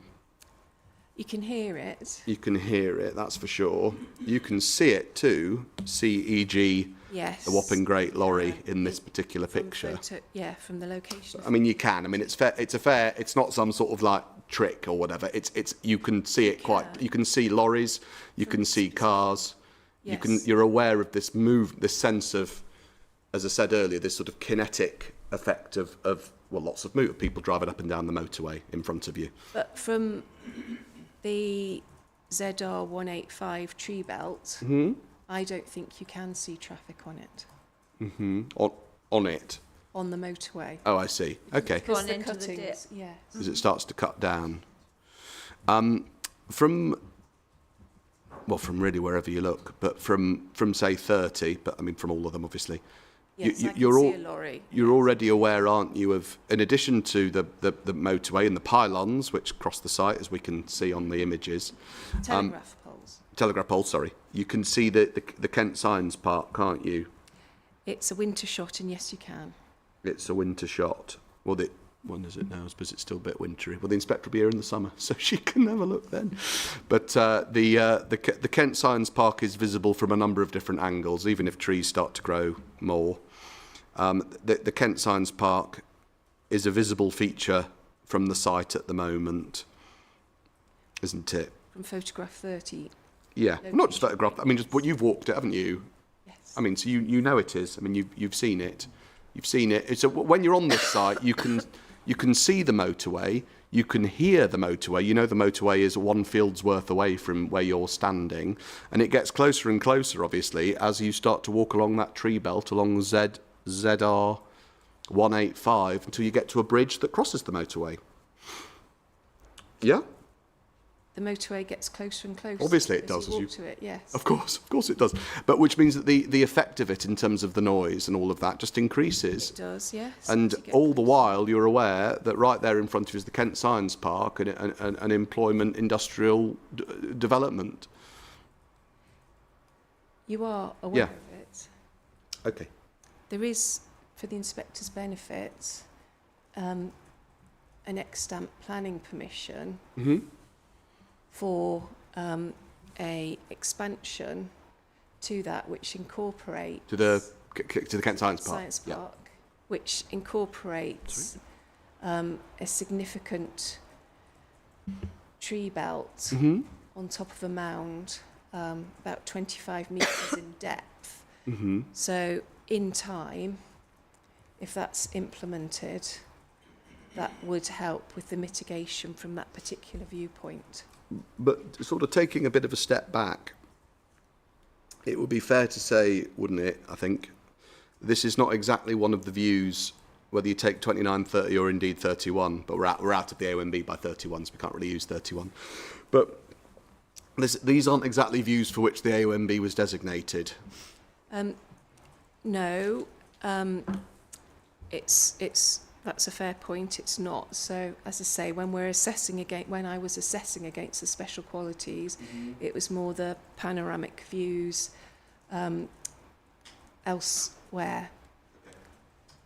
So let's just take up one of them then. The one that I'd like you to take up is the same one that you went to in your evidence in chief, and it is, so it's 9.2.30, please, and it's the Dean's Hill one, so it's, I don't know if people might have it in hard copy, but it's 9.2.30, and it begins on page 27, PDF 27, is these views from Dean's Hill. Is it in the ES? Who's still? It is, but it's a different. Let me just check. Is it 30, viewpoint 30? It is. You're going to need, unfortunately, to change document because the ES has photos. It's not got the visualizations. It has. Oh, is it? Oh, mine's right. Okay. So you visualisation 7. Yeah, it does. Let me just check that it's the same one. Oh, mine doesn't. But anyway, as long as you've got that's fine. I've got it in separate CDs. But if you've got it. It should. Does it start with Viz 7 VP 23 VP 73 view taken from Dean's Hill, looking north before year 1 and looks good. Have you got that as well, Miss Miller, as well? So is that what you want? Yes. Is that what you want? It is. Yeah, it is part. It's all part of the ES, but it's a separate CD for some reason. Oh, right. But anyway, it doesn't matter. It's in one document for me. Okie dokie. So, can I just check, Inspector? I know you've done a lot. Have you been to this viewpoint yet, or not? I've been along Bexham Lane, but I haven't been on top of Dean's Hill No, yet. fine, just to check. But you have, Miss Miller, obviously. I will. Okay. No, of course you will. No, just checking. The inspector will find, won't you, when she does this bit of the walk, that from Dean's Hill. I would recommend you drive to Dean's Hill. Oh yeah, sure. Drive, don't walk to Dean's Hill. Not from Drive. here. No, no. Fine. I've got to say I drove. There is, Yeah, yeah, we'll you drive. can. So however she gets there. You have to walk up, don't you? Well, it's just quite a long way from. Bexham Lane. Yes. Yeah, no. It's quite a walk, isn't That's it? actually why I didn't do it at the time. So when she drives up there, or however she wants to get there, Yeah. she will find, won't she, that this is, we've got one of these images here that is, because this is the way these views work, it's focused on where the development site is, but she'll find that this is part of a pretty wide panorama, won't she? I'm trying to remember. Let me try and remind you. If you're standing where this photograph is, Yes. and you're facing Northeast. northeasterly, Yeah. pretty acutely, if you just sort of turn to your left and just face north, and then indeed northwest, you can see all sorts of stuff. You can see, for instance, Sittingbourne, which is immediately, you can start to see the edge of Sittingbourne on this image, but you can see Sittingbourne itself, which is basically to the left of this image. You can't you? I'm asking you things that aren't on the picture, but you know, because you've been, that's just where Sittingbourne is, and you can see it from this hill. Can't you? Well, Do you remember? I Or if can't you don't, remember. you can't remember. Fair enough. No. All right. Well, I'll just put a load of things to you that she can look out for, and then yeah. obviously, if you can't see them, you can't see them. You can see Sittingbourne. You can see the motorway. You can see the incinerator, the energy from waste plant in the distance beyond Sittingbourne on the swale itself. It would be a lot further away than the proposed The development. energy from waste incinerator, yes, it would. It would be much further away, but it's all part of the panorama, isn't it? You can see the motorway wrapping its way around. You can see lorries driving up and down the motorway, can't you? I don't have a recollection of seeing Fair enough. the motorway. Fair enough. Obviously, if you don't remember, but the inspector will go and have a I'll look. have a good look. Of course, have a good look. And you can see, can't you, on here? You can see pylons. I can see a pylon in this See one. pylons moving across the landscape. You can see a whole range of. You can see turbines in the distance. You can actually see them if you zoom in on this picture. You can see they're on the northern side of the estuary. You can see all sorts of stuff. Vertical and horizontal infrastructure, settlement, towns, waste infrastructure, roads. There's all sorts of stuff that you can see from this wide panorama up there on the top of Deans Hill. I would suggest it's not occupying as much of the view as the proposed development. Well, happens to be that's an in this interesting image. that's an interesting point, and so I think we don't accept that. But I think the way to deal with that one is to raise that. I'm glad you've said it. Obviously, raise it to the inspector and ask her then to go and have a look and consider the full panorama and what does occupy, the different fields of that panorama. And the proximity of it. to the Proximity, village as well. absolutely. And but you can see, can't you, in the existing view, you can see behind the village that the inspector mentioned, you can see KSP, can't you? You can just see the very tops of 3 chimneys, which Yeah. is good. But Oh, it's just... So oh dear, right. Do you see, so there's a pylon on the right hand, there's 2 pylons. Yes. The right hand side pylon, if you Yep. start there and move to the left about Yep. an inch or so, there is the tops of the chimneys at KSP. Oh yes, I see. So KSP, again to state the blindingly obvious, but it's true, isn't it, is a pretty substantial industrial commercial development, isn't it? It's barely perceptible. That's from kind of my this point. Yeah, location. is that KSP's right there. It's not far away, and it's not exerting, is it, any sort of significant impact on this view, because you've got established planting that's been planted, but been growing away happily for decades. Right? Yes, in this view, Okay, it's barely that's good news. So perceptible. we know it's possible. We know it can be done. That you can put significant pieces of development along that much lower topography down the hill, and it's not going to substantially detract from these big views. We know it can be done, right? Yes, tree planting can help screen development. It's not what we're seeing in the image below for this proposal with Okay. the embedded mitigation. This probably barely needs saying, but I'll just say it anyway because it is part of our case, even though it's obvious. So obvious alert. In the final image, the year 15 image, I've got to say at the moment I'm struggling to see, and we'll come back to the inquiry on this. I can't see any planting at all that's illustrated in the parameters in the visualization. I don't understand why not. So Well, they look. I commented, didn't I? I know I They don't. look exactly the same. They look literally identical. So Maybe they are. maybe they are. So I'll look into it. I don't know why that's because you see planting is it's a key at the bottom, but then when you actually look for it, there isn't any. So we're looking into that. But putting that to one side, just assuming that there is no planting at all in this image. The inspector needs to remember, doesn't she, the obvious, which is that these are... They won't be purple. Yeah, that's right. Yeah, they're not going to be purple. Are they? Not going to be bright purple and blue and Well, it could be. turquoise. Yeah, it could They might be, I suppose, if the council wants that. But also, these are maximum theoretical parameters, aren't they? These sort of volumetric maxima. So in reality, whatever she can see, it's unlikely to look very much like a massive sort of fluorescent purple IKEA has moved into the area. That's right, isn't it? Okay.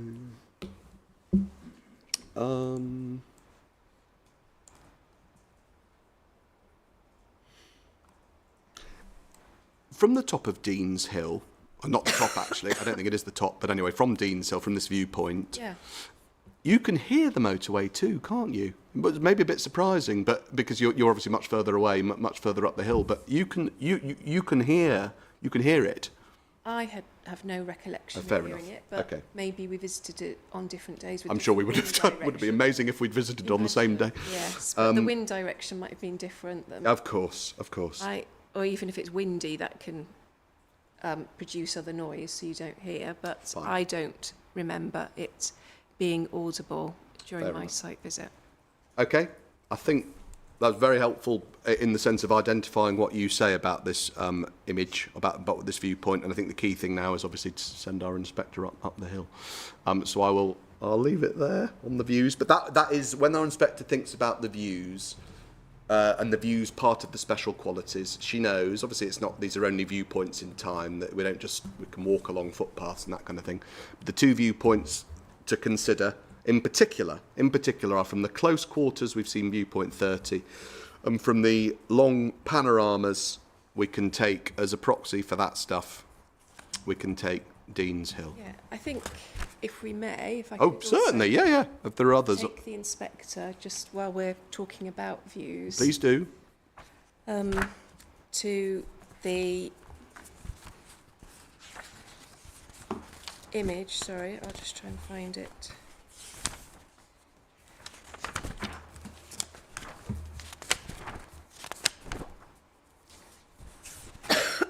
Is it one of the viewpoints? It's about the extent of visibility from the Kent Downs. So the visual analysis plan, which in my proof is I've got page it. 49.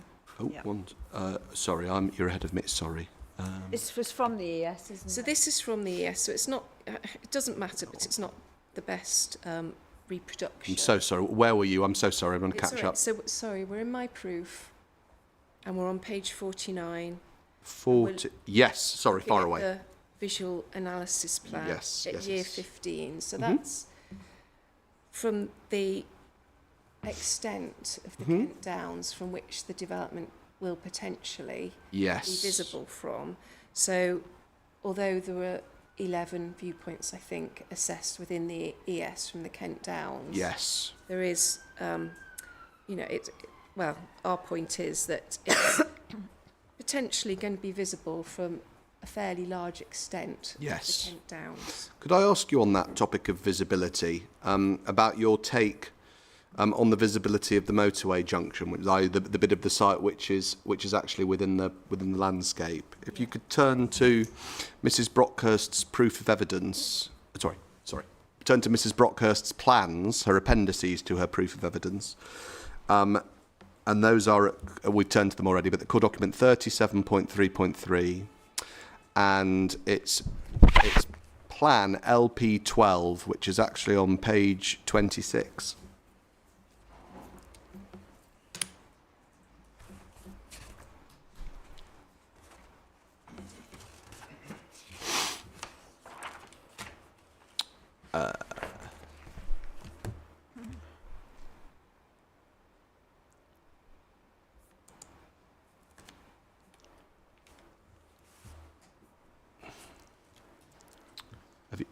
You let me know when you're there, Miss Miller. Sorry, I'll wait for you.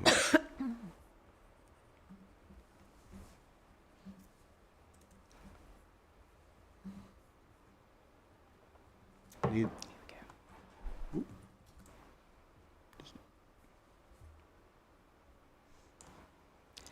Yep, I'm there. Thank you. Now, this is the year 15, just for completeness. Year 1's a couple of pages back, so you can see what's happening between years 1 and year 15.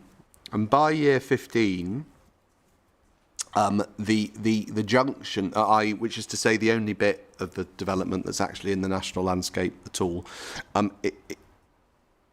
it almost, well, outside of the red line itself, there is a bit of visibility to the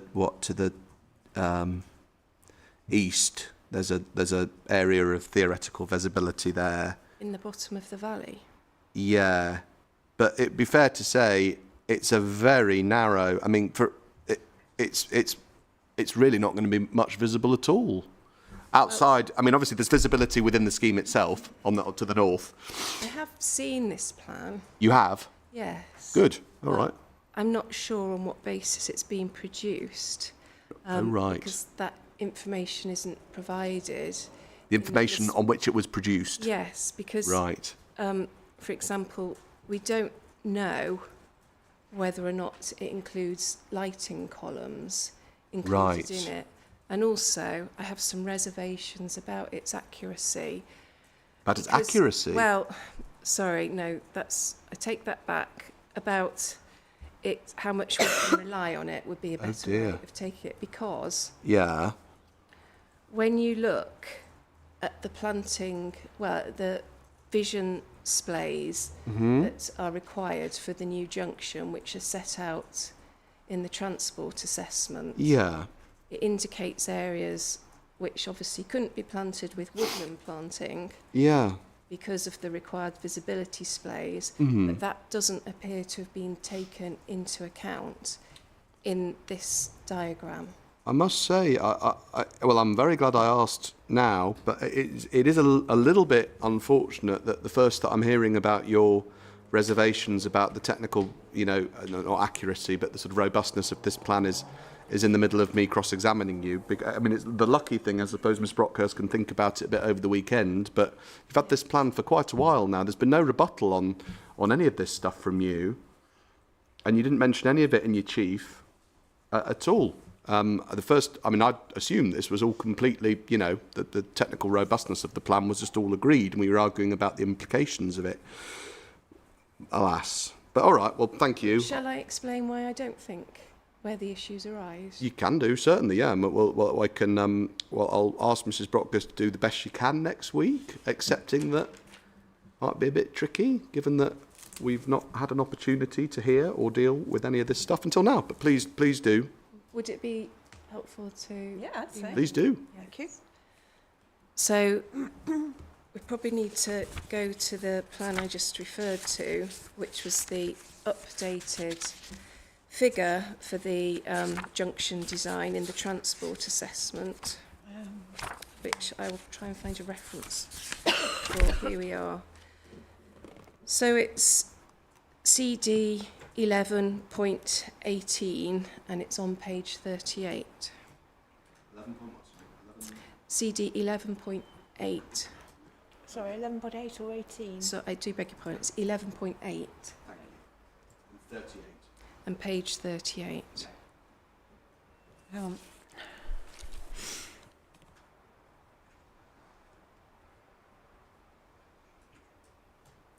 Just a moment.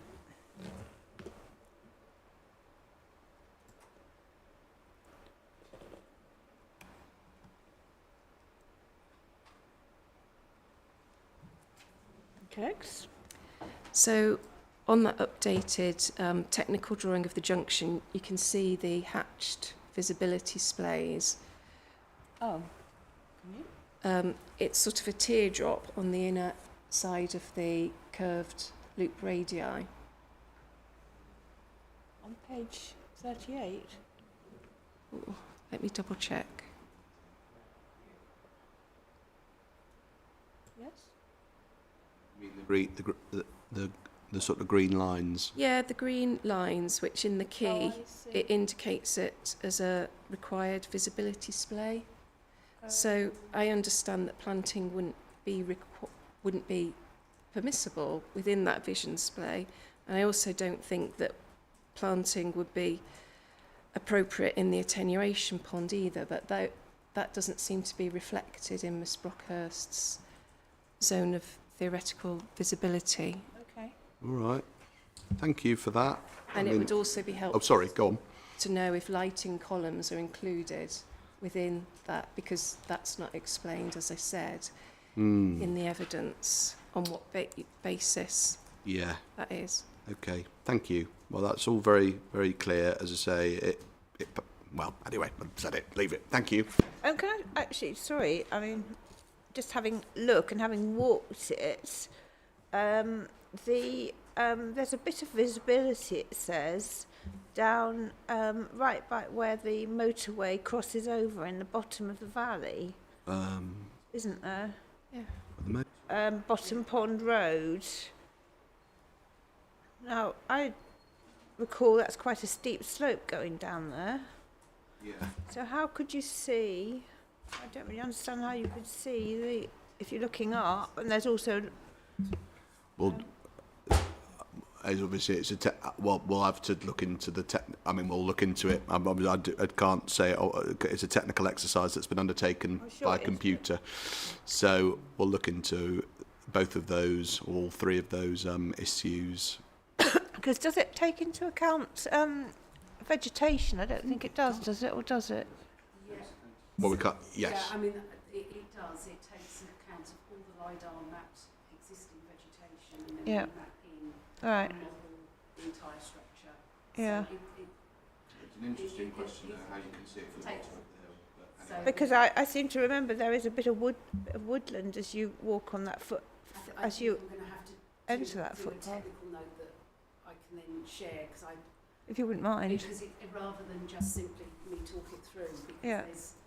I use technical experts who do. Yeah, no, so you can no, no. imagine, and I mean, I don't want to give my answer without No, making sure I've got no. it. But what I do know is when we were producing it, we drew in models and created all the 3D models and Yeah. inserted into Okay. the models. So we did a lot of work to get to that. Okay, no, that's fine. Yes, I will- but I think rather than me give any more answer, I will Yeah. deal with that in a technical. Can be on our to-do list. Technical note on the ZTV diagrams. Thank you, Miss Miller, for raising that. Well, I've got While we're on some this- homework to do. Yeah, go on. Just while we're on the ZTV.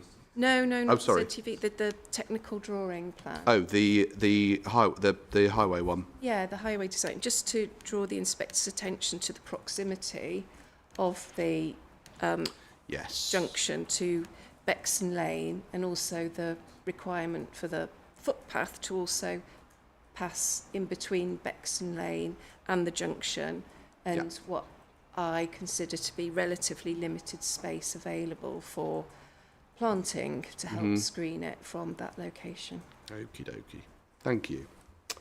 Righto. So that's visibility for now, although it sounds like there's more to come. And that's all I wanted to ask you about for now in terms of that particular special quality, which is to say dramatic landform and views. We've talked about topography, visibility, short views, long views, all of that.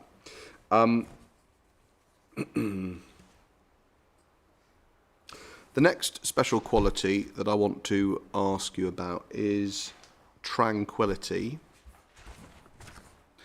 And just to remind ourselves, it is just tranquility. The special quality is tranquility and remoteness, but we agree that remoteness is not applicable here. So it's tranquility in particular. Yep. And in fact, in your evidence from page 73, your proof of evidence, the way you describe it is relative tranquility. Yes. Which I suppose is fair enough, because tranquility is relative, isn't it? The Mrs. Brockhurst produces the tranquility map, if that's the right way of describing it, in her proof of evidence on page 32 and 33. On 32 at 4.38 of Mrs. Brockhurst's proof. Figure 4.1, are we talking about? Yeah. Sorry, page 32. It's pages 32 and 33. It starts on page 32, 4.38. She says that in light of the landscape management recommendation. The land within which the junction is located, which has been informed by technical baseline analysis prepared by the applicant's team, is relatively low-lying. She says it's contained by mature vegetation, and then she says it's associated with an area of relatively, there's that word again, relatively low tranquility, and she then refers to the figure that we'll look at in a moment. And then she says this avoids and protects impacting on the more remote, tranquil and deeply rural qualities within the national landscape. And then she sets out on the next page figure 1. And obviously there it is. We can see where the areas of greater tranquility are, which are generally to the south, as things start to turn green, as I understand it, and start to go yellow and green. Also to the north, up on the Isle of Sheppey, it's towards the. I know that's outside the AOMB, but I'm just trying to understand the way this map works. The more green you're getting, the more tranquil things are. Be fair to say. Yep. That's the way this map works. Where we are, when she's indicated with a sort of star, is within a sort of orangey band. There's red areas, but we're not in one of them. We're in an orangey band as things move into the heart of the AOMB in the Bicknor area. It starts to go yellow and then it starts to go green. You see? Well, it's a bit too. The scale's not ideal. No, I would agree with that, but so I can't blame us for that one. That's CPRE. But anyway, the relatively speaking, this is not an area that is notable for its tranquility. By area, I don't mean the AOMB. Obviously, the AOMBs as a whole is massive. I'm talking about this bit. It's not the most tranquil part of the AOMB, which is why you use the phrase relative tranquility, to be fair, because you're acknowledging that. Well, to be fair, I'd probably apply the term relative tranquility to the whole of the Kent Downs. Fair enough. But there's more tranquil. There's more tranquil bits of the Kent Downs than here.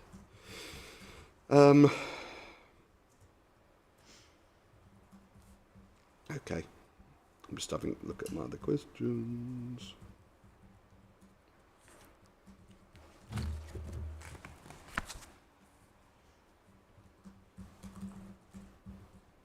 And that's because on our site,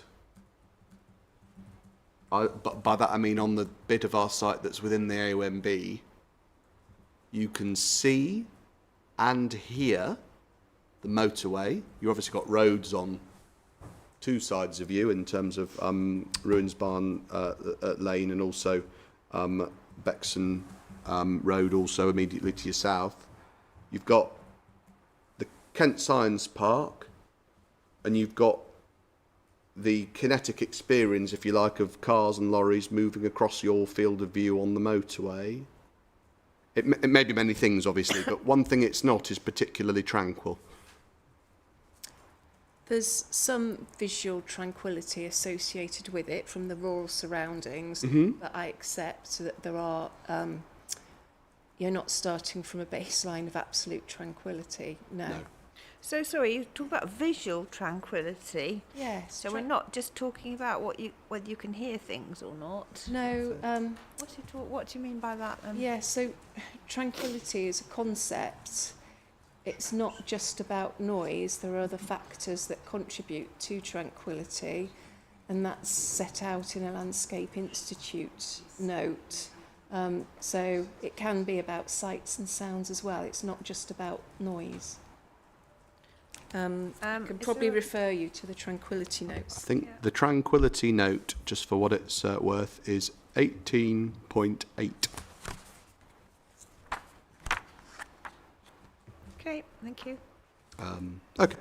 So when the inspector comes in due course to judge the extent of impact against this special quality, she needs to remember, doesn't she, and your take, that in fact the baseline we're starting from is not particularly tranquil to begin with. That's right, and she needs to bear in mind the addition of 1,400 vehicles an hour into the site. That's where our assessment on tranquility largely comes from. The introduction of lighting into part of the AOMB which is devoid of a lighting source. and the amount of traffic that would be using the new junction. As I say, 1,400 vehicular movements at the peak time. Peak time, yes, AM peak hour. Can I ask you, do you have a flavour when you give those numbers for what the sort of numbers are that are passing along the M2 in the same sort at the moment? You know, so we could to reach any sort of comparative experience. Do we know? We know. Do you know? I can't remember off the top of my head. I have seen those figures because they're included where the figures that I just quoted is from. Okay. But just a reminder that that's located in a cutting, not quite as deep, just north. Not quite as deep. Yeah, fair enough. And outside of the national landscape, whereas this is being introduced into the national landscape. It's true, it is outside, but And it's this will be outside. elevated in part as well. It's on the border of, isn't it? I mean, it is outside. I suppose the M2's outside, but it's the border of. So it's having impacts on land that's immediately it's immediately within. But reduced impacts because of being in a cutting and not being lit and not being grazed up as well. The last thing I just wanted on that theme, on what you've just said, to just bring out was this idea of lighting. Yeah. You're right to say, as I remember it anyway, I'm sure you're right to say, that this bit of the M2 does not have lighting columns. I'm pretty sure you're right about that from memory. But also, have you visited the site in the evening or at night time? No, I haven't. Okay. Well, okay, we'll leave that there. I'll ask Mrs. Brockhurst about that next week. But it would be right to say, well, I can't ask you then. You would expect, wouldn't you, not having visited it, but you would expect the impacts of lighting on the motorway from cars and lorries or with the lights on to have a bearing already on the visual experience of this site now. To a small degree, because headlights are going to be relatively low in that cutting. They're not going to be high up. Maybe on some lorries you get the lights higher up on the windscreen, but most of the lights will be at a lower level. Given the part of the country that we're in, it's quite heavily lorried, isn't it, the M2? Yes, it is. Okay, righto. Thank you very much indeed. Those are all the questions that I've got in cross-examination. Righto. Well, it's rather abrupt. I just wanted just a clarification that I didn't want to interrupt, but going back to this, there's the theoretical visibility thing. You referred, I think, first of all, to figure 18 in your proof, didn't you? Ooh. Let me find it.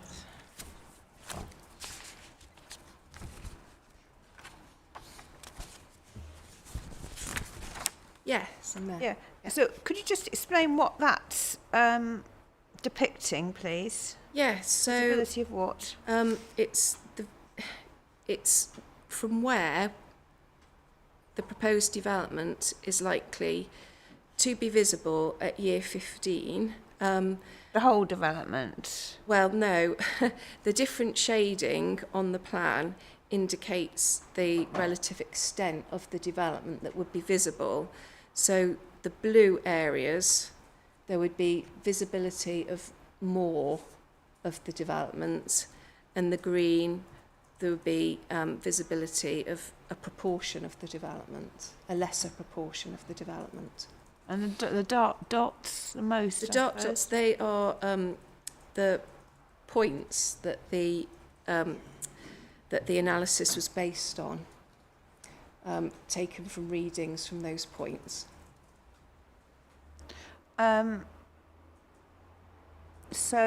But that is where the whole development's viewed from the national landscape, is it? I'm sorry, I don't understand your question. Well, I don't know. I do really. I'm not sure what. We're on page 49 of my proof. As I understand it, it's the visibility, isn't it, of the development? Yes, of parts of the development, not necessarily all of the development, but a higher proportion of the extent of the development would be visible from the area shaded blue. Yeah. than the green, where a smaller proportion of the development, but this plan doesn't tell us what proportion. So if you're in the national landscape, for example, Yes. then there's a sort of in the middle, there's some blue, pale blue, and then there's some green, isn't there? Yes, so from anywhere coloured blue or green, parts of the proposed development would be likely to be visible. I see. So how does that relate then to the other plan that we were looking at in the of the junction that you were querying, this one? Yes, so that was produced just in respect of the junction itself. Ah, that's right. And the purple would be again, where it's seen thought to be from. visible. but that's just the area in the red line on that plan, is it? It's relating to the first bit of the access road and the Yes. junction. Yes. Right, I see. Okay, that's clear, thank you. Right, then. Oh, right. Just don't think I've got any questions. Can you just bear with me? Mhm. Just have a quick look.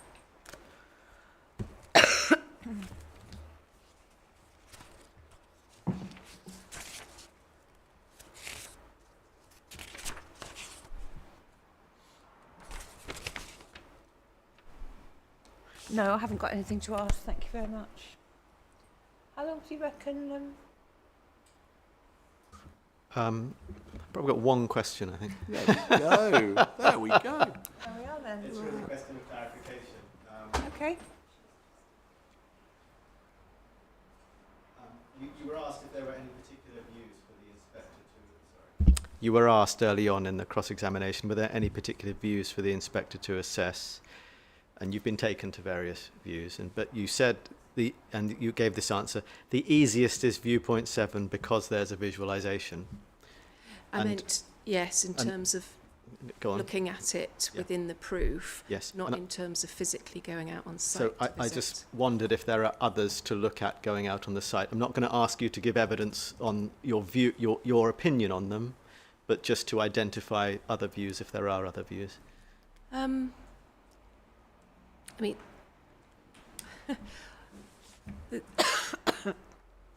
I wouldn't single any other ones out than the visualisation 7 one as going to, but it's certainly worth going to some of them to get a feel for those views and the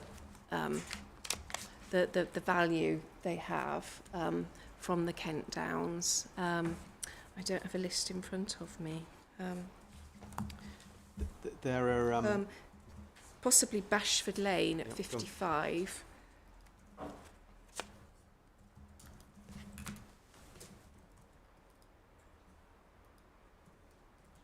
Mm-hmm. And 63.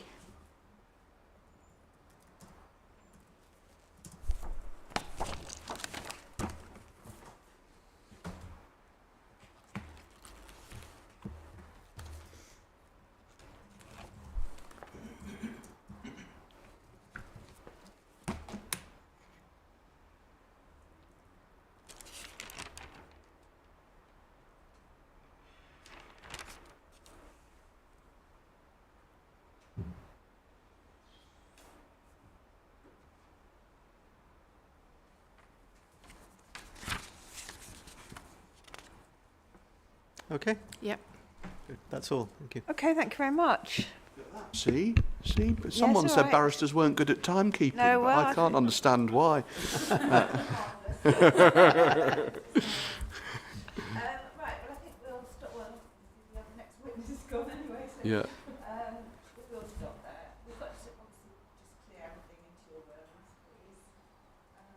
So thank you very much. Thank you. And we look forward to reconvening at 1:30 Tuesday. Thank you very Thank much you, yes. with Miss Bonney, with Councillor Bonney on Yes. Tuesday morning. Anything else that anyone wants to raise? Just safe travels, everyone.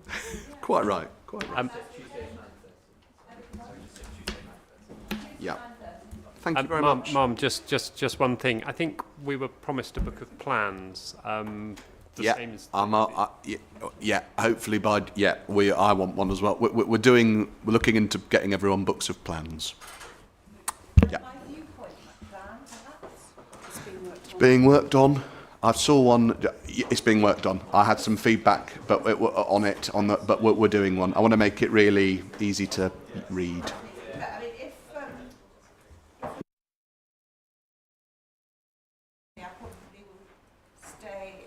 Do a walk.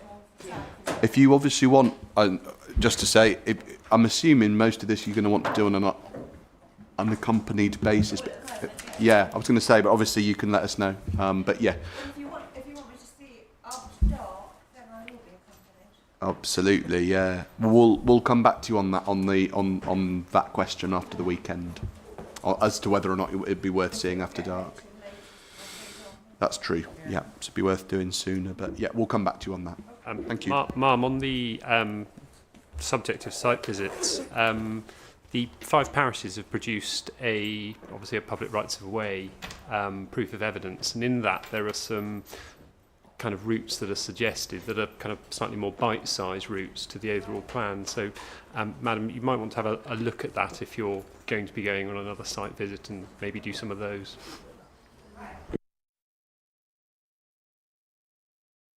Sorry, there was just one more thing. I'm so sorry. No, I was packing away. I know it was. It's like Columbo. Just one more. It was Mr. Hearn was going to do a note on before she goes on holiday, redoing, not you know what I mean, tweaking some of her conclusions in light of. Yeah, there were 2, weren't there? With 2 or something. Just it'd be. She has been doing that. Brilliant. She set about that as soon as she finished her evidence. Right. Thank you very much. Okay. If we could see it, obviously, before, Monday would be good, just so Miss Brocklehurst can read it before we start. Okay, jolly good. Thank you. Have a good weekend. We'll adjourn till Tuesday. Thank you.